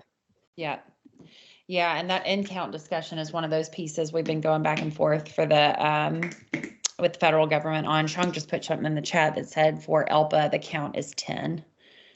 So yeah, that's exactly what you were just referencing there, Kyle. I know the way that this is laid out, if there weren't enough students for ELPA, then it would default to, for us, we're talking about elementary and middle school, so it would default to 10% weight for bottom 25%. But couldn't we just have it that default into achievement and growth? And couldn't we just have this model such that, I mean, right now we've got 45% achievement, 45 growth, and 10% other. Couldn't we have it be where if there is no ELPA, if there's not enough ELPA population, then it would be, you know, still ends up being 5% for bottom 25% if it's at 50. So 5% for that, and then gross up each of achievement and growth by 2.5 percentage points. So they would be 47.5, 47.5. Here. I guess I'm just saying, what I'm trying to communicate is just that it's not like we have to reduce the weight of ELPA because of the possibility that, or the reality that there are a lot of schools that don't have that population. We could always just default it back into the achievement and growth. I see. So when we don't have ELPA, we actually weight here differently, is what you're saying. It's harder for you to reflect in the chart. But Yes. I think that if you resolve that's what you want to do, Okay. then I don't think the formula is all that much harder. It's just, it would just be a decision that you could make instead of saying that if ELPA is 0, then all of that goes to bottom 25%. All of that, it could just increase achievement and growth instead. I see. Increase the weighting of it. Yeah. Yeah, that's super thoughtful. Thank you. I'm following with what you're saying, and it's very hard to get this in my chart, so I'm taking it down on my notepad. I would not want to try to reflect that in the chart. I was hesitant to even suggest it because I was afraid you're going to have to do it. But I do track with what you're saying. That I hear exactly what you're saying. Are there other folks on the call who have reactions to that, or kind of other ideas, things that we want to chime in with? This is Tammy Garrett, and know that I'm coming from a district that's about 40% Hispanic. 6 of my 14 schools are majority Hispanic. So I'm going to fight. I have to. That's right. 50-50 is what I believe, because in my opinion, yes, it impacts some school districts that do not have the end count, but you have to remember those districts that have high populations of Hispanic, our achievement many times while they're learning the language is going to be low. It's going to be difficult for those systems to hit those. So just throwing that out there. Thank you. Appreciate you doing that. I've highlighted these percentages in yellow on our spreadsheet because I think we're kind of split a little bit, but we're in the same universe, so that's a good thing. Let me ask this. If I copied this right here and apply it to the middle school bucket, does that still work for you all? Or do you have kind of different thoughts about those splits? I see a thumbs up, see 2 thumbs up. Look for somebody to cry foul and tell me, no, Chelsea, don't do it. Okay. I think we've got general agreement that we're yellow there for the elementary and the middle school space. Okay. Now we're going to go into other indicators in the high school. We've talked about bottom 25. We've talked about ready graduate as the, ready graduate proper. We've heard about some of those kind of components of the ready grad indicator potentially being pulled out: advanced placement, CTE dual enrollment. We heard about ACT work keys opportunities from Representative Haston when he was on. How do we want to go about adjusting this list or not adjusting this list for other indicators in the high school space? And then how we do our percentage points?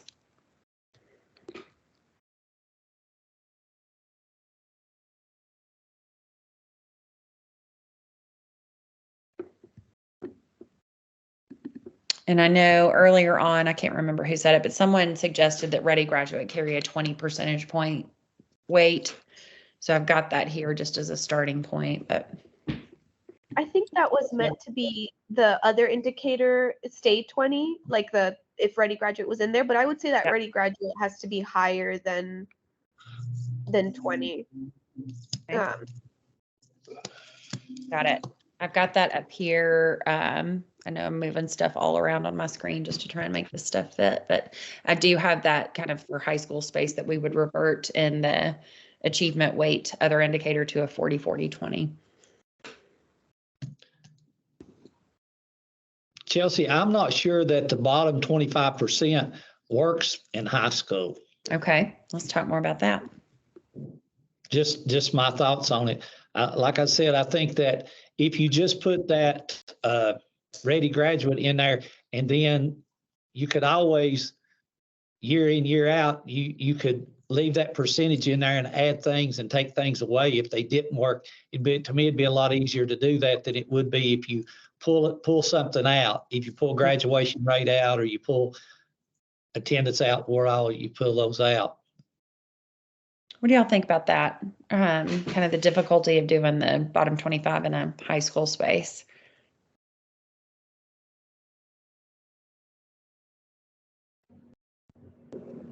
I'll say I'll find some agreement in that, just because I do think that the ready graduate and the graduation rate should have a higher emphasis at the high school level. Yeah, I would lean ready graduate. Okay. Yeah, I agree. That was Erica. Thank you. Okay. So are we thinking ready graduate is the only measure of other indicators at the high school level? Ready graduate includes graduation rate? Yes, ma'am. Mm-hmm. ACT score is included, and there's some early post-secondary opportunities data that's kind of incorporated in the ready graduate indicator as well. And is work keys included?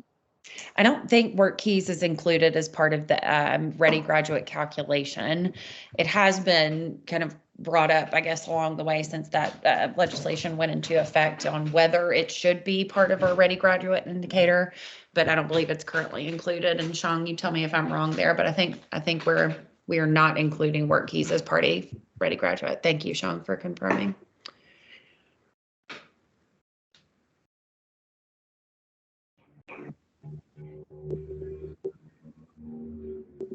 So if we're thinking about high school in that other indicators column, we certainly have consensus around ready graduate, I believe.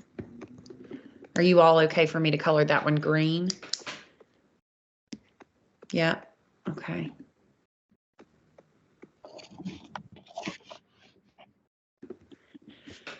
Additional post-secondary measures like advanced placement courses, CTE, completion, dual enrollment, where you've generated kind of college credit in your high school space. Does that stay on as an additional other indicator? Or do we wipe that one off?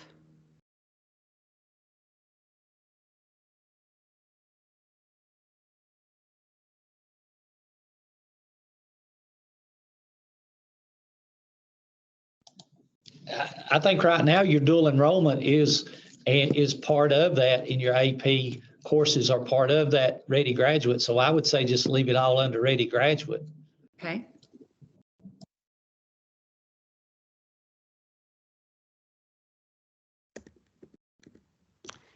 ACT work keys, what we heard today, would you all apply a percentage weight for that in particular, since we know it is not included in the ready graduate indicator? Does that stay or does that go?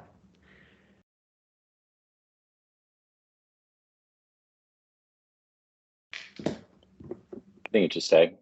Okay. I'm gonna put that as yellow because I think we're about split down the middle. So now we have two ready graduate and ACT work keys in the high school other indicator space. Let's talk about percentages. Got to total up to 100. How would we handle that?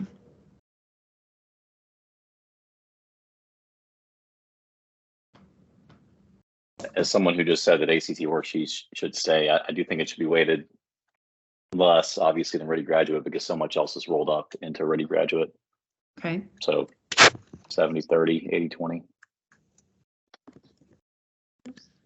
30, okay, we got 80-20, 70-30. Thoughts about those kind of splits?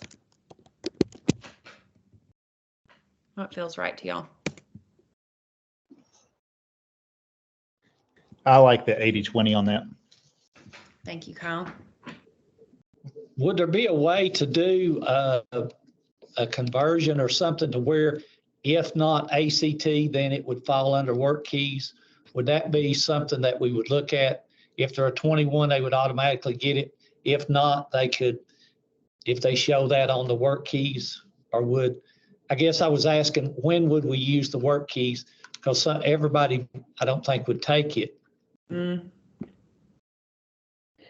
I think that was sort of going to be my question, but I will admit that I have some ignorance on the work keys. Like I was almost thinking a 90-10, but it mainly because of my own ignorance of like how many people are taking it or how accessible it is, etc.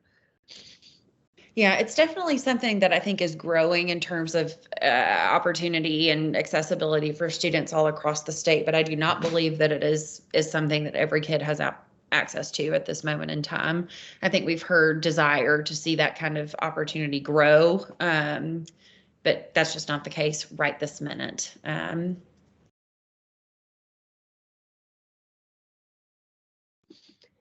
Hey, Chelsea. Yeah, Tammy. Oh, go ahead. I know that we talked about at 410, and I don't know if we're out of time, but just in the elementary space, it kind of bothers me a little that we don't have the more I think about it, a K2 component if you don't test at the second grade level. Yeah. You know, that kind of, if you had a school that I mean, could we do something with Portfolio or Universal Reading Screener or something like that? It just kind of bothers me that early grades are not included. Yep, I hear it. We've heard that through several pieces of comment about just the emphasis and investment we've been putting on that early literacy space, and you know, how does that carry forward in a calculation? That's about a K2 component, right? Like we've got the Universal Reading Screener, which is intended to be that low stakes assessment that really helps teachers inform their practice and help ensure every kid is getting the attention, you know, that they need to improve the skills where they need improvement. But Director Garrett also mentioned that kind of portfolio model that could be available in the elementary space as well.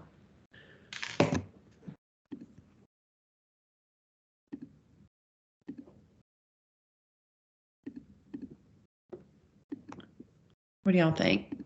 Including a elementary indicator on that early literacy.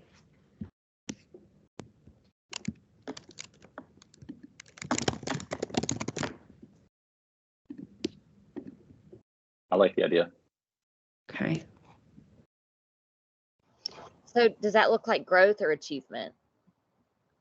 And like, on what, whether or not they're proficient? Mm-hmm. Yep.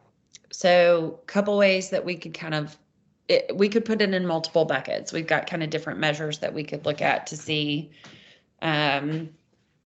performance that is meeting expectations on the locally used Universal Reading Screener. We can talk about some of that TCAP ELA proficiency metric that has been used in the 4th grade promotion pathways, for example. But we could actually apply an early literacy indicator in any bucket, frankly. Just really defer to kind of the will of the group here. I like the idea. My concern is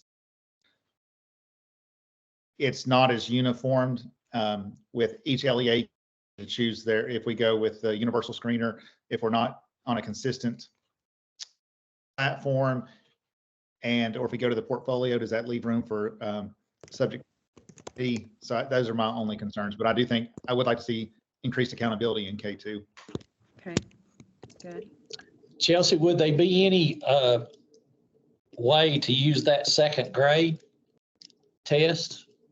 Yeah, there is that optional TCAP for second graders, and that's kind of another one of those things where not everybody takes it. It is truly optional, and so we could provide it and apply it when it exists, but I don't know that that would be kind of a comparable measure across all the different schools serving those grade bands.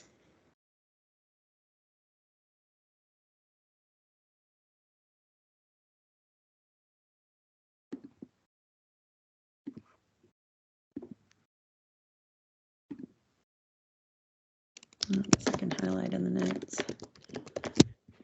Okay, I'm going to pull it down into the notes section just for capturing it. It's got it. I think we're hearing that there's some general consensus of this group of getting a K2 early literacy indicator in here somewhere. As long as we would have kind of that comparable measure. Chelsea, is there anything in the rules or law or whatever that says achievement has to be more than growth, or they can be the same? No, there's nothing that sets forward the kind of weighting, like we're going to come up here to the top. We said 45, 45, 10, or for high school, it'd be 40, 40, 20. There's nothing that prescribes how we prioritize within those 3 indicators. Okay, thank you. Yep. And we've come, I just got the little notice that we'll come back to the big room here in a few minutes at 4:25. So let's spend a little bit more conversation on these kind of big breakdowns up here. I've moved it to the top, but this is in between the 3 indicators, kind of how would we prioritize? And we started out with 40, 40, 20. We talked about, 45, 45, 10 for the elementary and middle school grades. Do y'all have thoughts? Do you have preferences? How should we color code these particular breakdowns?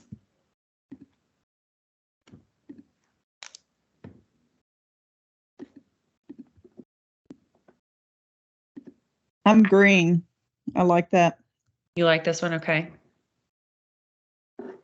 Same, green. Okay. Is that green 45, 45, 10? Is that what we're saying? Yeah, 45, 45, 10. And then for high school, it'd be 40, 40, 20. I'm good with that. Same here. Dang, y'all. We got green real fast. Okay, I'm going to color these guys green. And of course, Director Parrott, you have graciously volunteered to be our sharer outer for today. I am going to see if I can snapshot this and put it into the chat so that everybody's got access to the work that we did today. And maybe you can reference it in your share out notes as well there. Kind of final thoughts or questions as it relates to the exercise that we've done today. Any other kind of this final call, I guess, last call for commentary about any of these percentages that we've listed here? Is there something missing that you feel adamantly should be included in some way that we can kind of add to the list down here at the bottom?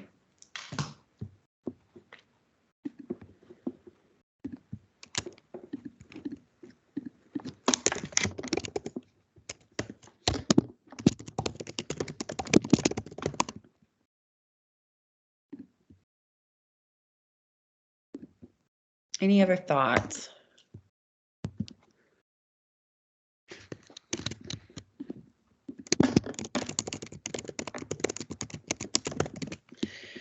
Okay, I cannot drop a screenshot into the chat. Director Parrott, I am emailing it to you. It's coming over to you right now. So you've got that little chart coming for your share out. But we'll be sure to make sure, everybody gets the benefit of kind of the roll up of the work that we've done as an individual breakout group. And we'll hear share outs from others here in just a few minutes. The other thing I will say just kind of before we break is our little mini crew that has convened 4 or 5 times now. I just really appreciate y'all and bringing the perspectives that you have. I'm particularly proud that this group has kind of continued to come back to that parent and family member perspective. And that makes a difference. It makes a difference in the way that we think and talk about things. So I just appreciate y'all very much, and especially joining and sticking around with us this afternoon on a Friday. But otherwise, we'll get zoomed back into this room here in just a few minutes, and I will look forward to Director Parrott sharing out for our group. Thanks, everyone. Thanks, Chelsea. Hey, folks, welcome back to the main group here. Very excited to be able to share out this afternoon just some of the conversations. And I might pick on my group to go first, Director Parrott. I might ship you up first for a share out today, if that's all right with you. Let's hear what we talked about. That'll be fine. I think one of the things that we looked at was on our growth measure on our achievement measure was to have ELA and math to be 40% And then in the elementary school, because the elementary school only does science, to have it at 20%. When we move to middle school, have that achievement 40, 40, 10 for science and 10 for social studies. And the same way in high school, 40% for ELA, 40% for math, 10% for social studies, and 10% for science. I think we were all blue on that, which we got a good consensus on that. We really had some good conversations about growth, but ended up talking about the growth measure was TBOS school-wide 100%. It just clear cut, looked at moving. We talked about the bottom 25% and some other things, but we moved it kind of out into that other indicator. In our other indicator measures, we talked about in elementary, having the bottom 25% and ELPA with other indicators, because some schools may not have that population. We talked about it in a couple of ways. This is where we really didn't reach a consensus. We still had a couple of things to iron out, but 75 on the bottom 25%, ELPA 25%, or it could be 50-50. That was the same way with middle school, with that being the only other indicator in that was the bottom 25% and the ELPA. In high school, we talked a lot about Ready Graduate, and really and truly talked about Ready Graduate being the only other indicator in high school. We agreed not to put that bottom 25% in there, or the ELPA. It is Friday afternoon at 5:30 in Clinton. And but we also talked about how we could enter work keys, ACT work keys in that, because we knew that there was some really push for that, because we know that our TCATs don't really accept, they don't have to use that, but this work keys, if they score on it, it really puts them in the front line for not only that, but for maybe some local employment and in the some of the local unions. So with the weight, with achievement growth and other indicators for high school, I mean, we'll start at elementary school, was 45 for achievement, 45 for growth, and 10% for other. Same way for middle school, 45% achievement, 45% growth, and 10% for other indicators. At the high school, we dropped that down because of really and truly that graduation rate and all that with Ready Graduate, and it become 40% for achievement, 40% for growth, and 20% for that other indicator. And if I've left anything out, my group, please jump on and let me know. Would you talk about the AMO portion of the achievement? I'm not sure if we mentioned that. Oh yes, we did. I did not talk about that. I'm sorry. We talked about the on our achievement level to have absolute would be 50% and AMO would be 50%. The reason we talked about those two things is on the bottom and on the top. If you're above and you're an A school every year in achievement, what do you have incentive to grow? And, you know, if you're at 60%, do you become stagnant as long as you stay at 60%? That way it gives you that chance to grow. It also in that bottom, if you're below a D and a F in that absolute, it gives you a chance to show that you are making progress. And so we talked about that, and we're blue on that, 50% absolute and 50% AMO. Sorry, I left that out. Any other questions or comments? Hey, Dr. Parrott, did you all talk about subgroups or achievement gaps that are defined by income, race, or disability at all? We talked about that, but felt that for right now, it was just easier to put that all under one group instead of having those subgroups in that.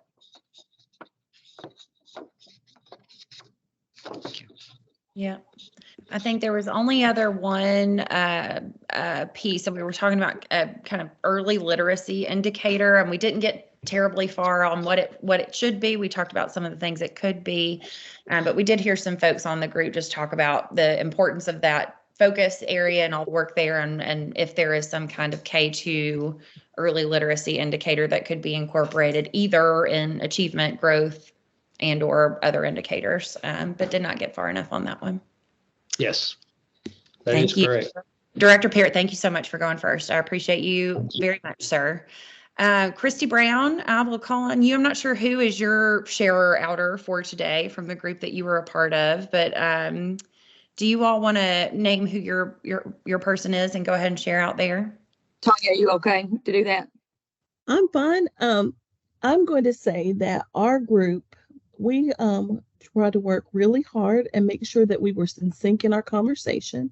But if we could take Director Parrott's conversation, we had almost similar conversations. However, we just didn't get to the coding of colors, but we did put on paper as it relates to 2 of the categories, and then the bottom horizontal category.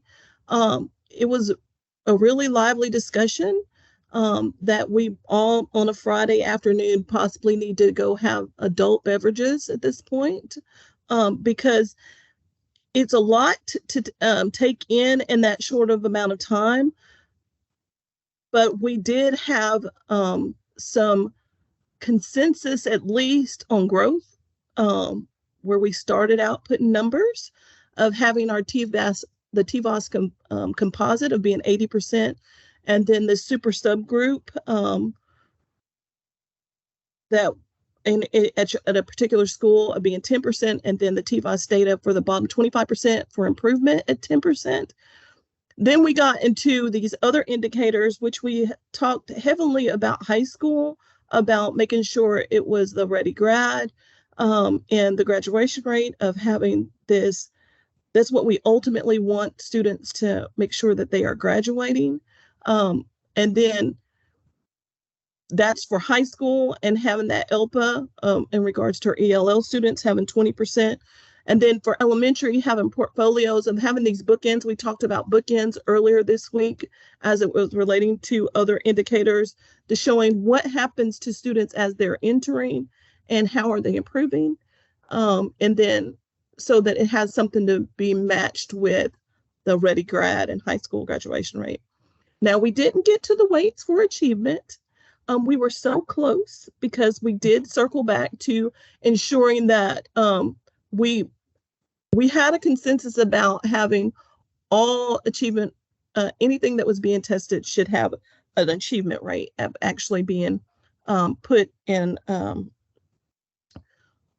under achievement. However, we did have where we talked about AMOs that schools or districts can actually make their own goals and achieve those, and they can be measured out. And then we ended on, we thought we were, I was the agitator in the group of just throwing out numbers. And then we ended up getting to these common consensus numbers of starting out with the 40-40-20. And then we had some side notes about how high school should be, we couldn't come. So those would all be yellow at this point.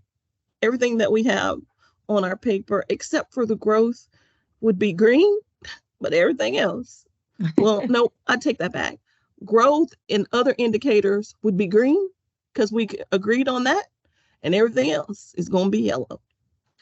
It would also be red in achievement because we didn't get anything in there. Other than that, if anyone wants to add from what we had in our group, I would love to have some, but again, this is Friday, and we'll make sure that the 10 folks that were in our group, including Miss Christie, that we need to meet for adult beverages. I would just add it. We probably needed to weight mathematics a little bit higher, since we have one of our distributions saying 40-30-10, which does not add up to 100%. So there we go. I wanted to say we had a lot of conversation about equity measures and subgroups and achievement gaps. that might be defined by income, race, disability, or language area. I don't think we ever really got to consensus around how to address that in our conversation. We had an excellent conversation, a great, I think, terrific dialogue around, what the priorities should look like, and a lot of, I think, healthy disagreement about that. But I don't think we ever got to that. But I don't think our final product really reflects. I think there was a good bit, not total consensus, but a good bit of consensus around trying to make sure that we do, in some way, address in this structure traditionally underserved populations, students with considerable needs, and that sort of thing. I think we hit it a little bit with the super subgroup and growth, but I don't think this sort of reflects the where perhaps some of us hoped that we would get to. And the only thing I would add is just a desire for us to ensure that whatever equity weighting we include is large enough that it matters, so that it is not something that's just kind of buried in a small percentage of a percentage. So however the final indicators weigh out, ensuring that there is a strong weighting for. And I appreciate that, but there were two questions that did come up in there. If it is realistic to actually say, is it something that is it something that we have to get these grades out by November? And because of its muddiness, could we wait and so that we have a clear understanding about how they're going to be weighted out for the people and so that was two of the questions to make sure that if we pose that, and Chairman Eby can add. Yeah, let me just add a couple other things. One is I think we did feel that high school ought to be different in weights than elementary and middle school, because again, our goal is to prepare students for post-secondary success. And so that's why we think, Ready Grad, et cetera. So the other indicators we think would be a higher percentage than achievement and growth at high school. That was how we came out. And then addressing the comment that Ms. Coates made, the question comes up, and I know I've gotten it from several districts, is, what is the time frame? Why do we have to have it by November? And, there may be a very specific reason. It just needs to be explicitly stated. And I think it's also important to state that this is a dynamic process, that, we may have something in November, but we will continue to evaluate this throughout the next year, and these percentages can change as we go through. I think that's an important point that needs to be made.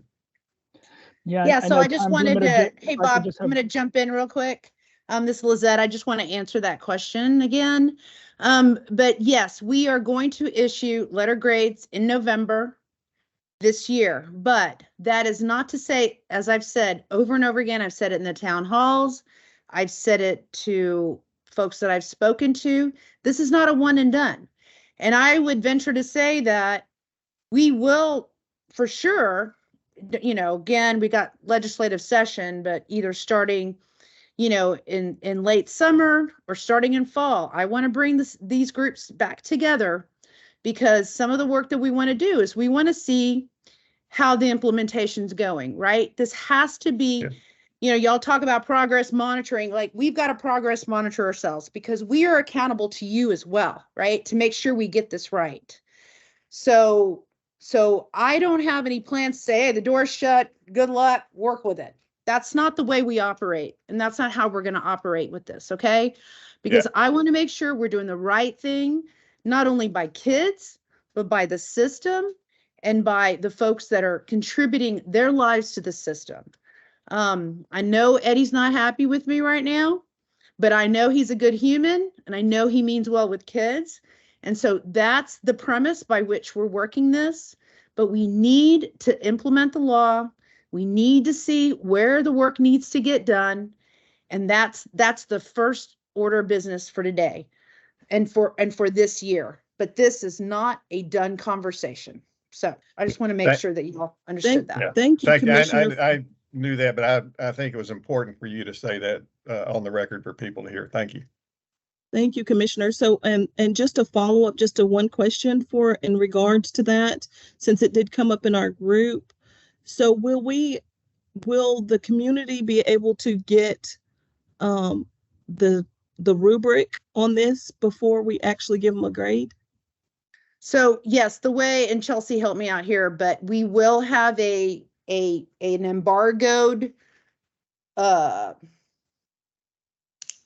preview window period of time. Yeah. Sorry. You got Language it. couldn't match. An embargoed period of time in which the district leaders will be able to see the results, so we can make sure that the data is accurate, all the things. I think we also have a process with the State Board of Education around appeals for DNF schools. So there's still a lot of work to be done. Now, we'll figure out, like, I'll talk to Chelsea cabinet on Monday to kind of figure out, like, with respect to the actual group, seeing the actual, calculations themselves. I'm thinking we'll have that ready for general public release, but it won't be the actual, like, distribution among the school districts just yet. Yeah, so that's what I was talking about, the actual distribution, to have them study it before it even I understand about the embargoed. I was just talking about so that they can get it in their mind before that happens. I mean, once I make the decision for the calculation, that will be final. And then we'll go into, Thank you so very much. For today, for this process, right? Again, we're going to continue to work on this and work our best to get it right for everyone. Thank you. And Christy, I hope we did you justice. We did you justice.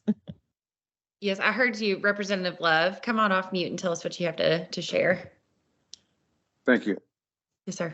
In light of my experience with new things coming out of the Department of Ed to the general public, I would highly and strongly advise that before you release these letter grades, you also have a conversation with the legislators. Yes, sir. We'll have to hear every phone call and will receive every email about this, unless you want to have a session in January where it overturns everything that's done with the letter grade system. I've been in 11 years and I've seen it happen where if we don't get explained to us all this information, in an election year, what you're going to have is a bill being passed, I can almost guarantee it, in January in response to what parents have said, because they get information in November about their child's school. So just a word of caution that I think needs to be understood, and I can't say it any plainer than that. But thank you. You're welcome. Thank you, Representative. Yes. Okay, we are going to go now to Group 3.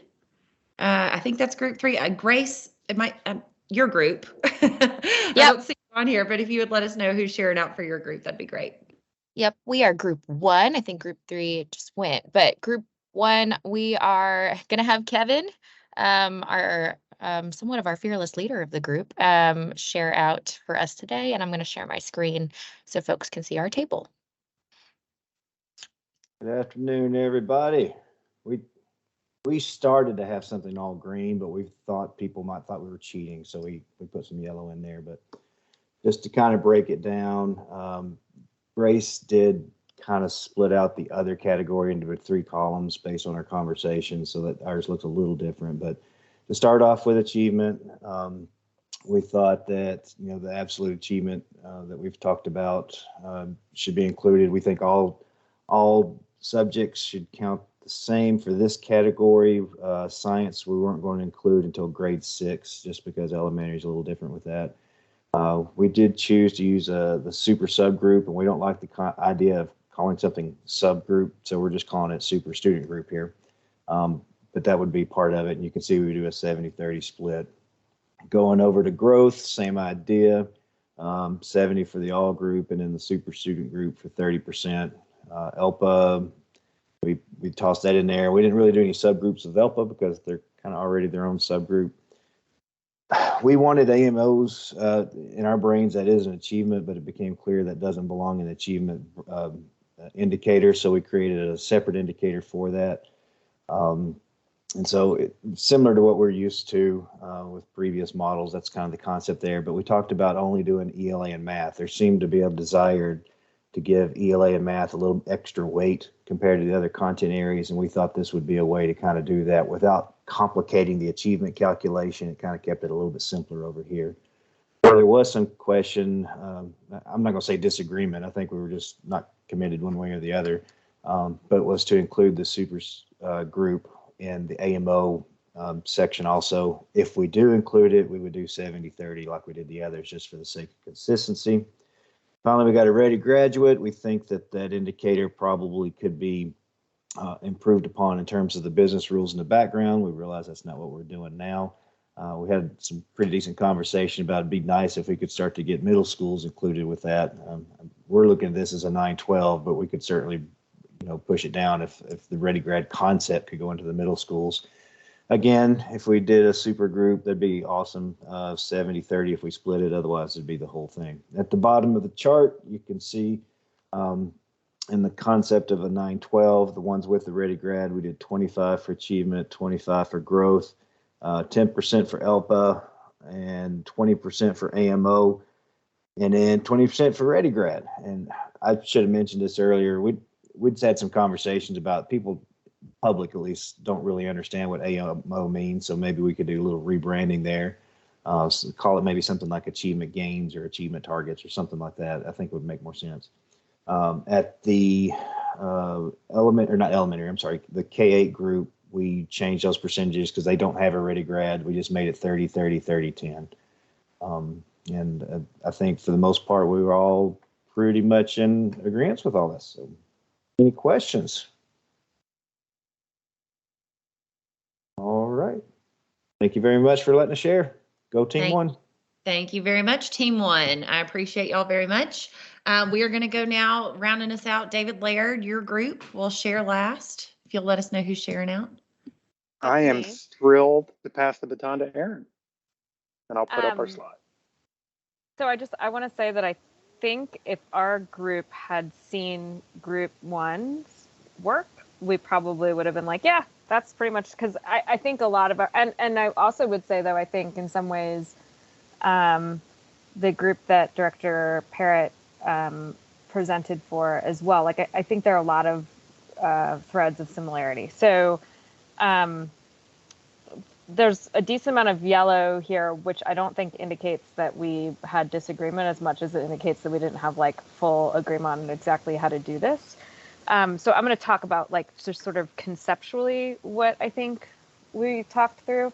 I think one of the things our group talked about that is very similar to what other groups talked about is that we would like to have something that, by and large, and there was a little bit of disagreement on this, but by and large, I think folks were in favor of something that would have both an absolute achievement indicator and an achievement improvement indicator, or what Kevin just referred to as, there was another word you used, Kevin, but progress, something like that, right? Something that indicates achievement improvement separately from growth. And so you see that weighted here in the achievement category. We had a robust conversation about whether or not there should be a student subgroup, whether that was 25, the bottom 25%, or what Kevin referred to as the super student group in the growth category or in the other indicators category. But we all agreed that a bottom 25% group would make sense, and that measuring TVOS within that would make sense. We also agreed on ready graduate. We had a different concept here in our other indicators category, which is some sort of measure, and this is probably in the 3 through 8 category. The high school category, I think we all felt like ready graduate would make sense, but in 3 through 8, we talked about something that would have a multi-year proficiency improvement measurement. We talked a little bit about like, if you have something like that in a system where you are measuring achievement improvement or growth as well, that, you know, if you have a 1-year measure and then in this bucket of other indicators, you have a 3-year measure, that might get a little confusing or complicated. But at the same time, we thought that there was some sort of value to this idea of a multi-year improvement in proficiency. And then we got into talking about the weights overall. I think as we were thinking about this, there was, we were sort of evenly split between sort of a 40% achievement, 40% growth, 45% achievement, 35% growth. So something that either very clearly has both achievement and growth balanced, or just a slight favor to, not a heavy favor to achievement.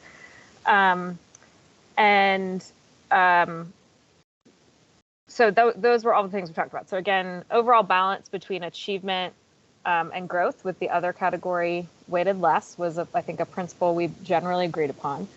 I would say the majority agreed that we needed both an achievement indicator and an improvement indicator of achievement itself. So not just an absolute proficiency, but also an improvement. Something around the bottom 25%. And again, we had some debate about a sort of super student group. And then a couple of things that we thought needed some other modeling to know how and where it would fit. So one, we talked a little bit about ELPA, as other groups did, and ELPA as a separate test, obviously, than 10 Ready. But which one of those might, should you include both? And if you don't include both, is TN Ready really reflective of the same kind of improvement you might see for students in terms of ELPA? And then again, just if you're thinking about bottom 25% of students versus that super student group, what kind of overlap is there or is there not between those two groups, in order to help you understand from a modeling perspective how to do this? So hopefully I reflected our conversation correctly. If not, everyone, please feel free to jump in. But broadly, lots of agreement with at least two of the groups. Sounds like you summed it up perfectly. Thank you, Erin. Okay, so I think we've gotten through all of our share outs for today. We are just a few minutes ahead of 5 o'clock Central Time, which I recognize is 6 o'clock Eastern Time. I want to deeply thank all of you for participating, not just today, but in all of these working group meetings, and bringing what I know is really robust feedback. I think we've had some really spirited discussions, and that's because this is important to all of us and we want to get this right together. Commissioner, is there anything that you want to add, just kind of in closing as we round up here, or do we want to go ahead and turn folks loose for the weekend? I'll defer to you. Hey, I'm standing between you and your weekend. Thank you very much. You have committed a tremendous amount of yourselves to this process. I do appreciate it. And again, we're going to do our best to make this the best possible, accountability system possible. So thank you. Thank you, Commissioner. All right, with that, I will just ask you to keep an eye on your email for any follow-ups or kind of next steps that might create opportunities for you all to continue to engage and send feedback to us. With that, have a wonderful Friday and a wonderful weekend. We'll talk to you soon. Thanks, everyone.